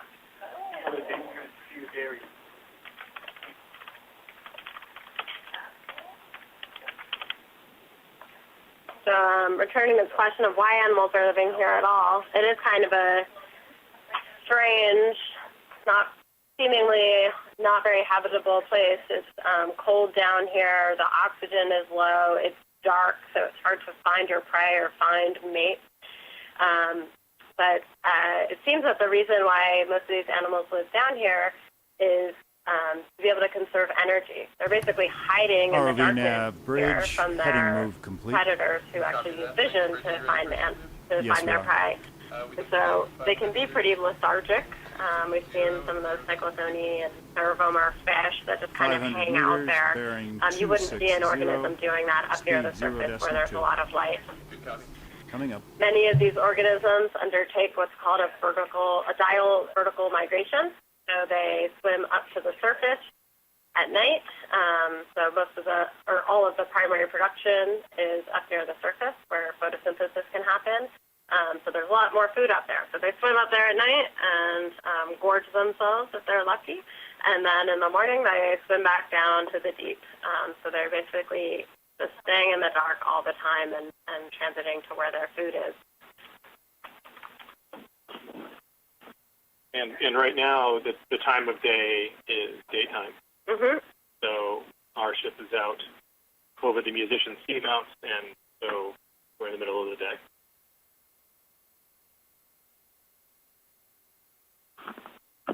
Yeah, so if we were to do one of these transects at night, we would see a very different distribution of many of these animals. ROV nav bridge, move There it is. initiated. And Narcomedusa Stel Mandela comes back.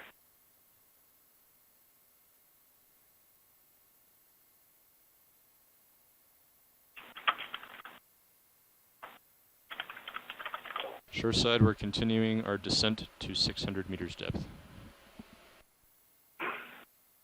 Thank you. So it was interesting to see the last small Medusa that we just pointed out, Stel Mandela. We had been seeing all sorts of jellies on these midwater transects. On the last one that we did, we saw a lot of sort of these jelly-eating Narcomedusae, and today we remarked that we really, up until now, had only seen one or two others. It's been really, really thin. So to see more of the groups of these jelly-eating Narcomedusae was pretty interesting. The different types of these jellies that we see, the more bits and pieces of the ecology we can kind of chip away at and gain a little bit of understanding of what's going on down here.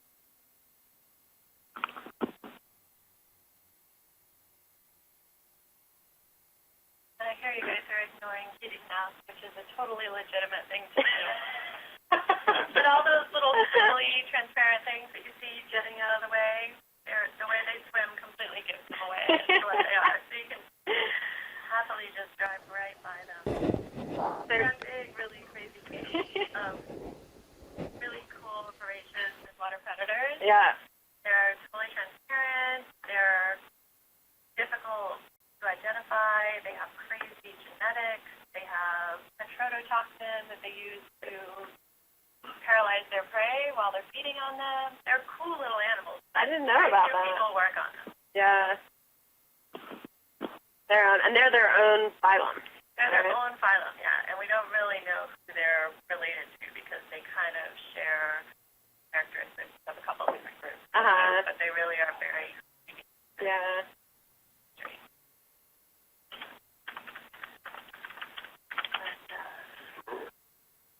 They've certainly been very abundant on all of our dives out here. Yeah. So we continue to log away, and I just want to say that after a week of doing this, it's amazing how fast I can type Coelodendric Phaeodarian into our logger. Earlier in the week, it was pretty slow. Now it's almost muscle memory.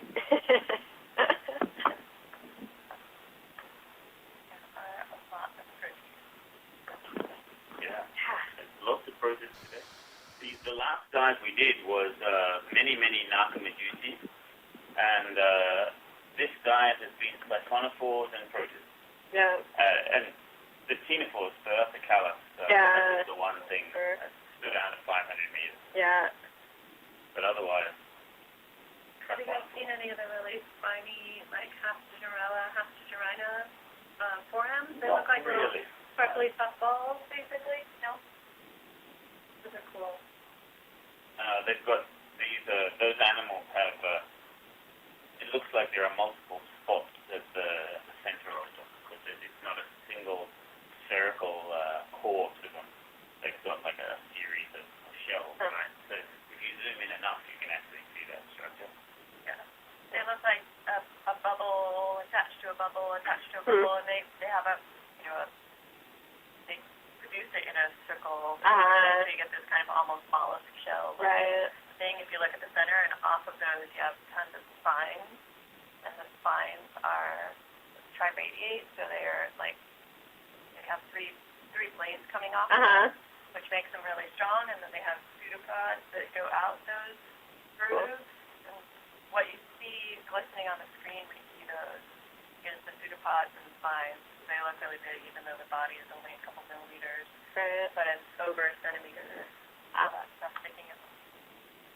And they eat copepods and ostracods, which is a pretty cool accomplishment for I know, it really is impressive. They catch them on those sticky fishing lines. There's a bunch of ink.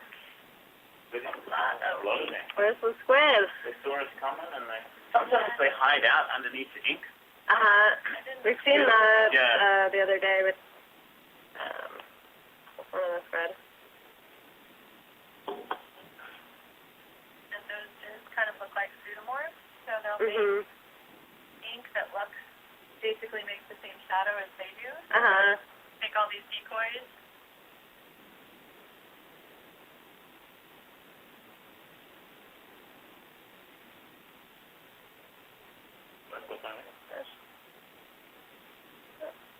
Then something else. Good luck.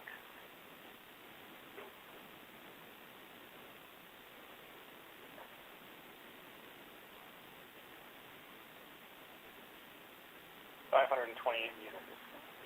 Huh? 28. We're making progress towards our next depth of 600 meters. I'm getting a lot of good observations in on this one. We're definitely in the midst of our deep scattering layer.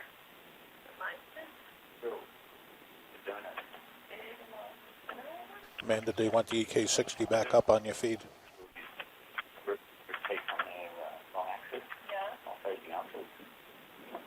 Monsters are usually vertical and then you splayed out like in a cross.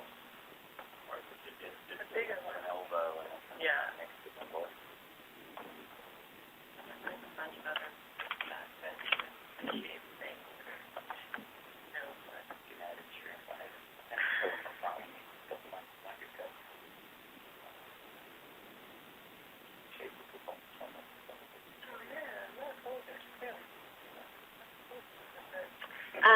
Video, sorry to keep making you back and forth. It's just a lot easier for us to see these screens when they're full screen and not on the quad.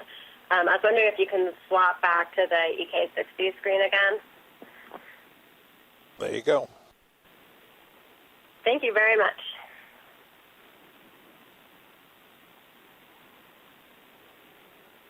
Brennan. So yeah, we are in this wide, deep scattering layer. I suspect we'll start to see a bit of avoidance because a lot of the scattering is likely coming from fish and shrimp and what we call the nekton as opposed to the plankton. These things are things that are capable of swimming away. And our ROV is pretty big, loud, and bright, so they are likely to swim away as we approach them. That's a nice suggested shrimp. Head on view.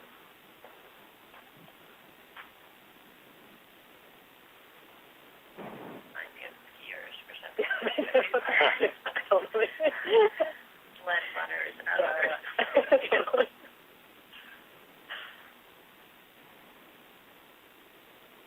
We put one in the life and one cubic footage with it, and it's funny, you can go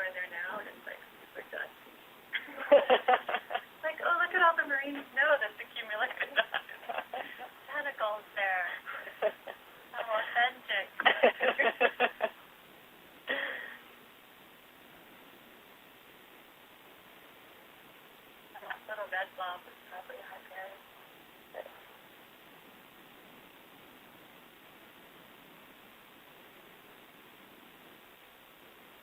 So keeping that. He still sees us. He just ignores us.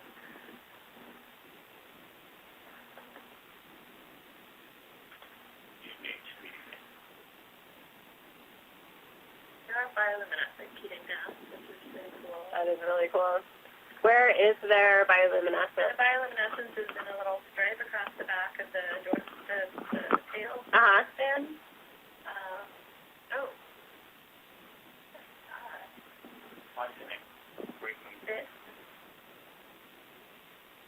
Yeah, and it's hard if you collect them, in a net. They will have expended it, and you won't be able to see it, or it won't be able to glow anymore. So it was only discovered several years ago now. When I first started in midwater. That's been described. That was a while ago now. No need to do that. But they had stone tools.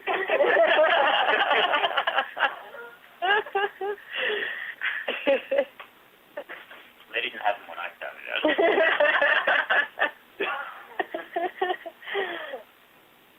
Yeah, midwater transects back then were a lot less fun. It's like, ugh.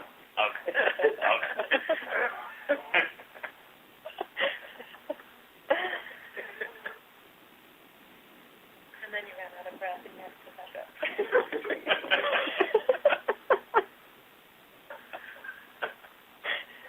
Sorry. That's great.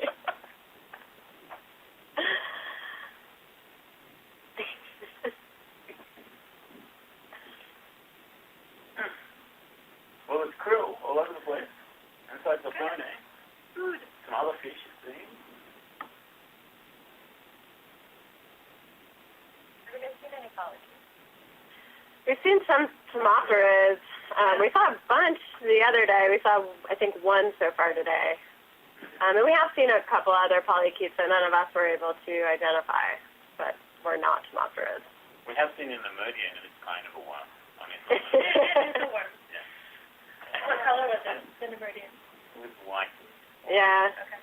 Kind of fat at one end and thinner at the other, or? You didn't see it that well. It was cow. Came in and out pretty fast. Oh, okay. And you can see.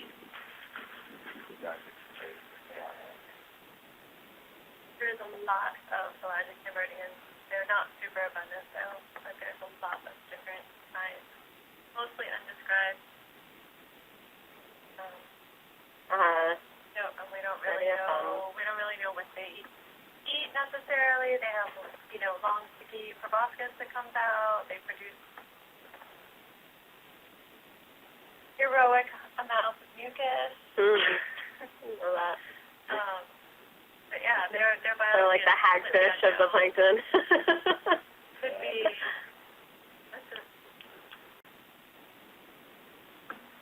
We weren't able to identify the Nemertian because it's escaped before we sectioned. You have a microtome on the Only way to ID. Hey, that is cool. Yeah, pretty much. Actually, John Norberg can do a pretty good job to genus just by on This the is the pelagic bridge. ones, Go ahead. because pelagic ones all look pretty different. from Easy each stop other. on. But yeah, normally it's all internal stuff.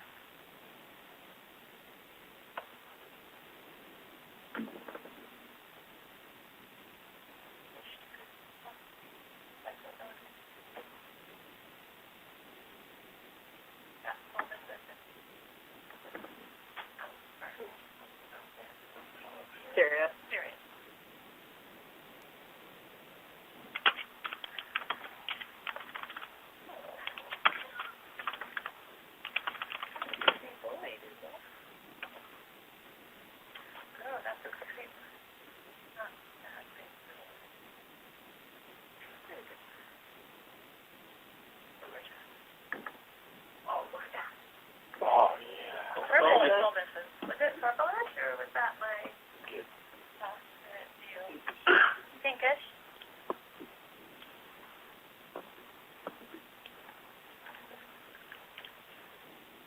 thinking if we were to make a T-shirt for Midwater, it would be Soul Missus on the T-shirt, just because it's awesome.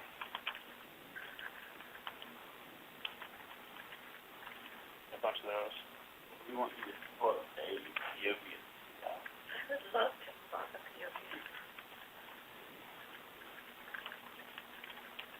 We think people want for a dog. Yeah. They're usually pretty distinctive. Oh! Typically very abundant. Baptistery.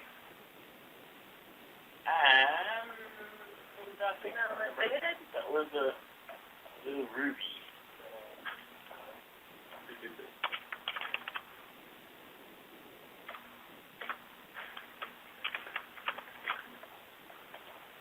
Oh, hey, what's that?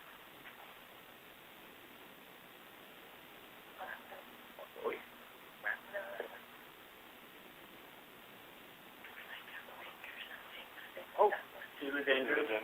It's perfect. You've got to strategically do a copy paste. All right, shoreside, D2 is at 600 meters depth. We're getting our lighting swing arms adjusted, but other than that, we are ready to go, and we're going to start our transect at 2347 UTC. All right. In a while. We had a lot before. Yes, they're just a trip going by. After another. I mean, we couldn't log them fast enough last time. And this time it's just been a few. Been mostly repellent matter. Yeah.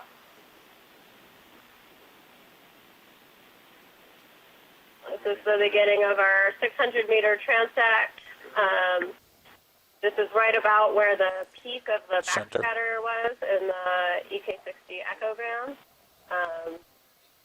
Also kind of right in the middle of the full width of that. Wait, he's moving fast.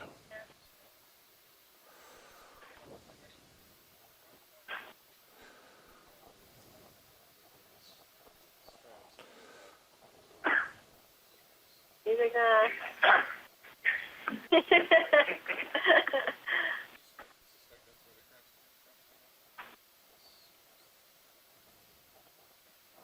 adjusted. Another view up on the top.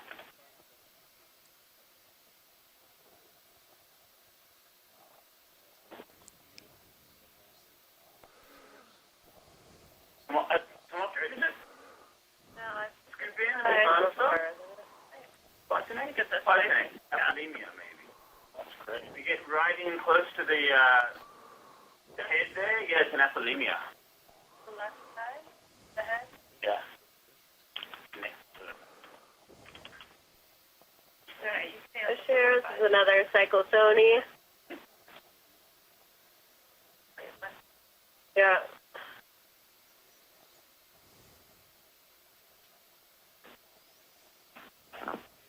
These lighter transparent cyclosony are easier to identify just using imagery because you can actually see through them. And there are certain features in there that can be used to identify them. I'll miss this off to the left there. See if we can get some good imagery of this. It's pretty short. I bet there's a hybrid on there.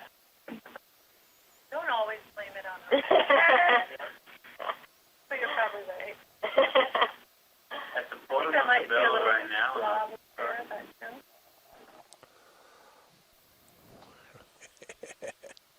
Great video. Oh, yeah. Excellent. Oh, there's no hybrid. So, Dougal, you've gotten really excited every time we've seen a solnicis. Why is that? Because there seem to be several different species that are hidden within the animal we call Solnicis insider, the main guy. There's like 5 at least. And I'd like to really get a grip on who's where. They seem to be living in different areas of the water column, each of the cryptic species.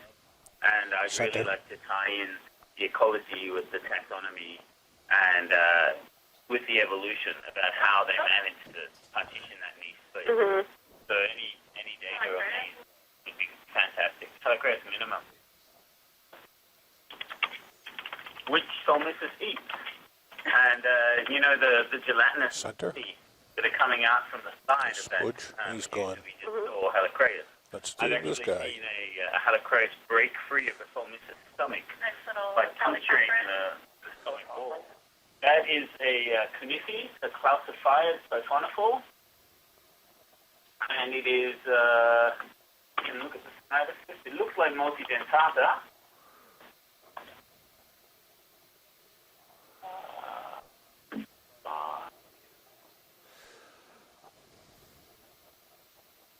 No, oh, I think that's multidentata. It looked to me like the somatocystis had horizontal projections on it. Oh, granted, top left, squid, squid. Yay! Good ending.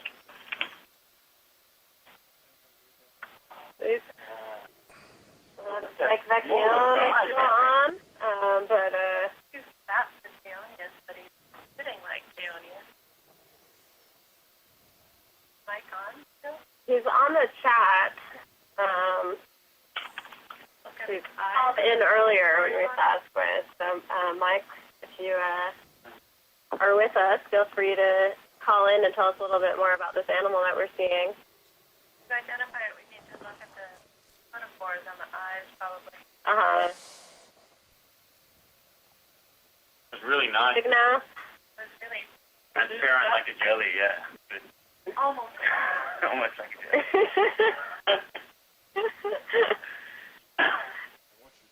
We obviously hadn't angered it much because when they get upset, they fill up their bodies with ink. So they're no longer transparent. Interesting.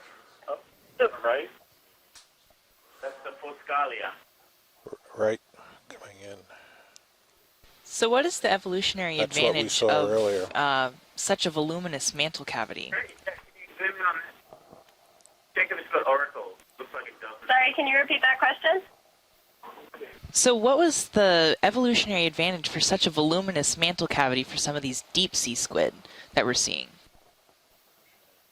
I didn't see oracles. No, it's not oracle. So a lot of the deep sea animals that become really gelatinous, basically they, by being really gelatinous or having large, very soft bodies, they're neutrally buoyant. They don't have to worry about, maintaining their position in the water column or something because they're essentially water. So. The cranchids have a sac that has ammonium in it, and the ammonium acts as flotation because it's less dense than seawater.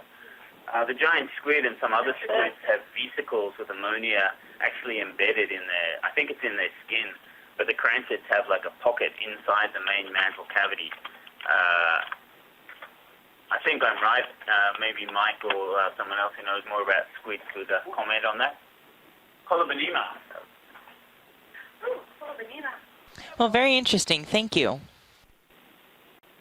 Yeah, who was it who just asked that question? This is Nolan Barrett, the sample data manager on board the Okeanos Explorer. Oh, great. Thank you. Glad to have you on the line.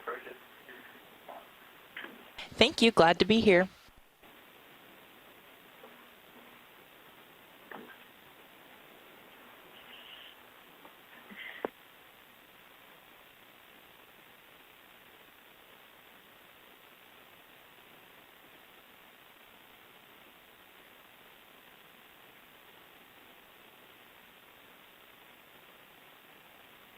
On there. Go ahead, Dougal. The suggested shrimp has its antennae out running alongside its body. If you were a fish trying to eat that shrimp and you approached it to take a bite, you'd hit the antennae first, which would give the shrimp enough time to escape. You can see it's looking up, looking for the silhouette of something that it might want to eat for dinner, I would imagine. This particular group, the suggested squid, have had their taxonomy revised quite a lot recently, and I couldn't tell you what genus that's supposed to be in now. I think it's you, Sir Jesses.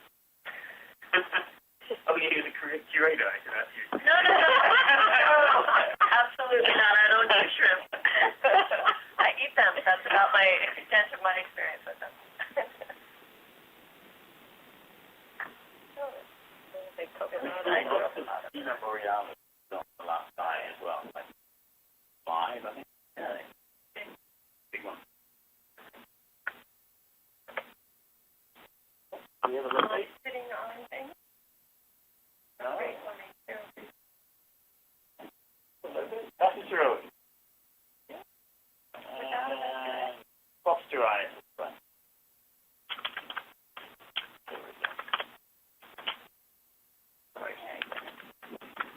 Wide articles and a short body.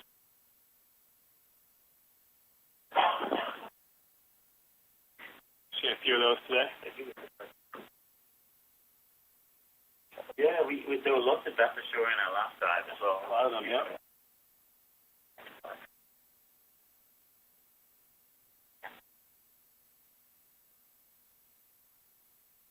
Is it me or are there more wicks this dive than there were last dive as well? I definitely think there are. You know, We've seen a lot of it. Somebody should really work on that. Yeah. Someone with a penchant for pain.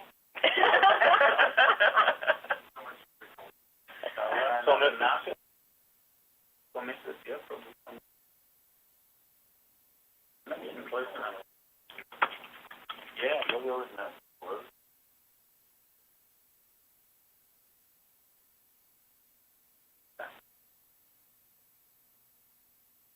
Fritillarid. Oh, it's fritillarid.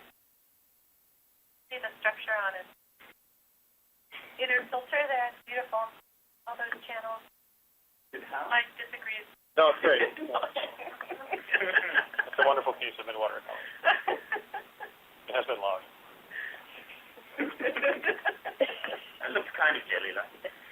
The animal is gelatinous in there. I got all excited last time we saw I one. mean, I was the like, what? creativity with that, with which they can sneeze out these incredibly complex filters is impressive. It is. And there probably are close relatives. That's true. That's true. Some of us have a backbone and some of us don't. But we're all, we all live for it.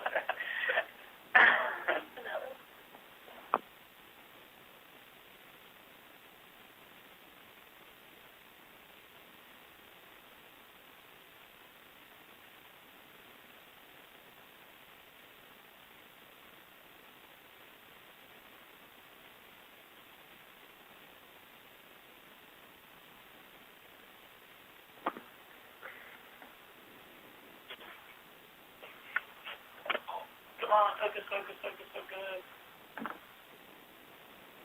Oh, it's so small. For a second, it almost looked like a pteropod, like a Philiptodon. But that could have been wishful thinking. Cyclodoni. Yeah. It's really hard. It's really hard sometimes trying to, when you're trying to do the camera work on this, and I've done a lot of the camera work on the ROVs, if you don't know the size of the animal, and you look at it and you think, oh, I reckon that's like, 20 centimeters along, and then you zoom in or you move the camera as you would if it was 20 centimeters, and it turns out it's 1 millimeter or something like this. Yeah. Happens all the time. Halicreid. The halicreatid. Wow. Pretty. That would be Haliscera. Oh, that is Haliscera. Yeah, Haliscera conica. Nice one. Really, I kind of thought that was Halicera.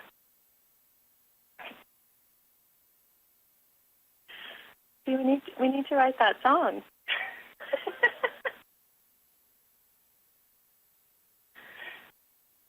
Just to explain, after many long hours in the field recently, we decided we needed to change the words of tomato, tomato to account for all the different ways we all say the different names of these animals. So, Do you say cephalopod or cephalopod? cephalopod? Oh, no, it's cephalopod. Oh, goodness. Really? Yeah. That's painful.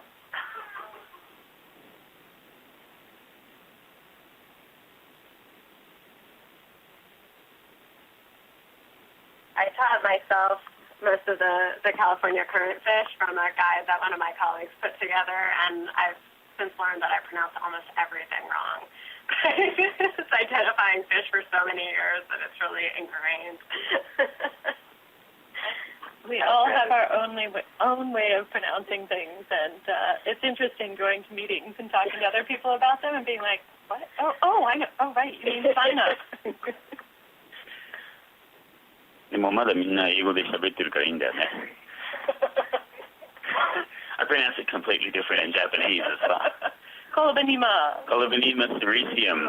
These guys are really cool. You notice the tentacles are of different lengths because when Colobanima is shocked enough, it will eject or totomize its tentacles, or at least some of them, in order to reduce drag as it escapes. And the tentacles are said to bioluminesce and act kind of like a lizard's tail, distracting the predator as the medusa itself disappears and swims away. So if you look at the different lengths of the tentacles, we could say this particular Colobanima looks to have escaped predation at least 2 times in the past.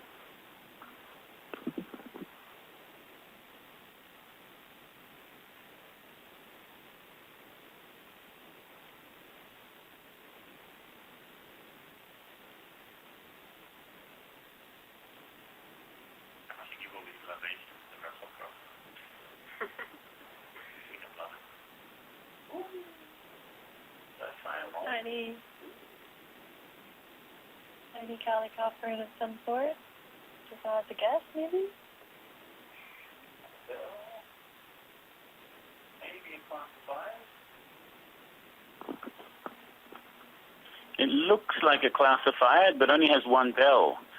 Most of the classifieds have 2 pointy. Both of them are fairly pointy, actually, and one nests within the other to increase propulsion and speed. There's one classified known to have only 1 bell, and it would be nice to know if this was it, or if it's just lost its bell when it was escaping from some predator in the past.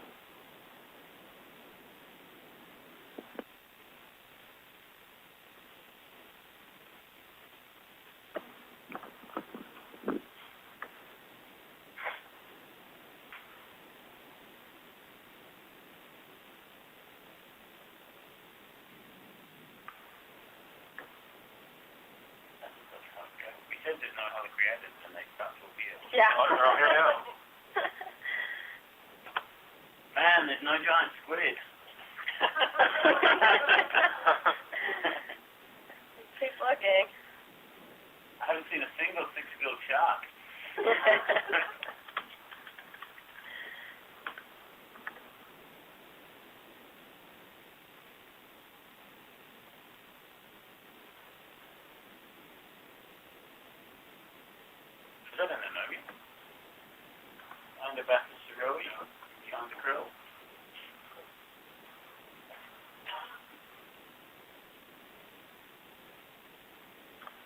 Beautiful Bathus Rowie.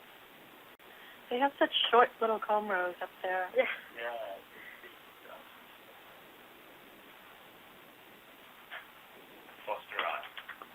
Bathus Rowie fosteri, Dougal said. So this is a ctenophore. What makes a ctenophore a ctenophore? 8 rows of combs or cilia that fuse together to make those big hairs that you see beating on the side of it. So it's that kind of rainbow pattern that we see often on these things. People often mistake it for bioluminescence, but it's actually just reflecting some of the light back out at us. Really beautiful. Yeah, as those combs beat back and forth, the light hits the hairs at different angles and give you that beautiful, I think it's refraction off of there. Gives you the different colors of light. They also, ctenophores pretty much all bioluminesce beautifully as well, but we wouldn't be able to see them with these cameras and all the light that we're shining at it. And what is the function of those comb rows? Movement that moves the animal around. Also, some of them produce feeding currents with those comb rows, I think.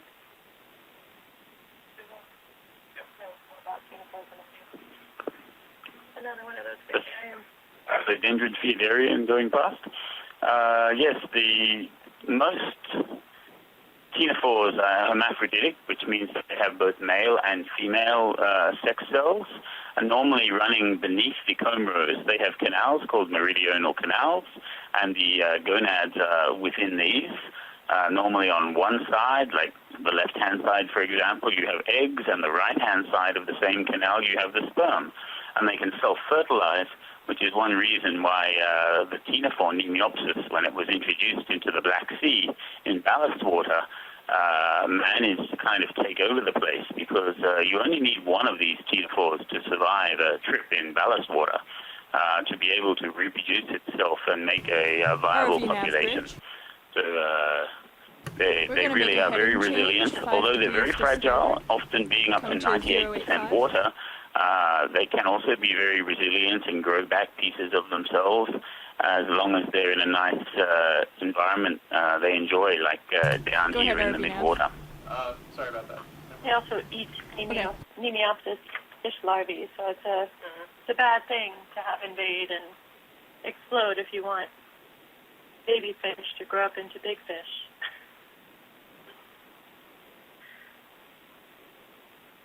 But they are food for dogfish, right, Mike? Absolutely, yeah.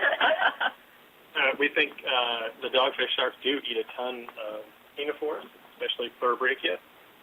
It's probably, I think, one of the top things in the diet of spiny dogfish in the Northeast Shelf is our ctenophores. Seems like they would have to eat a ton Yeah. of them. Yeah. Oh. Ooh.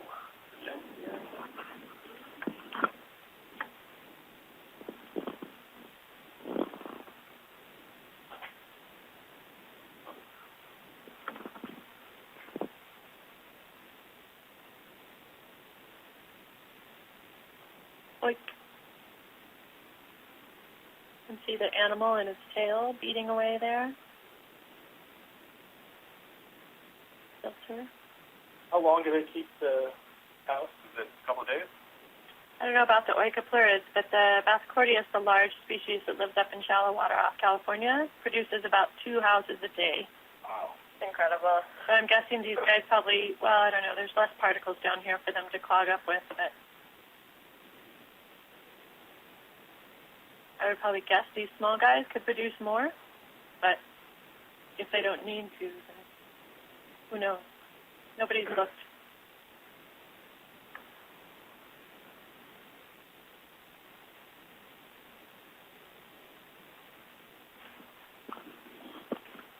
And a lot of these Oikoplurids, to tell them apart at the species level, you either have to look inside what looks like the tadpole's head at the internal organs. Another place you look is, this is a halicreatid. You can tell because of the distal tips of the tentacles, rods, white rods covered with nematocysts. The radial canals are very, very thick and ribbon-like. This looks to be Halotrephes because it has 16 or so radial canals. Halotrephes valvidae would be my first guess. And we'll check that later just to make sure. It's currently, I don't think, considered a valid species, although it is. And this is it. That particular species or the whole genus? That particular species. Right now, I think only Marsa is considered valid. Although I know at least 3 species that are valid, even though they were synonymized. Yes, it would be nice to catch this with a slurp gun, just suck it up and bring it home. And then we could finally nail that box shut. It's very important to, if you can collect animals using an ROV and you have the in-situ footage to see what the tentacles look like, often the animals are damaged with collection and with preservation afterwards, so you can kind of reconstruct what the animal would have looked like from the pieces you have in your jar if you have in-situ footage of what it was like then. And the specimen itself, you can look at things like the statocysts, which are small structures around the rim of the bell that contain conclusions that are supported by cilia, little hairs, and they're like stones being held up by fingers. And these sense which way is up and down. They sense gravity. And you need to look at the number of and type of these staticists, for example, to look at species delineations sometimes. These are very hard to look at in videos unless you have a 4K or an 8K video camera. So it's nice to be able to videotape them first and then collect the animals and bring them home for study. Used to be a scythe.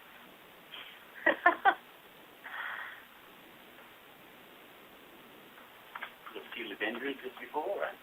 Yeah, two stuck together. And they're often stuck together. Oh, and then on. That's right.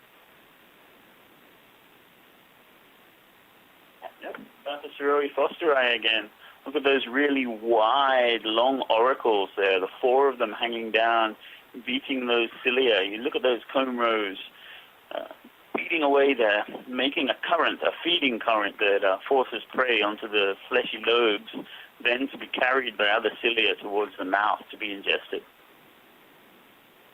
And if we're lucky, we'll see it start to swim away and see how it's using those auricles as well as the lobes in order to swim.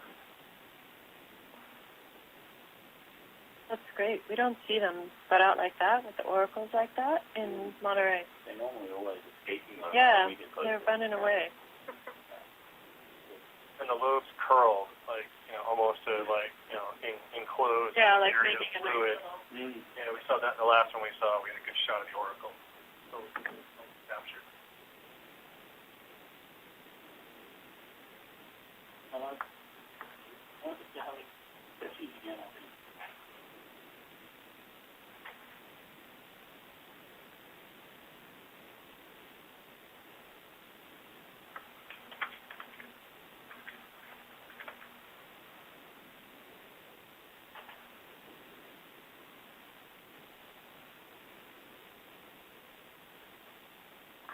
So the number of different species of medusae that we've seen might be like 6 or 8 different types of things. A few narcomedusae, maybe 3 or 4 different kinds of trachomedusae. Is that what you guys have seen before in other places, or is this a kind of low number? We seem to be bumping into some of the same characters at various different levels here, and we have been for about a week. The eastern seaboard of Japan has a higher diversity than here, I would think, because we have multiple current systems all mixing at different depth layers. So we have subpolar species, we have tropical species coming up on the Kuroshio, we've got coastal species, we've got species that seem to be endemic to deep water bays, and they're all kind of mixed in together, so the diversity is very high. So compared to that, I think the diversity is not as high. But then in the south of Japan, around Okinawa and the tropical islands there, the diversity here, I think, is higher than there. Well, what about with respect to Monterey Bay? Aaron? There's, I think, a little bit more diversity in Monterey, but but it also is based on a lot more observations. So I don't know that that's a fair comparison. A few hours looking versus years of looking. Things are definitely fewer and further between. There's areas in Monterey where it's just thick and it's, 10 nanomia in the screen at a time, or calicopherins and suggested, and it's just thick to the point you can't really count things even. But a lot of similar diversity. So are there seasons down here? So if we came back in May, would we expect to see a different assemblage in the midwater, or is this the same story year-round? Yes. No, the midwater is incredibly variable. So off of Monterey, there's been transects done by the Monterey Bay Aquarium Research Institute monthly for about 25 years now, and there is so much variability. Even day to day, you can get a completely different assemblage of animals in the water that you're looking at, and so month to month, it's incredibly variable. So yeah, if we could dive in the same spot a couple days in a row, it would be interesting to compare those assemblages. And it's different. You'll see completely different things. Cool. Really cool. Makes it really hard to do stats on very limited. I did 2 dives back-to-back with the Shinkai submersible, one day after the other in the same spot in Sagami Bay. And on one day, between the 2 days, I was seeing 40 times the number of individuals of a certain species in the same depth layer. And it was just incredible, the difference in the abundances of the various species. However, what I did notice is that the depth distributions were stable. So even though the numbers of animals varied greatly, the depth at which each of those animals was living, if I saw one, was always the same. Well, always the same, I say. It's only 2 dives back to back. But that's very common, though, to see depth distributions. Like if you look at distributions of things across the Pacific Basin or something, it's more common to see something at the same depth range, like over in Japan and over in Monterey, than you would, in Monterey at 2 different depths, dramatically different depths. So the things are very highly structured, like a layer cake out there in the midwater. It's all lots of horizontal layers. Some thick, some thin. Different animals have different distributional capabilities, I guess you would call it. But really nice big bisonect over there on the left. Algalmatidae sensulato, meaning an algalmatid, which we know that family currently contains species that shouldn't be there. And that one that we just saw might be one of those species that shouldn't be there, but we can't call it anything but belonging to the family Algalmatidae at present. So we see a couple of different kinds of siphonophore. It's like this one, which has tons of necrophores at the top, pretty thick and elaborate cytosome. But we've also seen chemicopherans, which just have sort of a rocket propulsive cell at the top and a really thin lysosome at the back. These guys can't be feeding on the same stuff. Not likely. I mean, you can kind of guess what the different things are eating by how big their, nematocyst batteries are, how many of them they have. I mean, some of the big, like lion's manes and the, like Freya and things like that, probably eating fish because they've got, big tentacle batteries and they can wrap something up and, stop it from moving and stop it from getting away, versus all the calicopherans and the little nanomia. Yeah. Those guys are eating krill and little crustaceans and things that they can catch pretty easily. Yeah. Did you say there's a siphonophore called the lion's mane? There is. Don't ask me what the scientific name is. Because it's a coastal... it's a scyphozoan as well. Scyphozoan. Cyanea. Cyanea capillata or something. It looks like a giant feather boa that comes in red. There's some yellow ones. They're really beautiful. They're really painful to collect. Physophora hydrostatica, probably then.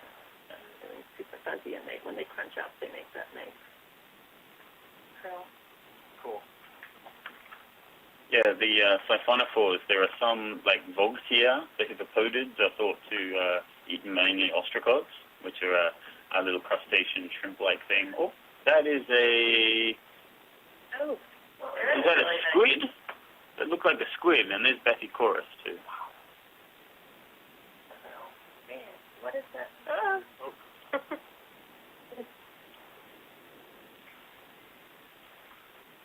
But there was an arena-looking thing that went past. What is this long... Is that a piece of a... Self chain. Oh, is that a self chain? Self chain. It's a self chain. Huge self chain.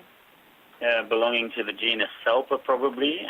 The genera of Selps you can tell apart from each other by the way the chains are arranged.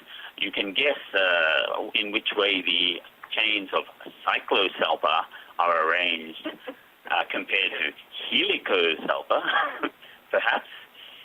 This one, Selpa, they're arranged pretty much on their vertical axis. And there was probably a lot of really nice hyperids living on that self chain. Probably. Oh. So do we have an Agelma okini here? perhaps. And the second one, yes, it's swimming backwards with the cyclosome forward. That's probably a Galmo Nav, Copilot, what's our target depth? 800. 800. Copy, 800. Zoomed in on a few in there. So I'll set up at 7. Which makes Yeah, sense when you think the way 785. the nectaphores are arranged very, the nectaphores are arranged fitting together like Lego. And if you're going backwards, Looks like a large you need to fish, have or that maybe just sitting solidity of idle. the cyclosome. Oh, is that a fish? That's a non-cyclosome fish. Another Like, halicreid. and that, right? yeah, another halicreid over there. Which one? Maybe halicreid. Ben Jeffries, I think I saw a lot of. Radio canal, okay. Yeah.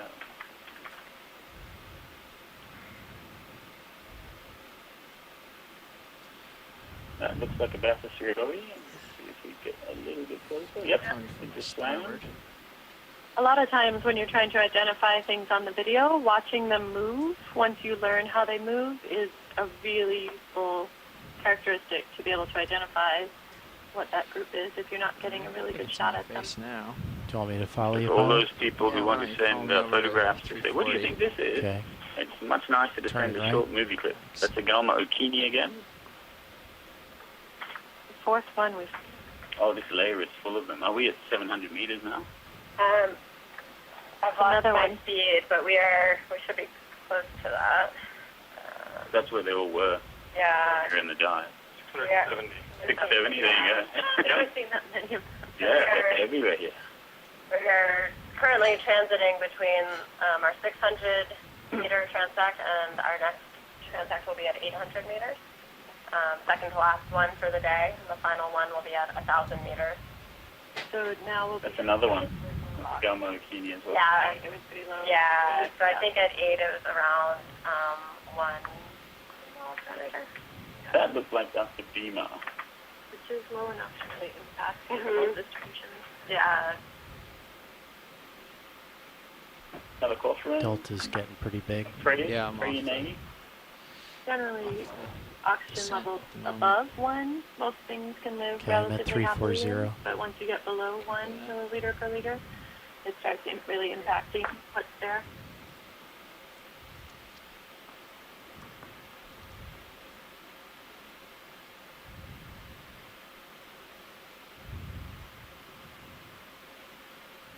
Yeah, so for some of the really large predators, it seems like the limiting oxygen concentration for them is closer to 2 mils per liter.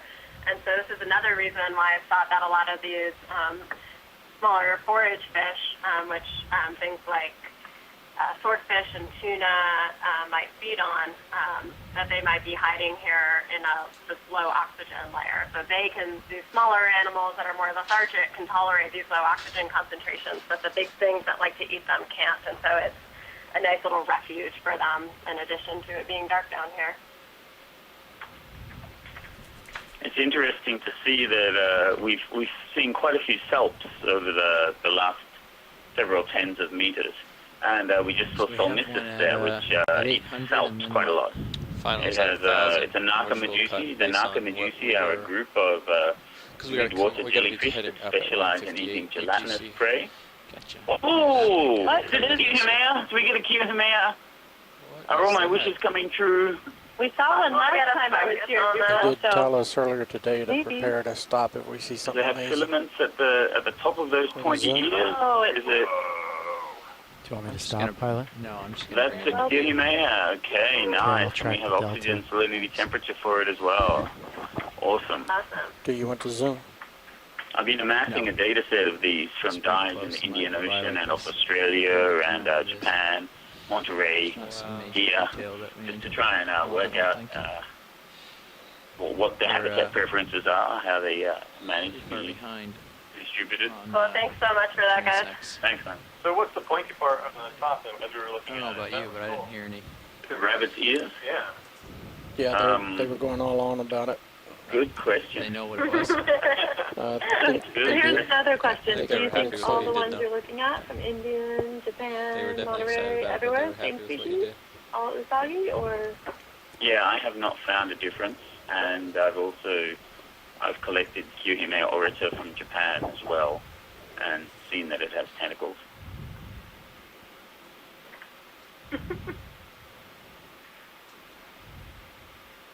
And that's one of the species that was described just from video, right? Or Like no? you mean? Yeah. The description, all of the meats of the description was video.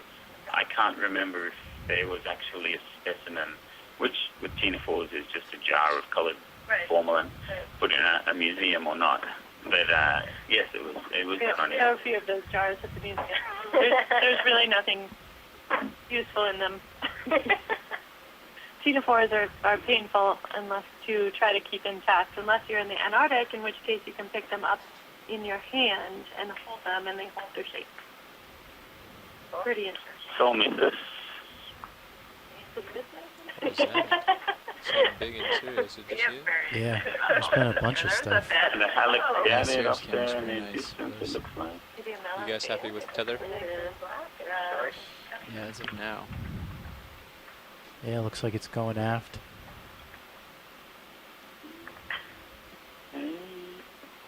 Little catenary. That's wonderful.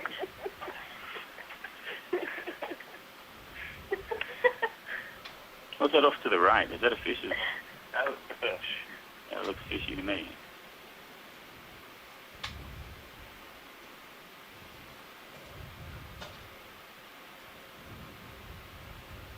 Wow.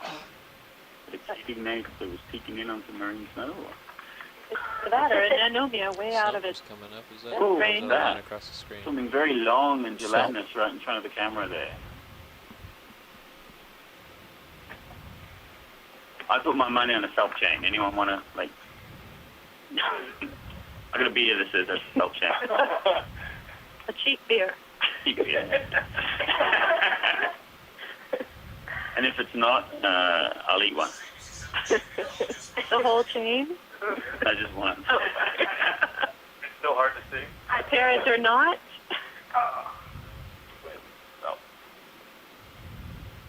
And if we zoom in on there, we may see some Vivelia hyperiid amphipods attached. They like to huddle inside the body mass there. They're really benthic amphipods living on a pelagic thing. We call them pelagic amphipods anyway. So when are you going to split the hyperiids into three different... Let's see the tether and Sirius' sonar. Up to Leanne. 2 right now. 2 is okay. It's kind of going out starboard. Oh no, Vivelia is not that weird actually. There's a bunch of other benthic That in mind. Yeah, actually. No, so in the Hyperidia, there's it's a suborder of amphipods, and they there's two basic groups. What is that? Is that an oist?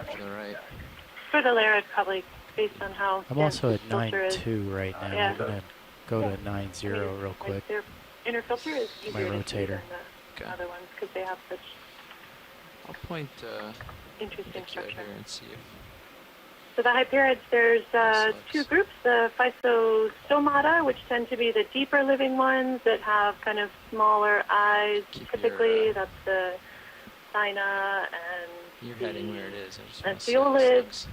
And then there's the shallower living ones, which are like Your view, Phronema it's either dead and or a little bit from this side. Hyperia and the Just wanna see. Oxycephalids and all the ones that are more common. And those two groups are not necessarily This thing can see each how it other's looks. closest relatives. I don't know that there is much current at this point.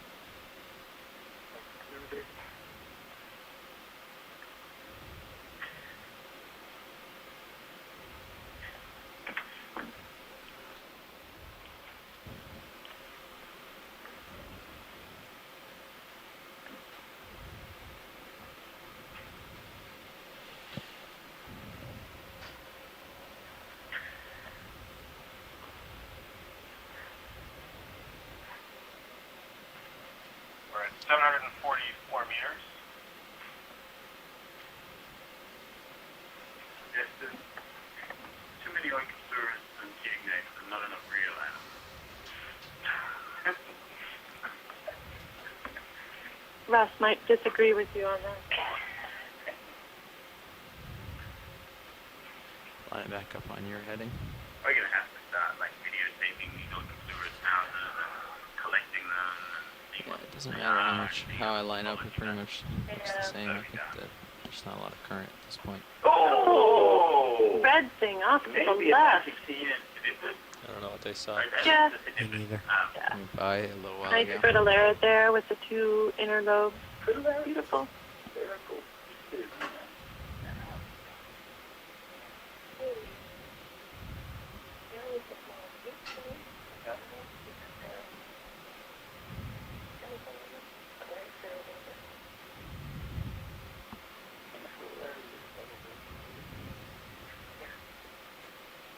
So there's two kinds of larvaceous I've seen then. There's the Floridae. We've had Methicorius. Okay. We've had Methicorius, Baticorius, Caleras, and Northern Service so far that I've known. Mostly different in the shape of the filter. That's how we can tell them apart. That's how you tell them apart. I mean, you can tell them apart by their bodies too if you get one. Right. but, but on video, that's about as good as you can do. We've had at least two species of Methicorius, one with a red head and one without. Guess we move the Orion a bit outboard to try and reduce flare. Yeah. Yeah, it's left on actually. We could push that button and kill the box so you don't accidentally bump it. So the last set of siphonophores that we saw, the Agalma, if we could grab one and we brought it back up on the ship and we held it in our hands, how big would it be? So, like 4 inches. 10 centimeters, yeah, 12 centimeters.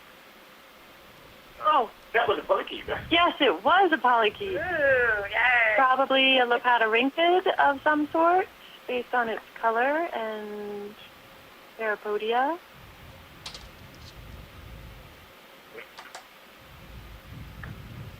Really interesting little group of predators out there in the midwater, the lepidorhynchids. What do they feed on? Your guess is as good as mine. So no, they're very active. They're incredibly fast swimmers. The Lepidorhynchus, one of the genera, has these claspers or hooks on the first two parapodia that are really beefy and muscular, and they obviously use them to latch on to things. And like Pelagobia and Malpausia, a couple of the genera that we see relatively commonly are Co-pilot has fast 20 swimmers. meters to go. Like one of the fastest swimmers in the Oh, yeah, trawl bucket, 1.5 but or then you 1.7. see Lepidorhynchus, the ones that are clearly predators on things, like maybe catching on the fish or something. They swim like twice as fast. It's incredible to watch them go. They're all relatively small, the ones I've seen, like no bigger than an inch or about 2 centimeters or so. They're pretty small. Most of them are less than a centimeter long. They're relatively small. But their bodies are usually yellow or white or bright orange, and that, when you look at them under the scope, is a bunch of little lipid globules that their body is kind of packed with. Had you my they're really altimeter buoyant. for a little bit there. All Yeah. lipids. They actually got under. Really interesting little group of polychaetes. That's where I ought to be this whole time. Is Like hanging most where of the your pelagic altimeter picks me polychaetes, up, but nobody really knows who they're related to. There's It's like, another one. oh, there's another one of those, this family that's just kind of floating out there and not knowing who it's related to.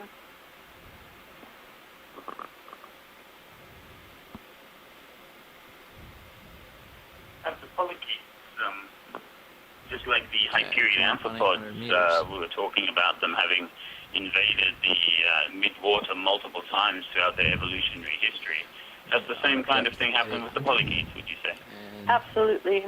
So, within the Okay, I'm rotating back a little bit. Keep within in view. just a single group of polychaetes, I've got the 4 more meters Acrospheres to or the go. Lavalligarida, there's at least 3 different invasions into the water column by different animals. The Flota, Swimma, the Piobius, none of them are each other's closest relatives, and that's just in one group of polychaetes. And then Okay, up in the co-pilot's at Phyllocutida, which is all the really 785. active swimming, mostly 75, benthic sure. polychaetes. There's the Lepidorhynchus, the Push out ahead a Typhoscolis, little the bit. Timopterids. None of those are thought to be each other's closest relatives either. I mean, not anymore now that we have genetic data throw at it. Morphologically, they're a little bit similar, but it's Okay, just I'm because rotating they're all up.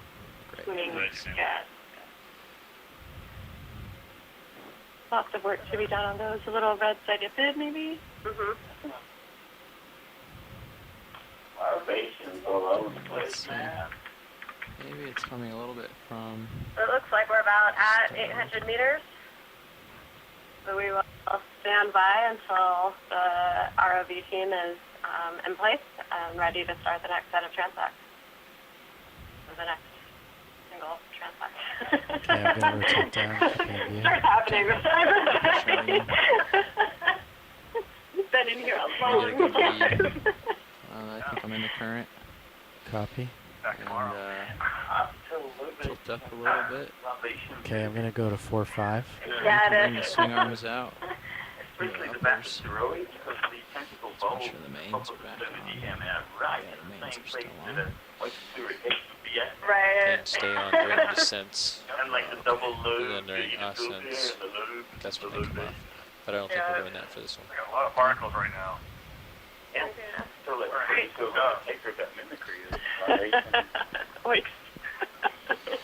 Video lights are almost set up. It's doing the other I think that would upper, be and helpful. the lowers will come To around. mimic Yep. like Um, a helpless little ball. And we had the of uppers slightly swung in. Yeah, I throw them in a little bit. You Inboard can a see little that, see that dark spot was fun. or a helpless Copy. bag of gelatin. Either And way.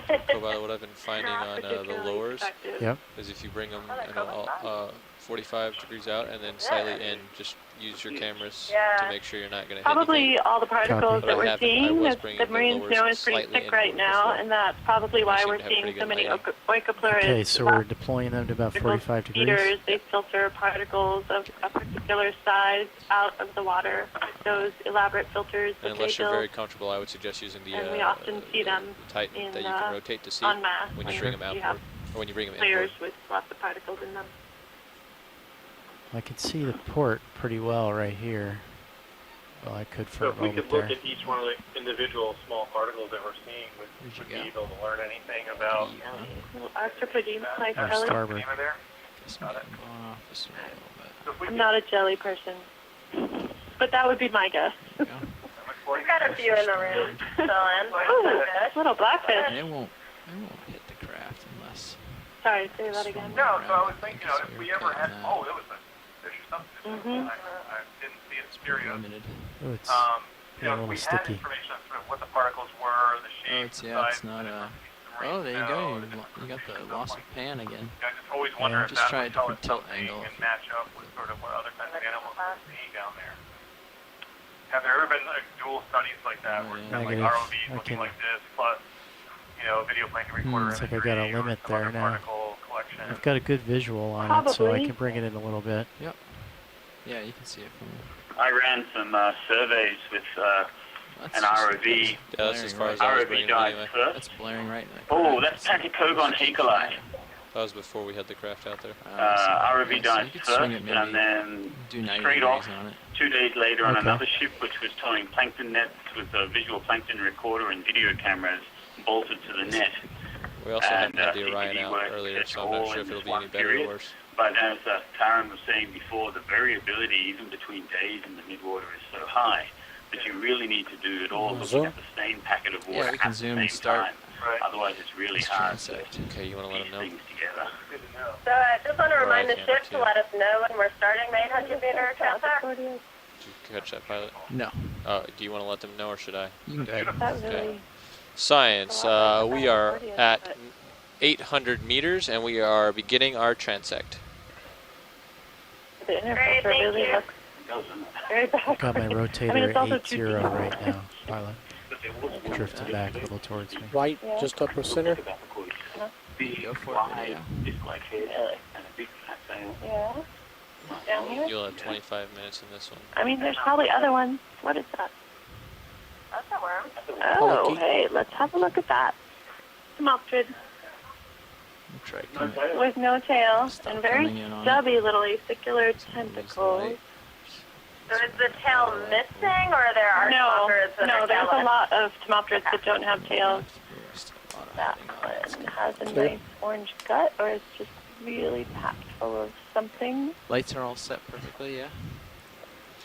Karen, can you tell us a little Yeah, bit video, more Copilot. about polychaete worms? Yeah, What makes go- a polychaete a Copilot. polychaete? You happy with the So lights? polychaete worms Yes. are segmented Okay, I'll worms. rotate So it each of fully those down and you're a little appendages bit you see behind sticking me. off Yep. the side of that smopterid show you Can you get the where bottom? each Get the segment bottom, is. okay. Typically, polychaete worms are, well, they're named for their many bristles, or polychaete. Chaete means bristle, poly means many. Oh, there's a piece of a siphonophore. But Mara? Is that a bit of a head there? Yeah, it's still got the floats attached. And it's Maris orthicana. Maris orthicana, I would say, which is usually a boreal species. Clear. Yeah, to zoom in on one of those nectaphores from the top there, we may be able to get a species ID. Give it a good push. Stand by on Zoom Gotta for a second.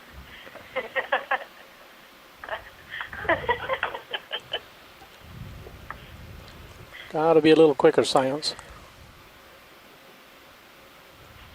Sorry.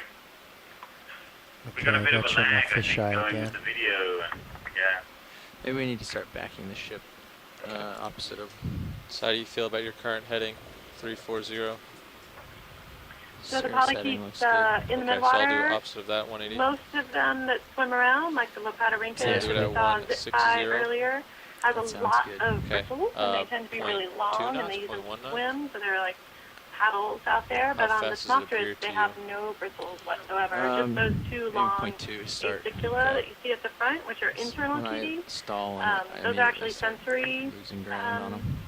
in Yeah. smopterids, but those are the only bristles Ready they to have. drive me Instead, they now? have these really fleshy parapodia that stick out. Hey, we'd really like to put in far a and 500 meter move at 160, 0.2 I've knots. lost you in the camera feed, so I haven't been calling anything. Say again? I've lost you in Sirius's view, so I haven't been calling for Good anything. copy. Yeah, I'm trying to get back in Sirius's view now. We're calling it a ship move to help keep me.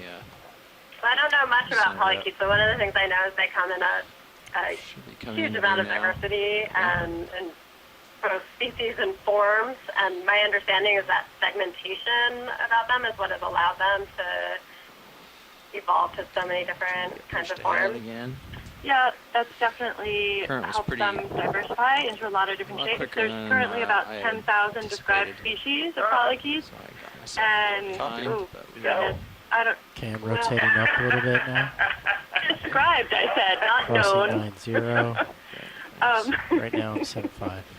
Copy. I'm working on it, okay? Around. So polychaetes can be, I Nice mean, for they are slowing probably down. one of the most abundant animals, especially in benthic Yeah, habitat. 75. They build Yep, reefs. There's 75 a couple right different now. families Want of me to go to 4 or polychaetes 5? that build reefs and really establish habitat for other animals. There's tons of ones that Yeah, are you can just active sign and up- move sign around up on the here. Hopefully seafloor. it should There's a move ton of them that live up here in the water Effectiveness column. There's quickly. a lot of tidal ones. Okay, I'm at they 6'7" just come in right all now. different Copy. shapes and sizes Okay, and video. colors. Back in Some with action. hundreds of Okay, segments, some looking. with just a few segments. Jelly top, just on Yeah. screen. Really cool. Amazing group of animals. Isn't there like a tube-dwelling polychaete that makes its own like transparent tube and then floats around in it in the plankton? I've seen them in plankton nets before. They've got like stripy tentacles on them. Oh, so we got some of those when up here's a beautiful little oik. Oh, that's so a hilarious. it's just got a nose. Definitely a big hole in the light. Yeah, I'm so aiming those farther are down. probably sabellid larvae. 'Cause I So they actually start lose the building their light in the middle tubes there real before quickly. they settle. Oh, cool. Yeah, This will be easier and they have beautiful to keep it as it rises. radioles There's at a the fish top that coming they in actually view. use to breathe and catch food. Let's When get they the once fish. they settle and build a tube and they stick the radiole out and collect food. And, Take it a little yeah, further. they're gorgeous. Feather Swing duster left. worms, I think, is their common. Looks like it's another one of those large cyclosoni, possibly. Yeah, if we could zoom in on that. He's gone, full wide. Copy. Oh, too fast. Looks like a cyclophony. It did. So the cyclosonia, what's really distinctive about them is that the dorsal and anal fin are symmetric. So that's the fin on the top and the Okay, bottom. starting to Right. drift back. And that, at least from this angle, certainly Did you get looked in to have feeling that that ship move yet? feature, but it Looks did like it seem a moved little from more the robust, and the way it's swimming USBL was anyways. a little different. Yeah, it doesn't seem like you're drifting as quickly. Before it seemed like really, pretty fast. Yeah, you can maybe. It's not working. I don't know how well the So ship the will go, different how species fast of it'll really go. cyclothonia, as you get deeper in the water column, they do get beam, larger but and we more do 3 times, pigmented, we more might want it. robust.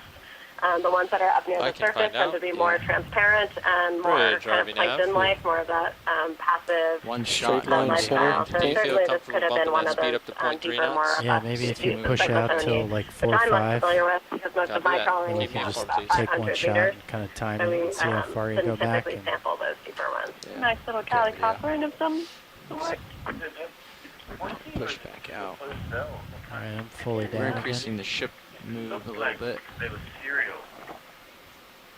Like a piece of something. Could have been a nectaramus, nectadamus kind of Copy, thing. thank you. I'll have to redo the original video later. Give it another push, Roland. We increase the ship speed. So hopefully we get a little bit more time in between is almost shots. the only fish that swims worse than a jellyfish.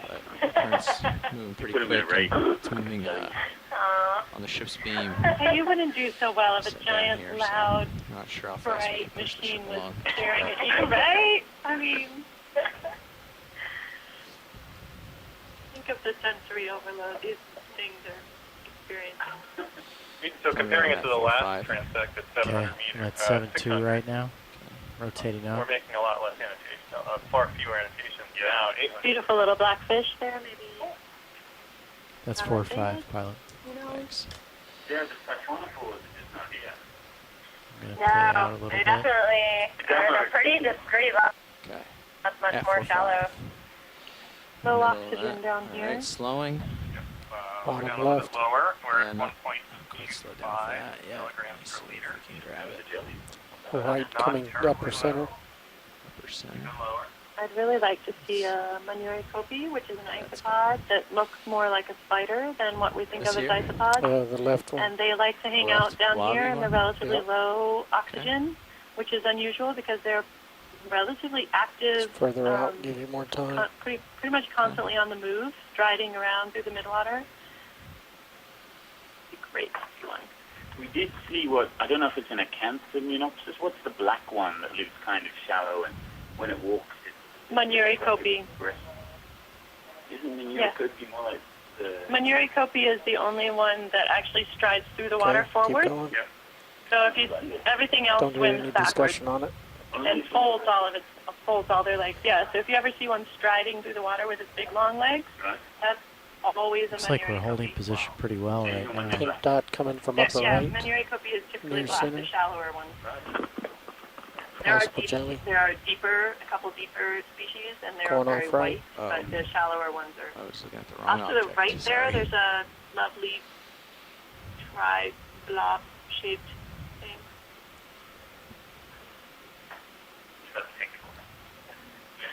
Gelatinous top of screen. Slightly right. Can you name something for that? Off screen. Just watch next time you're trying to name something. That'll pop into your head, and it'll be there. Top left So, line. we don't have a lot of common names. People or animal. I've got There's a few. No, I call it Oh, what is that? I thought it was a type of ctenophore that looks like a wing. It instead looks like Liliopsis uricantha, maybe? No? No, It's Yeah, these man, that's a colony of granularia. current Full wide. these seem to be What it going looks like. well. Yeah. Colidarian? I kind of hate this. Wow. Yep. At first, I thought it was a ctenophore that assessed If it was easy, any video a person could do wing it. flying through the water. Good But pilot. not- And then the white spots that were embedded in it were not serial in a Diagonal line. left, No, swimming in That's center. why it would be. Yeah. They're all over the place. It has to be a There you Colidarian go. colony. What is This this thing's down just here? floating and it's in the light. Oh, It's good. very hot. Yeah. I mean, periodically we find very much. Oh! Ooh. That's the first ever parakeeta I've seen with its head up rather than down when it's floating in the midwater. It's the Carrying head. eggs. Yeah. Maybe that makes it heavy. If It's like tail heading, so it doesn't float head down. Cool. Very cool. These guys are real carnivores. They're like real mean. Yeah, he darts around like it's nothing. I thought the copepods, when they are they've got downwelling light on them, the light passes through the muscle tissues, which causes the light to polarize. And animals like squids, which can see polarized light, can then see these copepods as if they're white on a black background, and they jump in and they eat these copepods really easily. So the parakeeta, which has a red head, normally is floating with its head down, and this red acts as like a barrier to light, so the polarization of the light passing through its body is not carried on below it. So squids that are looking up to try and find them as food can't see them because the red is blocking out that downwelling light. Well, that's the supposition.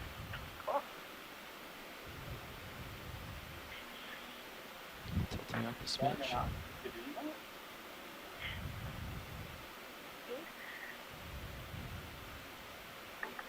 Looks like an Arctibedema. Smells like an Arctibedema. Swims like an Swims like an Arctibedema. Getting closer, sorry. Backing off. Doesn't yet taste like an Arctibedema, but I think that's what it is. Be advised you're facing back towards the US and drifting off. And this white morph so far on Okay, this. come back around, watch the tether as I do. Not sure if it's diet or very different.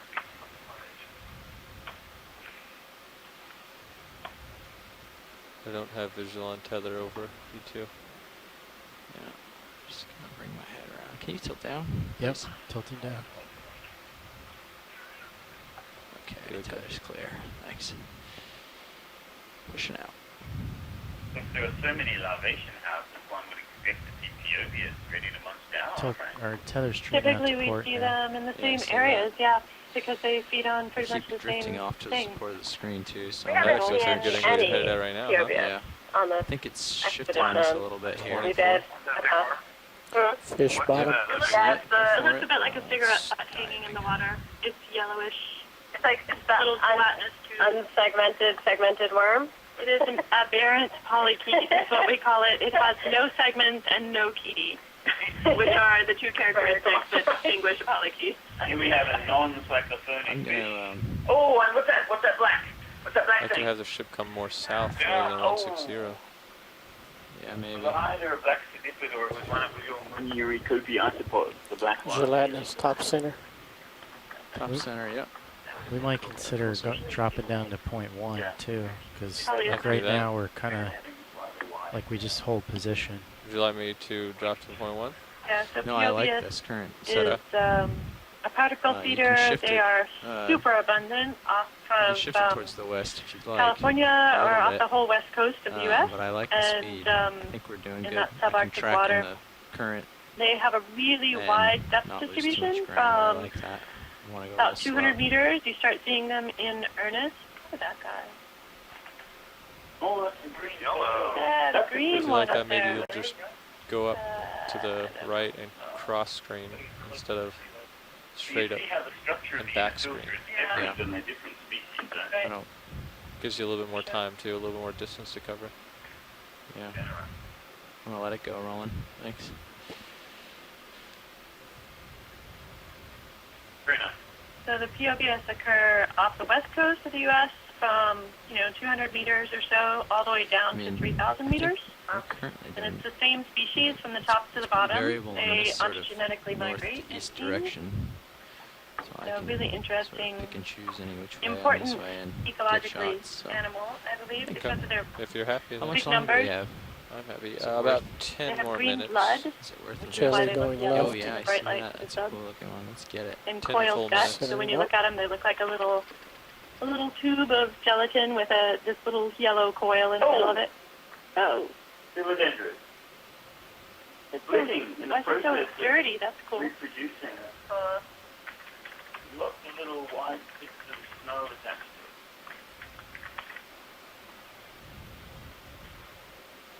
Very cool. Hard frame video. Such a small little thing. It is beautiful. So we've seen quite a few of these on the dive. These are protists. They're single-celled animals, but we're catching this one right in the middle of splitting into two, which is a pretty neat thing to get to watch in action. Strand breaking apart upper left. It must take a long time to split into two, right? Seems like it. On the background, that something swimming back there. Are you looking upper left? Middle left. Way out there. It's coming in the middle now. Sneaking in on it. Oh, it's not Cuneiform. Maybe a Kierimea? Or a Euhamphea? Rotating down and keeping in view. Thanks. Looks like a Euhamphea. Drifting a little bit to port. The lobes are very small and white filaments. Yeah, it's got two white filaments coming out of the rabbit's ear. It's in the same family as the Kierimea we just saw in the last transit. These guys are normally in much shallower water, so it's either a bit sick and it's sunk down here, or this is just something weird that we haven't really seen. From time to time you do, Center what's is that? that tighter I can get. Is that a... Oh, no. Rotating down. Rotating a little bit to port to keep in view. So yeah, that's definitely a Euhamphea. It looks like it's got stuff in its gut. There's white spots there. They're either infesting Hyperions or some type of parasite, or it's coming back to 340. hard to tell without actually looking at what. Big push here. What's the function of those filaments? Okay, right now I'm at 6-1. No idea. I'll They don't rotate up. stick because I tried to stick them to stuff, Get back and to 4-5. I couldn't see them exuding anything. And they're trailing That's the animals 4-5 right in there. the direction of the lobe. So I think it might be, if something's coming to chomp on it from behind, it's like the suggested antennae, which is like an early warning device. If you touch the filament, maybe it's activated action. But I've never had one not in a petri dish under a microscope to try doing that. Slowing. It's like the Cuneiform base of action. Disappearing. Super high speed, ciliary motion. Yeah, that's true. The fastest are really swim away. Upper left.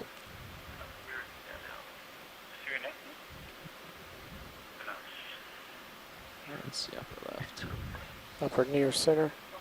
Oh, in the dark. Snap out there just in case it's something cool. Oh, it's another tinfoil looking thing. 4 wide. Thanks. Spinning left. Come on, Phoebius, where are you? I know, all that talk and description, now we need it to show up. It would be nice if they would just pop up. They're very easy to see and very distinctive when you do see them. They typically hang vertically in the water column. They're yellow, which not that many things out here are. If they're happy and their tentacles are all spread out, they have this nice crown of tentacles, 8 to 16 up at the top.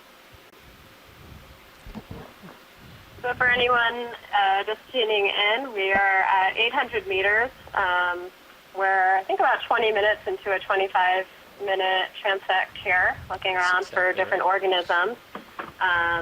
We've spent much of today surveying from 300 meters down to this depth, and then our next transect depth will be at 1,000 meters. More of that. We are somewhat below the deep scattering layer where the bulk of the animals are, and we do seem to be seeing a little bit lower density of organisms down here. Wow. What is that?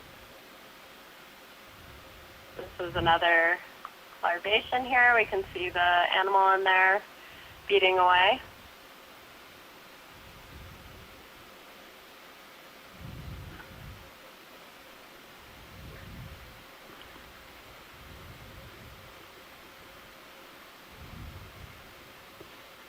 Fish below it, if you want to try to get it before it falls out of our view.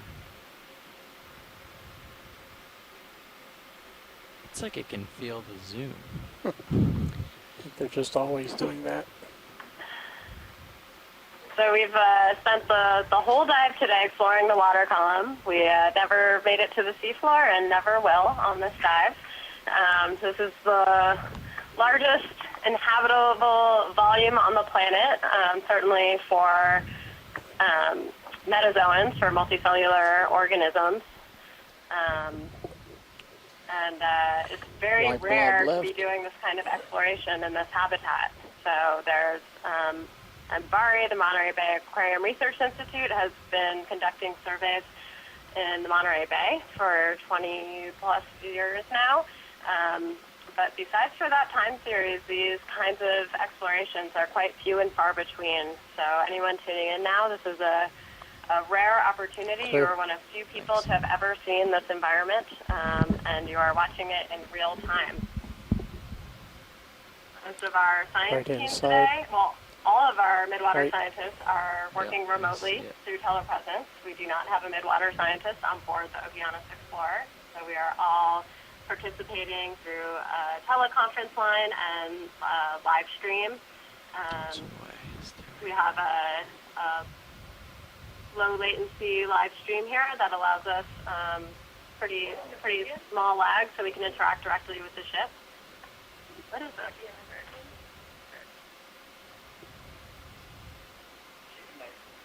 It's pretty far out if you want to continue to.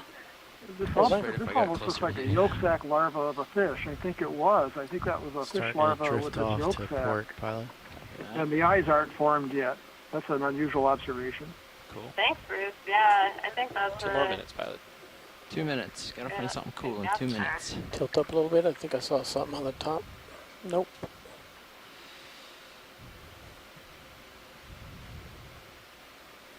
Ooh, there's something on the top. Red jelly. Be advised you are off screen and turning Bring towards it center as Sirius. quick as possible.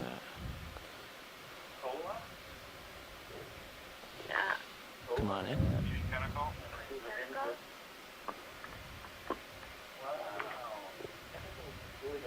Yeah, that's neat. So what is that trailing Tether tentacle looks fine for as long on as the you don't Atolla? turn too much more. We have observed with an ROV Atolla snagging a siphonophore pneumonia with that trailing tentacle. And there's also reports of it eating crustaceans. And so it looks like it might be using the hypertrophied tentacle to catch siphonophores like gelatinous prey, and possibly the other tentacles which are facing forward there to snag crustaceans. Very cool. So It's getting near you. as we make our way deeper in the water, you might have noticed that the organisms went from being quite transparent to more and more of them having come around some this side of it. pigmentation. This is a really good example. It has a really deep red pigmentation. So of course with our lights on makes it really stand out and seem really bright, and that seems like an odd thing to do out here where you have nowhere to hide. But in fact, red light does not penetrate very deep in the water column, and so the natural light that makes it down here is really all in the blue end of the spectrum, and anything that's red will appear black to anything around it. So this deep red coloration actually helps these organisms camouflage Full in wide. the dark, deep sea here. Settings as of now. These guys have an amazing You still have that ship moving back, so it'll be hard to fight it, It just co-pilot. goes round and round and round and round and round. Blue. Seems okay so far. It's not spinning around anymore. Want it again? He's out of the prop wash. I want to, but it's a cool thing, and they did describe it for a while. Now you're getting a little bit out front, but you've Yeah, got some space. Thanks. I was trying to adjust my auto depth, but it's oscillating too much for us to get it. Haven't really usually in net. Okay, that's it. Let's stow the arms. I'm going to make the call then? Sounds good. Okay. Science, that is the end of our 800-meter So we transect. can get back in the We are configuration. going we to did. set up Come and head here. down to 1,000. Okay. I'll help you. I'll do the uppers if you want to do the Excellent. lowers. Thank Well, you I was very just much. trying to. Okay. I mean, I I haven't looked at the find muscular snow in them. anatomy I of just the thought we might get set up a little bit first, So that would be Nah, you just go so I ahead and can have stow. a good view. all the Yeah, materials just go that ahead and get that stow. hard to get your hands on. I'm gonna just get myself into view while I help you. Pretty far out. Yep, I'm backing, and I am sidling starboard, and I will be in a great place very shortly. You're doing the uppers. Shall I stop that ship movement? I'll do the lowers then. Shall I stop that ship So movement? I was Yeah, hoping that since some of you might be Bridge, are sick we of now? hearing all of our voices up here in the front row, Easy stop one here, of please. Karen Osborne's students, Leanne, has offered to tell us a little bit about what she's working on as we transit down to 1,000 meters. So if we can ask you to come step up here and just tell us your name, your affiliation, and just a little bit about what you're working on, what your interests are, so people can learn a little bit more about what kinds of scientists are joining us here in the Exploration Command Center. Sure. My name is Leanne Bianfani. I'm a graduate student at the University of Maryland, and I'm co-advised working with Karen. Back towards you. And I'm working on the evolutionary history of high-period amphipod. Get your screen set for 9 degrees as I come. As Karen mentioned, there's Thank you, two Bridge. main groups of high-period. There's the Physostomatata and Physocephalata. Cepha means head. So the Physocephalata are the I'm going to bring the mini large zoom so I eye can look at the high-period uppers a little bit better, make sure they're shallower symmetrical. water, where the eye is taking up most of the larger proportion of the body size. I'm And at 4.5 right now. Soma means body, Copy. so it's the You wanna smaller get on eye, 90? larger, softer body species. Tend to be, at least some of them, with deeper water. And as we mentioned earlier, those two groups may not be each other's closest relatives. Been looking at Yeah, I'm just going to distract you. Clear of you. I'm going to drop down a little bit just to keep the tether Yeah. away from you as I continue to Welcome to back our here. world. Okay. So this is why I wanted to get the swing arm Looking started, at the, so where the tether is now. 'cause trying to all is look at backing up. evolutionary history Copy. and what want other hung amphipods up. may be closely related to the group. Now we're in. So this Okay, could I'm at point 90. to multiple I have a integration current into sort the of still midwater coming from the or north, so hyperids, we'll just could get lined also, up north again. You know, Okay. As we were at the beginning. return to the benthos for another group. But it's definitely Coming a around to the north. I think we were at question we're 340, exploring. but found my that was interest coming in a little bit hyperids north is, of that, or is that right? Or 340 is where we thought? the evolutionary history of 340 is what we were at before. Okay, let's do really that. interesting visual adaptations. So I'm at within, minus especially within 19. Physocephalata with the big-eyed hyperids, but also in some Holding here. members of for a second. Physostomatata, you have really interesting and Yeah. diverse Okay. eye types. Ready to from start descending? Complete duplications of Co-pilot's the eye ready. to Pilot's ready. Coming out of eye depth. structures such as retina, And dropping. You're a little bit behind me. issues like Yeah, pushing cystoma, out. the retina forms Okay, thin paying out. sheet over a giant but nearly transparent What's the target depth set of again? eyes. Again, Nav? It's going to be The 1,000. This oxycephalus will be your final one, and depending on when we're set up and start, I'll let you know when we actually have to finish. A cylindrical eye that actually allows the Do we have animal time to? We do not have time for a going full to 1,000 meters. Yes. Okay, good. We have about 20 minutes. Great. Awesome. Complete eye duplications in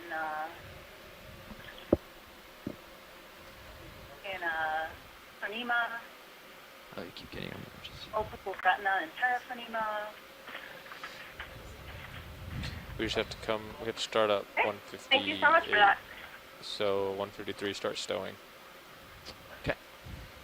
And then I see we've had one person join us in the One of you chat, sit down Ani there. Douglas. Are you on the phone as well? And if we can set up in 3 to 5 minutes, we'll have about 20 minutes. Okay. When he goes to swing in Sounds line like with the the ship, answer is no. I am going to be. Um, I'm going to have a turn So in my tether. I will So quickly I introduce might her. She decide to is take an turn out engineer at Harbor Branch Right at the Oceanographic right Institute. beginning. Um, It's all already and under. she does a lot of work. What is that? And then if I get streamed way back in the current, that's Cool. okay. I can just Yeah, unwind and that's up a we go. electrocephalus. I don't have to make it all the way back up. Was that a, Spin an around embassy all the way here back that over was again. still metamorphosing? Bruce? That makes See if sense Bruce to you chimes guys. in here. Makes sense. Yeah, it could have been. I thought Looks I like saw a it's coming little from a sharp little bit beak starboard on of our that. current And headers, so and it's then it created swing maybe, ahead a I little don't bit know if starboard cerebral towards merit might have that, but it was too elongated north for of a cerebral track merit, I think. So that's as good a guess as any. delta Unfortunately, easing we off a didn't, little bit. couldn't zoom in that closely on it. Into the current. Maybe from when what we I get can the original video later, there might be a chance then. tell. Due north at this point. Very cool. Bruce, can you explain a little bit about what the leptocephalus larvae are and why they're so unusual? Okay, there's a group of fish, a clade of fishes called the Elapomorpha, that have a unique larval character called the leptocephalus larva. And I never can remember the origin of lepto is narrow, and I think encephalus is head. But there's another little dark fish floating around there, but I can't tell what it is. Anyway, these leptocephalus larvae have very transparent, flattened bodies with very thin muscle and a sort of colloidal, gelatinous layer between the muscle and the skeleton, and a very small head. Hence the name leptocephalus. They are flattened, leaf-like, elongate. The different types of eels have larvae of different shapes. The gut shapes are very distinctive among the families. Other fish that are related that have a similar type of larvae include the deep-sea spiny eels, the halosaurs or notocanthid eels, and the shallow water tarpon, ladyfish, and bonefish. And so they're all placed together in the same phylogenetic group, evolutionary group, on the basis of that type of larvae. As I said, the larvae are flattened from side to side and very transparent, and they're very large as fish larvae go.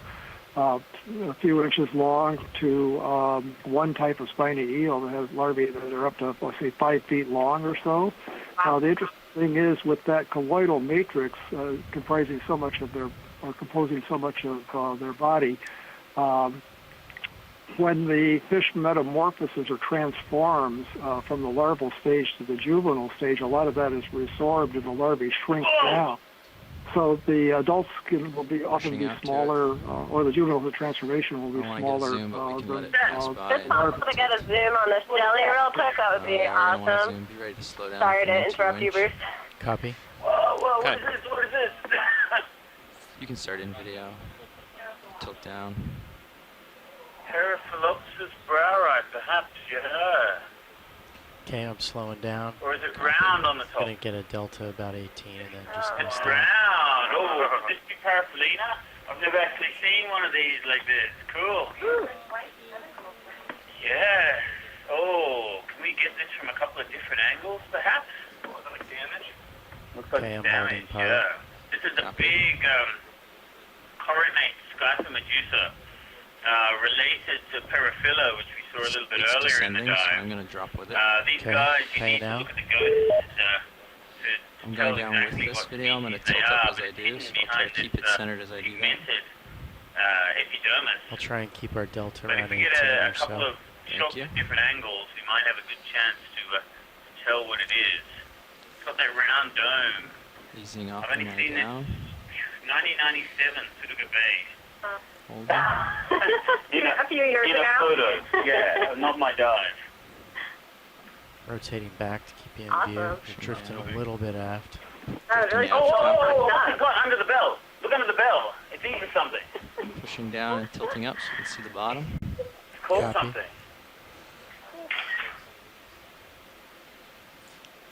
But you've got the bell's all closed in and the tentacles are coming down in like a protective manner. It looks like it might have eaten something and the stomach is I still know it's bulging going into out. bad lighting. I'm just trying to see the bottom of it. It's Yeah, tilting. they're interested in that. Yeah, it's tilting away from me. It's Can we, like, rotating slip up slightly its skirt and see to what's counter the underneath? effect I'm trying to make here.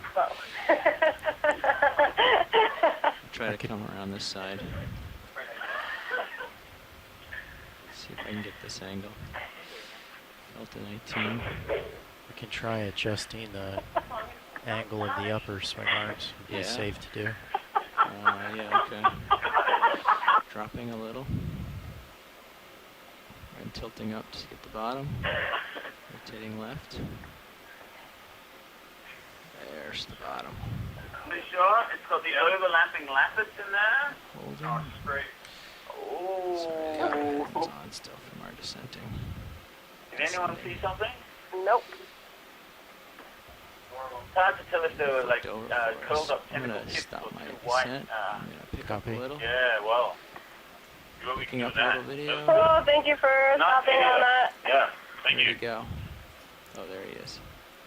Back in the view. He's back. Yeah, I think that he's Oh, it's still they've there, got still what they there. need from this.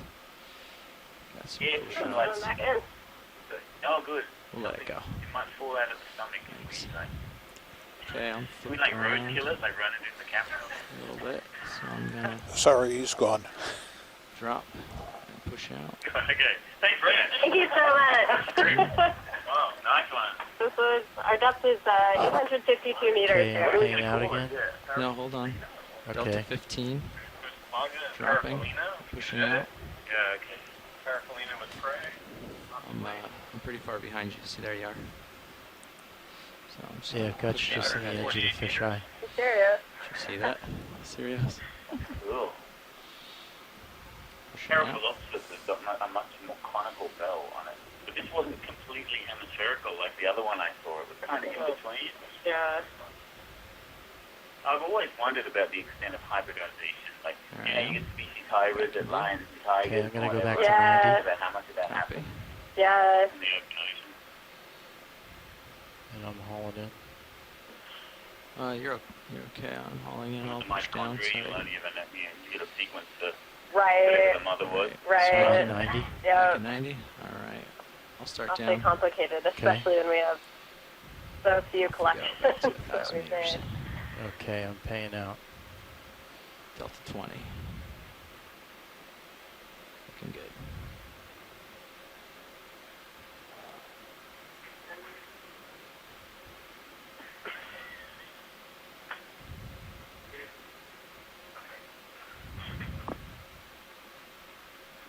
Yeah, there's still a lot of current from the north. I'm only going to guess, but I assume it's going to be the same at 1,000 meters. Could change a lot, I guess, between now and then. But we might be ready to call in a somewhat southerly move. More fish chasing us. Hatchet fish. It's a pretty fish. Everyone in the room here is trying to estimate how big that jellyfish was, and sort of like a fishing story. That jellyfish just keeps getting bigger and bigger by the second. How big was that fish you caught? That were no fish, that were a whale. Going back down. Let's do friends. What are you gonna do? Delta 17 looking good. Yeah, get there. Allowing myself to drift back a little bit. Pushing port. Keep centered in your view.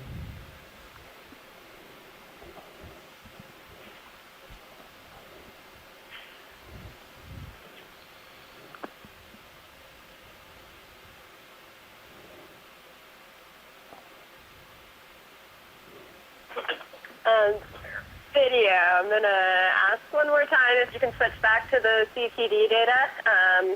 We are headed, the deepest we've gone so far on this dive was 900 meters. That's where we ended our first set of transects and descent, and now we're headed to 1,000 meters, so we'll be obtaining a little bit more data and filling in that profile a little bit deeper here. So I just want to see what's going on down here.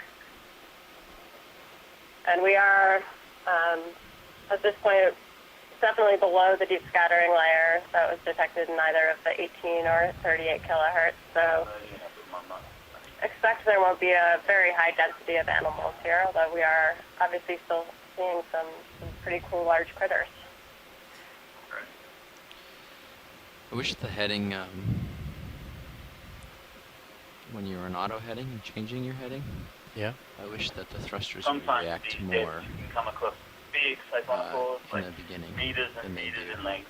So you never Like know it when really one might ramps just up come the farther it straight gets up away, in front so of the you camera, twist and twist pass and it right does in front of nothing, you. and Yeah. then once you're like an Paracolina offset of descent. 20 degrees, it I'm takes still off looking to for the 20 degrees 5-foot that point. McPherson. Oh, You can't catch it in the net. They avoid the Starboard ROVs. there. Okay. But I know it's out there. Coming at your port, pushing you to starboard, yeah. You know, it was kind of a weird one because of the dead bands. heading is controlled Yeah, I was with joking the earlier on the axials chat and the room. laterals, and In they the kind of push against 1930s, each other. William Beebe, who did So the I think first that might bathysphere be a dives, cutoff there where one of the first they two don't people do that that go as down much. into the half a mile down in the ocean, said that he saw a 6-foot-long dragonfish on those sides, and he actually described it just from otherwise the you visual can't, observation in because of the dead Bathysphere bands, intacta. like But your nobody's heading ever control found would any be confirmation like of 5 that degrees since. or So something it's like that. suspected that he saw maybe some other organism as and he you mistook it got for a off, that it would dragonfish, overcome the and dead who band, knows, then it it might would have start, even have been one of the big be really siphonophores jerky. from a distance or something. Yeah. Right. Could have been a sea cucumber. He wanted to see that dragon. Okay, we got a 14 delta. Perspective out here with the midwater animals is very challenging.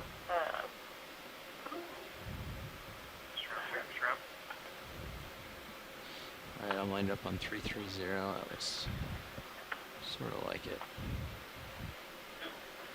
It's hard to tell. Sirius usually has it sort of whipping in one direction and the other. I thought that would kind of indicate. But definitely getting blown to the southeast. So. The auto heading on Yogi is the best I've ever seen. It's beautiful. Really? Yeah. It like tracks when you turn it, tracks nicely, and then when you let go, it's like You there. guys Dead programmed steady. that though, right? In house.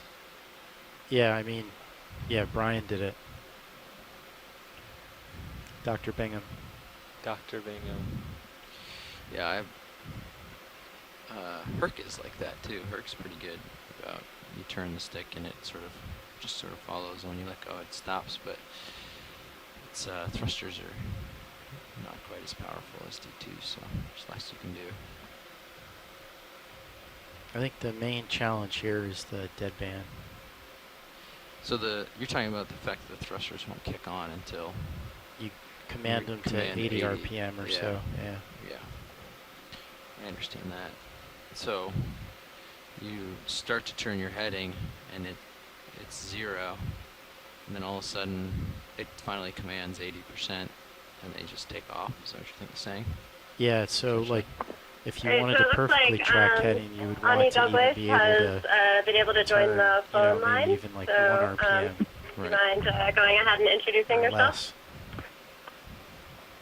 Sure, Amanda. Good evening, everyone. This is Ani from Harbor Branch Oceanographic Institute Exploration Command Center in Florida. Just unfortunately joining at this very late stage of the dive. Well, our group here, Harbor Branch, and also Cooperative Institute for Ocean Exploration Research and Technology, we are involved with developing instrumentation for water column exploration, which is mainly optical, active, remote sensing, and imaging methods that can remotely and non-invasively resolve vertical and horizontal structures in the water how column. hard the thrusters work is It's dependent great on that we are able to see here or to show the real-time acoustic backscattering data on the screen here. Screen 3 as opposed to CCD data. So currently, but it's there seems to be very interesting features in these EK60 data, and it's very fascinating to follow the real-time acoustic backscattering time series data while we are transacting through these layers with an ROV. It provides a great insight on the data that we collect with these type of shipborne instruments, and it'll be interesting to use this ROV imagery together with the CTD data to develop further signal processing methods and more to be able to more efficiently interpret acoustic backscattering data. Push all the lit up lights at once and. So this type of analysis will provide and improve our ability to detect potential features of interest and characterize the water column. Great, thank you so much for that, Ani. I just want to say it's really been a pleasure to have you join for these calls. 60 more to go. Typically, we have a lot of taxonomists on the line, which is wonderful because a lot of what we do is look at these animals. But it's really great to have someone who's thinking more about the technical side of things and thinking about interpreting some of these other data types that we're collecting, such as the EK60 and the various sensors with the CTD, kind of get that big picture idea of what's out here and, thinking about ways that we might be able to improve our sampling in the future with other types of instruments in order to better interpret and understand what we're seeing. So just want to thank you again for coming and joining us. I know you've been really busy down there. Well, thank you. It's been a pleasure. I've just wished that I would have been able to join in more of these dives. It's been a little bit busy here, so thank you for inviting us to participate. Absolutely.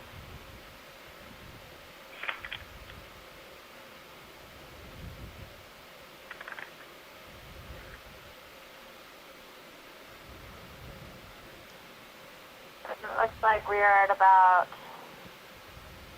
over 930 meters. We are making our way down to 1,000 meters for our final transect of the day.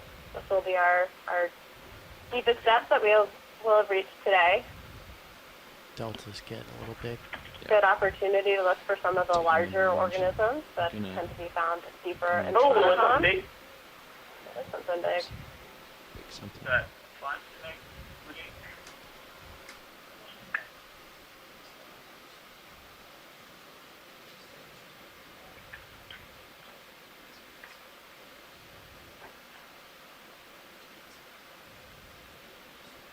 And there we have... Nav, how long did it take us to set up last time, or at the last transect? It's been taking about 5 minutes for setup, 5 minutes for change, so 10 minutes total. And are we still budgeting 4 minutes, or what are we budgeting? We have no budget. No budget for setup? No, so I'm going to be cutting this one short based on when you guys get set up and ready to go. Well, And at the end, I'll give you 5 minutes to set up.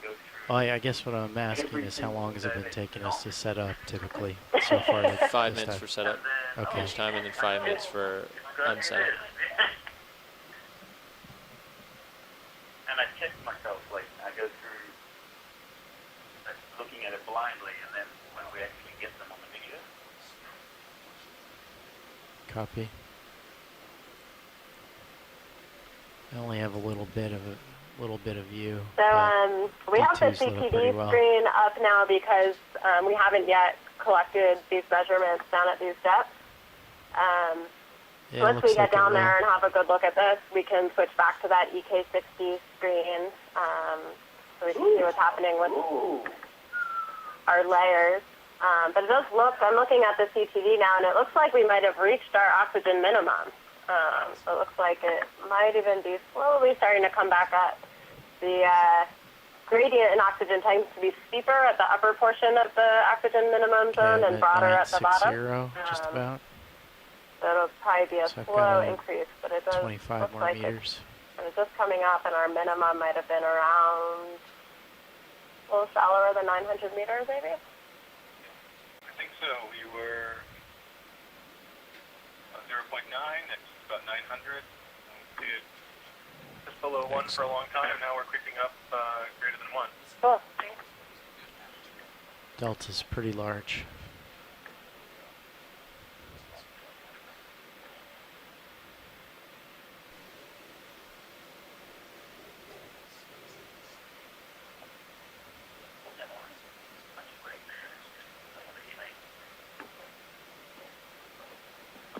So, Ani, I think you probably weren't on when we were doing this, but when we were at 400 meters, and you'll see this again when we pulled the EK60 back up, there was a really thin layer that was just a little bit above the thicker, deep scattering layer. Oh, yeah. And it didn't avoid the ROV at all. It stayed there the whole time we were there, and it seemed to be composed primarily of siphonophores. We saw a lot of both bison and calicopheran siphonophores up in that layer. and think it's likely that they kind of 975. form this layer there so that when these 10 other meters to organisms go. do their migration later in the day, that they're there to intercept it and feed on the zooplankton cruising past. So there's a pretty interesting ecological story there that we're able to resolve by having the really see EK60 the data in there. combination with our So I'm not visual sure. observations. Right. I think it's one of the very big benefits of collecting the EK60 data, that we can actually collect the EK60 data sort of 24 hours a day, unlike the ROV dives, which are sort of like during, more sort of like specific times and not continuously. Yeah. So that would be interesting to look at the EK60 data afterwards and see how these Okay, I'm layers a little bit migrate. above 985. I'm Very gonna good, just kind of hold here until very, we very get set up. interesting point. Yeah. I'm looking So back. we've reached 1,000 meters, and our ROV team are getting set up for the next transect. So we will stand by until we hear the Okay, coming go about. signal.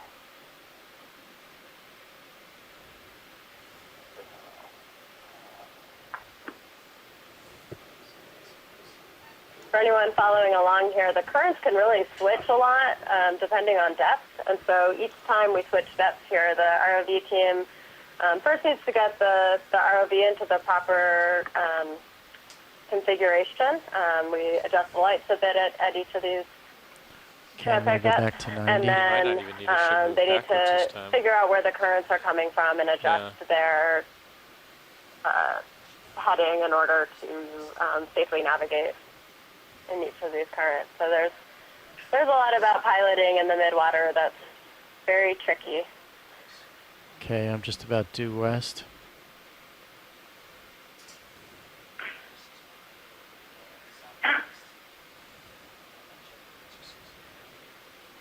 Copy, 260. Looks like the tether's still kind of getting pushed to port. Start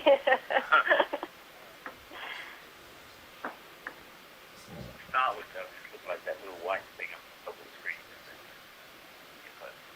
Okay. Is everyone good with the CTV data and okay to switch back over? Yep. Cool. So, Yes, go ahead. video, if you could please switch back to the EK60. Awesome, thank you very much.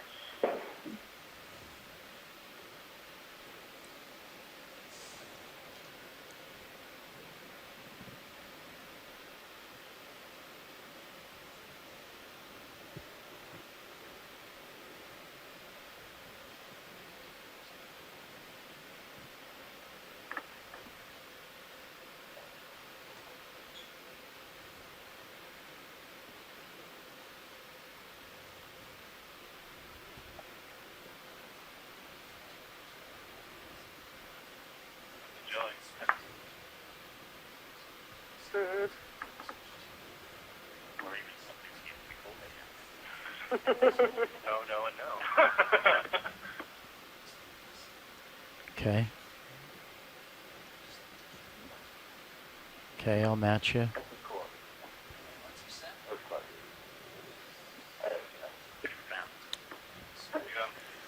Both your lowers out already?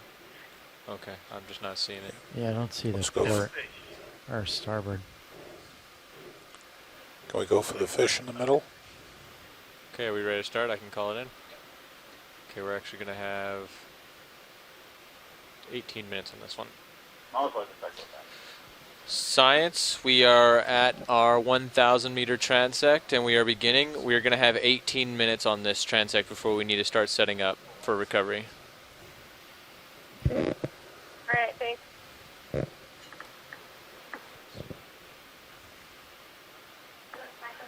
Oh, straight ahead, in the middle, slightly to the right. Do you want me to pull the port inboard? Yeah, the common name for cyclothonia is bristlemouth. At the front of my lady? No? Where's that? Oh, it's just a finger. False alarm. It was a discarded larvation house. Good food for the animals who live here, We can move on from here. but not of so much interest to us.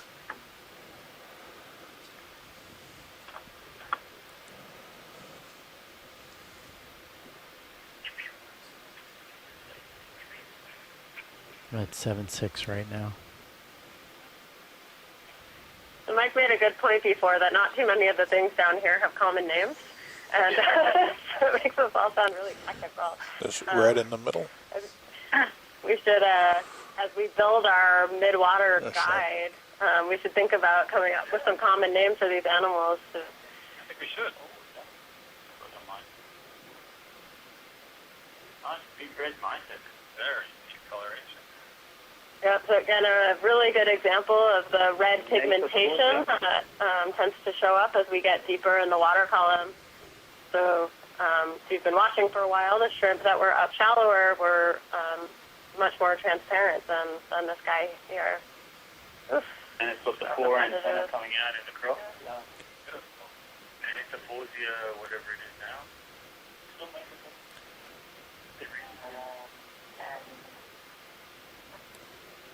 Do we let them go and go for the squishy below them? Rotating Right down. there.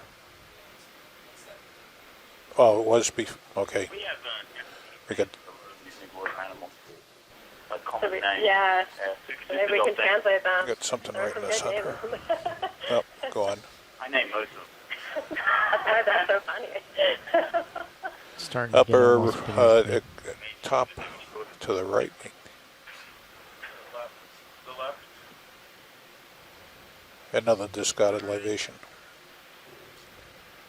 Okay, we'll go in on him in the center. Jelly, jelly. It's a Botronema! Botronema brucei. That's our first one for the cruise. Nice. Awesome. And it's kind of shallow. Not never seen before. It's just kind of shallow. Okay, I'm pretty much right over you. Yeah, Karen was pointing out that has a Okay. knob at the top. They're different from most of the jellies. Knob on the top and the tentacles around the rim. We go for him. That's So the it's off to orange the left? Archibedema again. Oh, that's great. An orange. It's dropping its tentacles like Sorry. That's very Archibedema like. They tend to shift them as they swim away. Go back. So is that another kind of decoy strategy? Distract the things that might be trying to eat it? I have a theory that it's like to stop predation by fish, and that these really, really fine tentacles get caught up in the gill rakers of the fish and sting them, and the fish go, wow, and the Archipedema disappears. But I have absolutely no data to back it up, but it's a great story.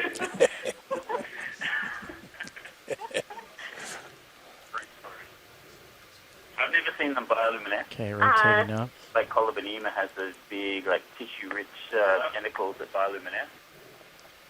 At 6.1 right Something on now. the left there. Yeah, another shrimp.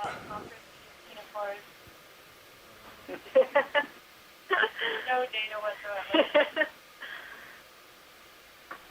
That looks like another mysid upside down. Or is it a shrimp? Maybe a shrimp. Shrimp. Come on. It's got that I'm dead and floating He's upside yeah, down very kind of close. look about it.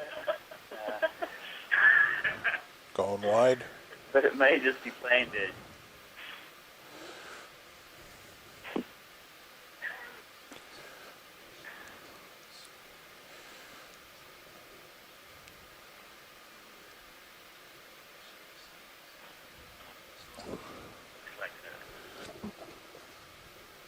At 6.4 right now.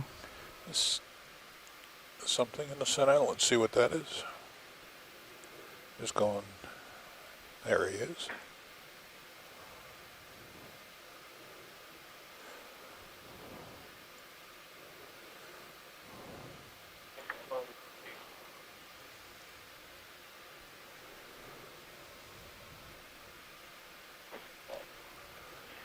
All right, we'll go wide.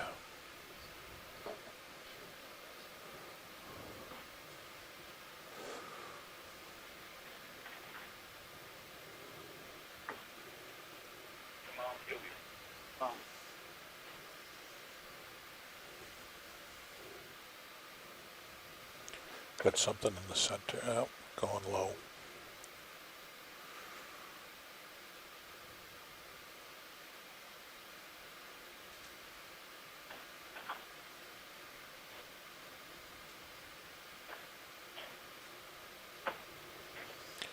Center.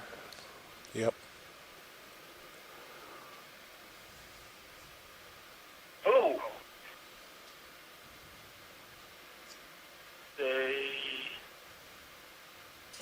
Whoa. Whoa, what is that? Is that a... Wow. Wow. Coming close to the head so you can see that. It looks like a Calicophorans siphonophore of some sort.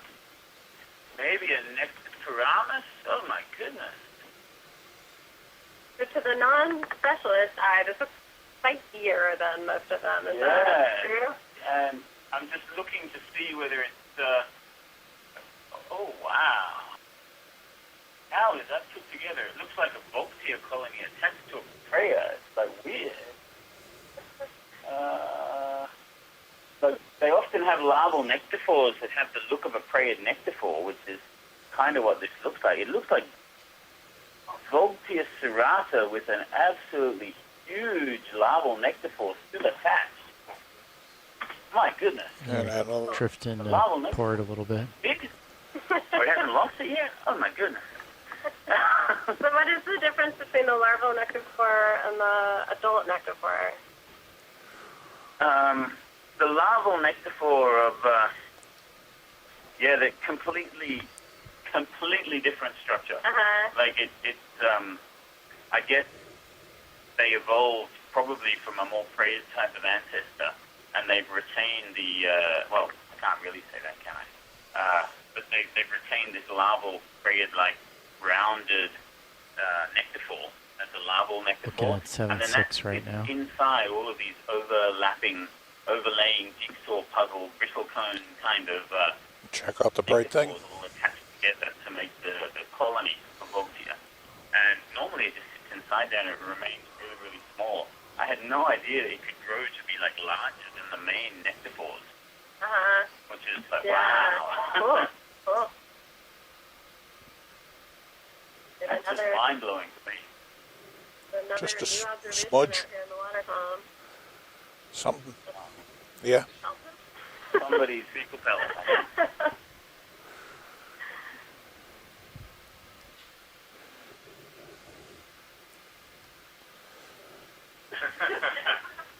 We found it.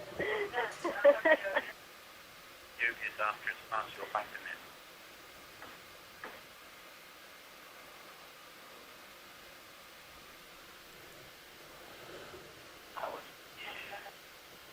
That was the highlight of my day, I think. That folks did that. Wow.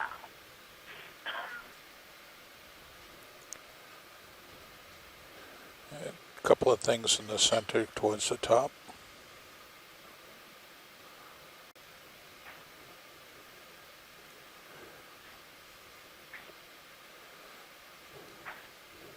This is a heated mass. That's just one of those arrow worms. Similar to some of these other taxa we've been seeing, the deep ones are kind of heftier and more pigmented. So the same thing with the cyclothony, same thing with a lot of the jellyfish. Yep. You can be bigger and darker here in the deeper part of the water that column, because there is not as much light reaching down here for you to be seen and eaten.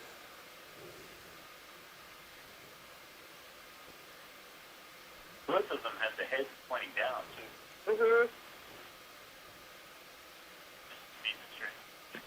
We can move on from this. This is just some marine snow making its way down. All right. Tilt the camera. Oh, let's see what some of these other guys are. Yeah. Nothing. there's nothing in view, you might want to push out a little bit. Come over to starboard. You feeling like this is the good heading? Should I maybe come around?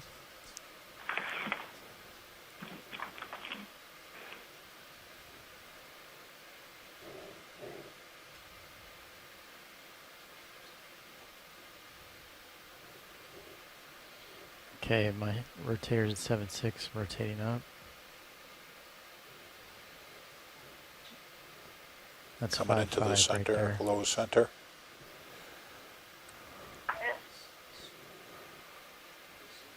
Atmosphere. Good species.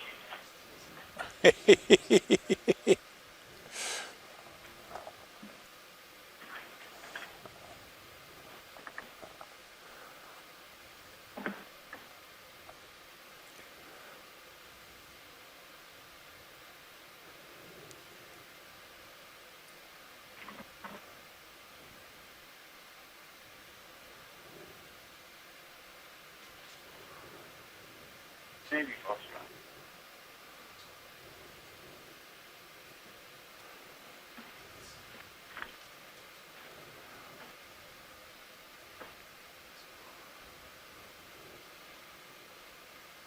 Rotating down to keep you in view. Another jelly right in the center there.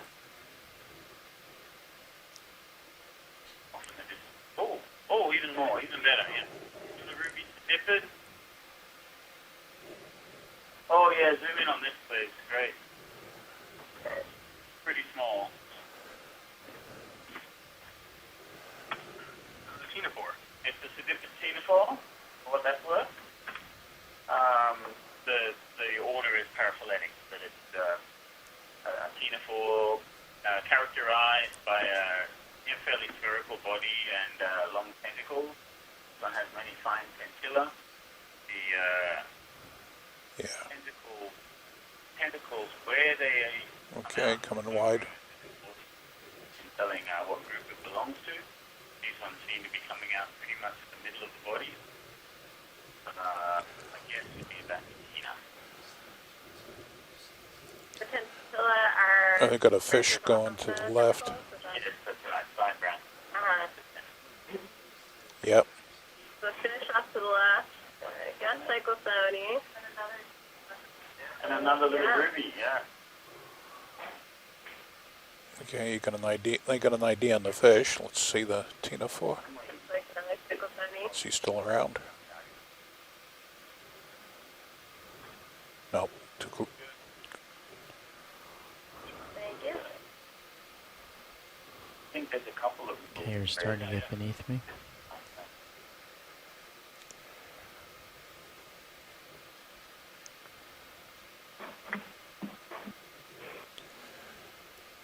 All right, he's getting out of the light. Let's go hunting.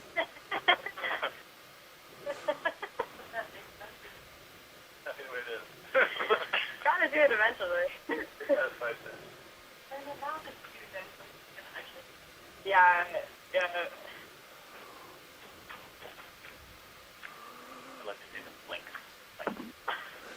Center, upper left. A reminder, the line's still open. That's really... Yep. I don't think I've ever even seen like the gills, what do you call them? Yeah, the operculum. I've never seen like the breathing even. Copy. Got two of these little guys in the center. Center right. Body. Another copepod. Cheeky at the end. There's one there, and then there's one in the background. That's cool. Flying, yeah, flying in formation. Yeah. That's nice. You got a wingman and somebody right in the middle.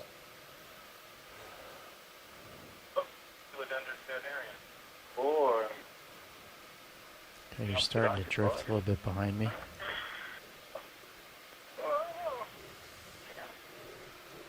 Two more minutes.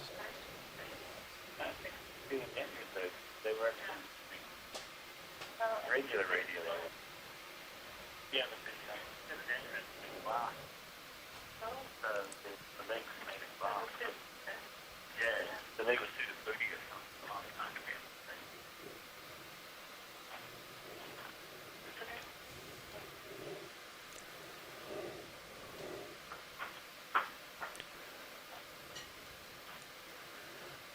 Let's see what this guy is. We can take a look at this fish. Hatchet fish. Almost looked like a hatchet fish. The way it was reflected, it's gone. They move fast. They're very small. They tend to always spiral and swim down when you come across them and shine light on them for some reason.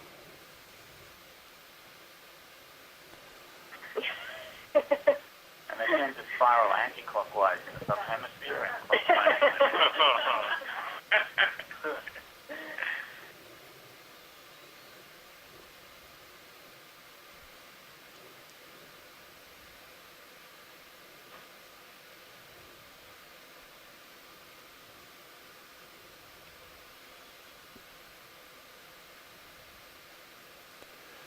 Well, the light, yeah, let's go, yep, we've seen plenty of shrimp. Let's, squishy. No, Betty Chorus.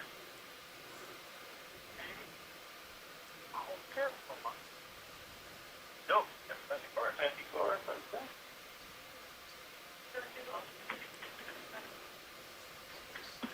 The way the tentacles get over is This will probably be the last zoom.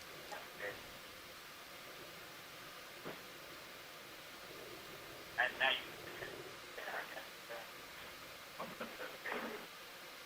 doesn't look so good.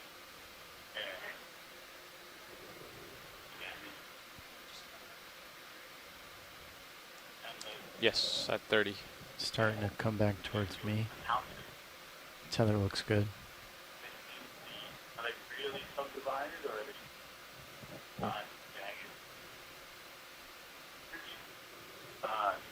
So it's been that same species the whole time, right? Yeah. So the tentacles much smaller. So just a reminder to folks here in Silver Spring, I know it's getting late in the day, but if you're talking, either talk into the mic All right, or thanks, mute if it's a side conversation. I will let science know. This is Bathychorus. It's a narcomedusa. They feed on gelatinous prey. This particular one is an undescribed species. We've had several good video sequences from this cruise, so hopefully we'll learn a little bit more about it. It has these tentacles that bend in kind of an elbow, which it normally, when it's healthy, holds up. They run along the sides of the pointed bell, and then they come out at 90 degrees perpendicular to the long axis of the bell. And they like splayed out across there to increase the surface area and the volume that the jellyfish is swimming through, hoping that prey will hit those tentacles. Okay. And you can tell it's a Bathychorus by the way there's an elbow joint in the tentacle, and by the presence of secondary tentacles on the edge of the bell, on the rim. Okay. Science, that is the end of our 1,000 meter transect. Okay, we got a 20 All meter right, delta. thank you very much. So You're at that was 5.6 our right last now. transect for the day at 1,000 meters, and the ROV will I'm gonna now swing get around. recovered. So they'll get in position to move back up to the surface pretty quickly. Some of us will probably continue to watch and see what comes by as we recover the ROV. And then we will recover after the ROV.